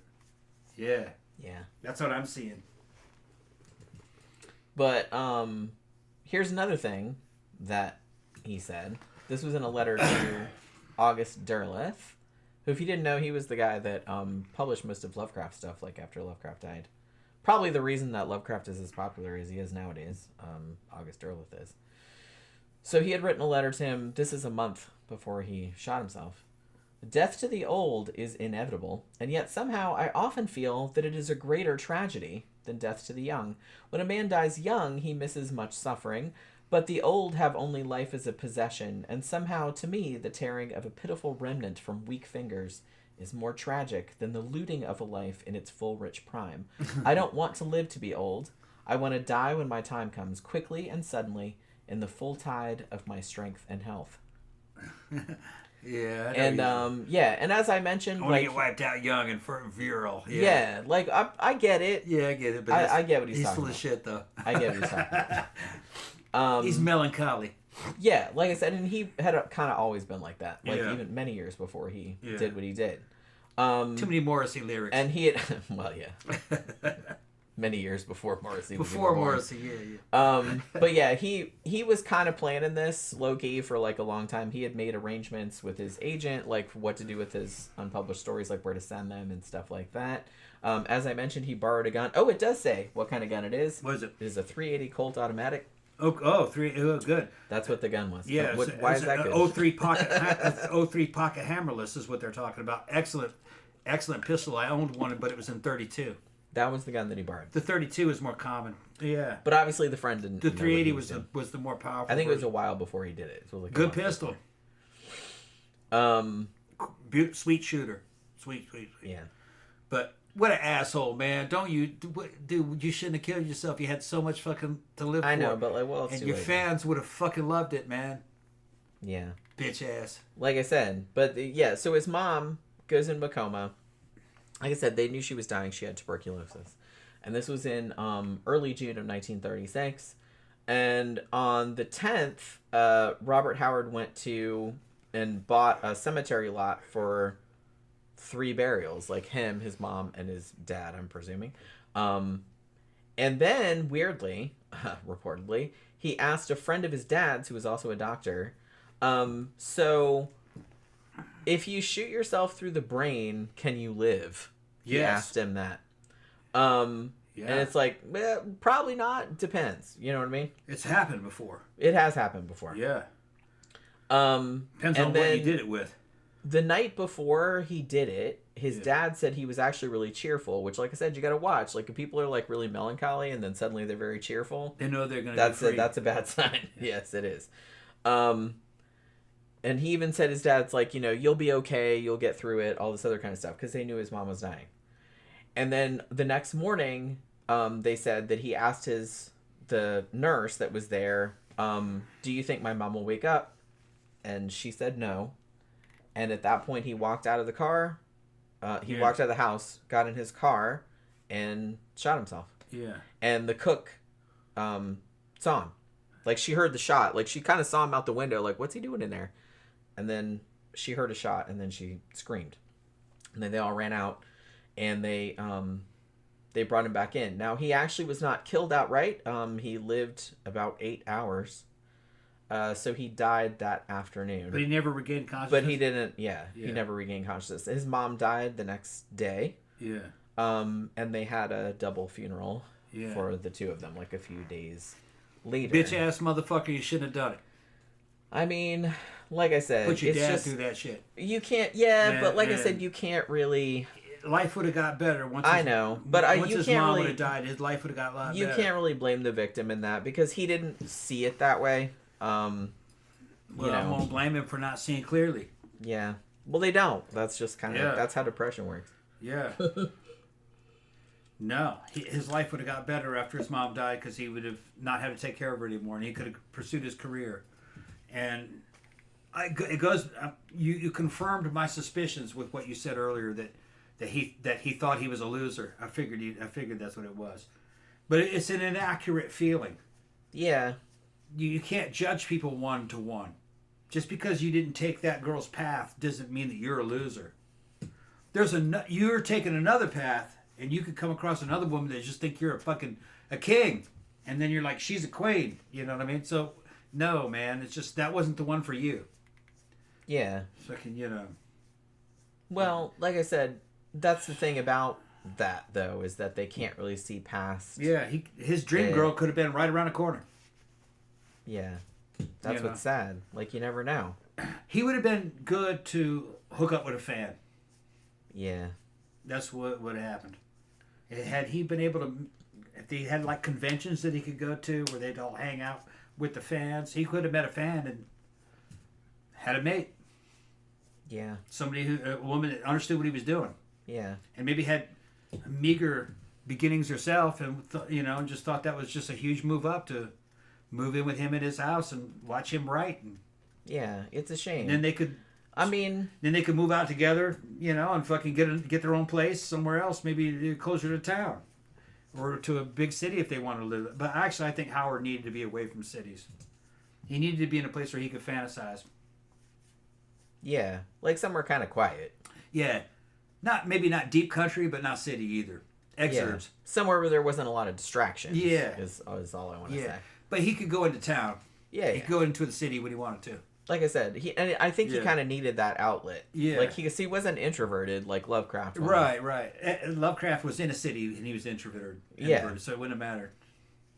For Lovecraft, But yeah, like I'm an introvert too, so it's like I get like I don't really like hanging out with people. Largely like kind of wears me out, depending on who it is. Lovecraft needed to be in a situation like me, like I'm in right now.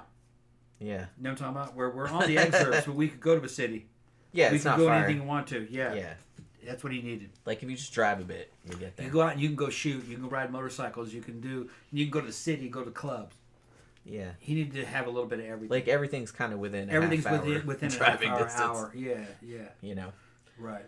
But so sadly, after he died, his dad kind of took over his stuff, and he had actually Robert E. Howard had left because, like I said, he was kind of low key planning this stuff. He had kind of left instructions on what to do. So, Weird Tales actually did publish a bunch of his stories for several more years, while Farnsworth Wright was still the editor. And then they started like publishing stuff in book form. Now, I feel like his stuff has really kind of been published pretty regularly like since then. But then in the 70s, I feel like there was a big resurgence. I think it was mostly because of the Frank Frazetta, like when they published his stuff in paperback with the new covers with Frank Frazetta. Yeah. And there was like kind of a renewed interest in a lot of stuff like J.R.R. Tolkien stuff and Edgar Rice Burroughs. He was the guy that did Tarzan. So there was like a whole bunch of stuff coming out in that regard. So I feel like there was kind of like a resurgence in the 70s. I was a kid when that was happening. Yeah. And a lot of that was really popular. It wasn't just, it was a bunch of things happening at once. You had Heavy Metal Magazine, which had nothing to do with heavy metal music. It was this illustrated comic book magazine that had all kinds of fantasy in it. You had a bunch of movies like Heavy Metal. And then you had, what was the one about all the fucking rock star fucking dogs and shit? Remember that shit? Fucking, what was the one? Rock and Roll. Rock and Rule. I love that. You had all kinds of stuff. It's a little stuff obscure. It's Canadian, actually, but I love that movie. Then you had creepy and eerie magazines. Yeah. Coming out, which had a lot of Conan type stuff in like some that of the was stories. EC Comics. EC Comics. Yeah. So there was a huge revival of Tolkien and fucking Lovecraft and fucking Howard, all coming, and a lot of their influence was coming out of these new magazines, and illustrated comics and movies, and it was all part of a scene. It was and it was like very California based, during that time, and it was a cool time. I was a kid when all that was happening, and it was reviving the horror scene. Yeah, even slasher and shit type movies were kind of like coming out of that. Vampirella, fucking. That was another comic book, fucking, and she was starting to become fucking. It was a mixture of sex and death. Sexy chicks with skulls and fucking zombies and muscular dudes and with swords holding heads and zombies, and it was everything was all happening with sci-fi into it too. It was a cool time, the 70s, and it was creepy, eerie magazines. Fucking Fangoria, which was talking about all the fucking slasher movies. It was just I don't know. It's just part of the zeitgeist. Well, and obviously, like when the Conan movie came out, like in the that early was 80. 80s, That and was then 1980. that was like 81, 82, whatever it was. I thought it was 1980. And Maybe it was then- 81. Huh? And then that kind of spurred a whole sword and sorcery like movie genre. Like I said, Yeah. none of the movies were as good as Conan No, the actually, Barbarian. coming up But- in that era, the sword and sorcery knockoffs actually were just like they sucked, Yeah. and really nobody paid any attention to them. They just sold on DVD or sold on VHS, and they were on fucking like cable, you know. But they weren't as good as Conan. People knew No, that. I mean that was the best It one. was just easily. Other shit was better. At that time. So I kind of feel like it's cool that in the 70s and 80s because of all this stuff kind of coming together at once, along with it wasn't just Robert E. Howard, but I mean he was kind of a big part of it. So I'd say there was a big resurgence, and I think that is probably one of the and. Frank Frazetta, gotta say, like his artwork, I think that went a long way too toward kind of spurring people to notice his stuff and like reread it after all this time. And Frazetta was a man unto his own too. I mean, Yeah. he had some energy too. He revived Conan. Yeah, and Joseph says I think Dungeons and Dragons played a role in Dungeons the and revival. Dragons, Dungeons and Dragons also. Exactly, them too. Yeah, because I mean, like I Yeah. said, and I think I said this earlier in the show, but Gary Gygax, Gary was Gygax and all those he guys. said that Robert E. Howard and J.R.R. Yeah. Tolkien were the two main influences on Dungeons and Dragons. You're old enough to know it was all part of that same zeitgeist that was happening. It was a cool time. Yeah, But yeah, Dungeons and Dragons had a lot to do with it too. yeah, because everybody getting back into that kind of stuff and kind of revisiting stuff from like the old pulp era. Yeah, and Dungeons and Dragons was a revival of fucking Tolkien and Howard and fucking all kinds. And then there were horror knockoffs of fucking Dungeons and Dragons from, and I think it might have been TRS or TSR. I don't remember the company, the same company that had Gary Gygax. What was the one? What was the horror version? The first module, you had to go fight a vampire. Oh, I kind of remember what you're talking about, but I can't remember. Dark Knights or some shit like that. I forgot what it was. There was also Gamma World, which was like the prototype of fucking Fallout. I kind of remember that. Gamma World was Fallout. Yeah. That's exactly what that was. I kind of remember that. Yeah, I loved Gamma World, but they didn't make very many modules for it. I guess it wasn't as popular. Yeah, it wasn't as popular as Dungeons and My Dragons. brother might have had one of those. I'm not But the sure. horror version was good too. It was more simplified combat, simplified rules, but it was all vampire, murder mystery type shit. And I think there was only like one or two modules for that one. Y'all might remember. But yeah, it's just a shame that he didn't live to see it. But I don't know. I kind of feel like that about a lot of authors that died before they got really famous, which sadly, like a lot of authors did. Like they didn't live to see like how influential their shit became. Yeah. And it was like it'd be interesting to like go back in a time machine and like bring them and be like, look, like everybody knows who you are. Like this many, like almost 100 years later, like how would they feel about that? Yeah.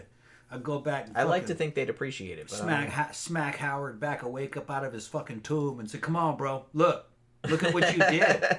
Why'd you fucking... People still remember it. And he'd be like, like it's a huge really? thing. It's like, yeah, they made a whole movie. Arnold motherfucking Schwarzenegger was in it. Yeah. And you made him famous with that movie, with that character. Yeah. Yeah. It's just kind of a bummer. Like I said, because I get it. Like, you know what I mean? I'm a writer too. It's like we're kind of the worst with like fucking, you know, oh, we can't think of anything good. Blah, blah, blah. We're always kind of like that. And it's like you always kind of think the worst, but it's like you never know what your shit's going to do 20 years from now, 50 years from now. Maybe nothing. Like I said, a lot of writers it's harder now. Are forgotten. It is harder now because there's so many people. Yeah. I mean, like I said, it's a double-edged sword because like there's so much good shit out there nowadays, but it's harder to find it because there's a lot of bad shit out there too because anybody can publish anything nowadays. So it's just kind of like, you know, it's, I don't know. You can either have one or the other, I guess. Chog says, Howard is my jam. His name changed. I don't remember who that was, but yeah. Robert Howard's cool. I will note, I like this little fun fact. So the house that he lived in Cross Plains, Texas, is now a Robert E. Howard museum. Is it? So they restored it, like Okay. back to what it looked like when he lived there, and you can go visit it. Far as I know, you still can. And you can like check it. It's owned by like the. It's on the Register of Historic Places. Yeah. It's owned by like a community organization there that, you know, obviously he's kind of their most famous resident, I assume. So it's kind of like, so there's still a little museum there. So I thought that was kind of cool. But like I said, I'm always kind of bummed out by artists that died before their time and didn't get to appreciate the full extent of their influence. Because I kind of feel like his influence, while perhaps not as large as Lovecraft's, it's still really large. Yeah. And it's a shame that he didn't really get to see it. He did get some success in his lifetime. He lived on it, but I don't know if he could have fathomed how people would still be talking about a character that he created this many decades later. I mean, that's crazy.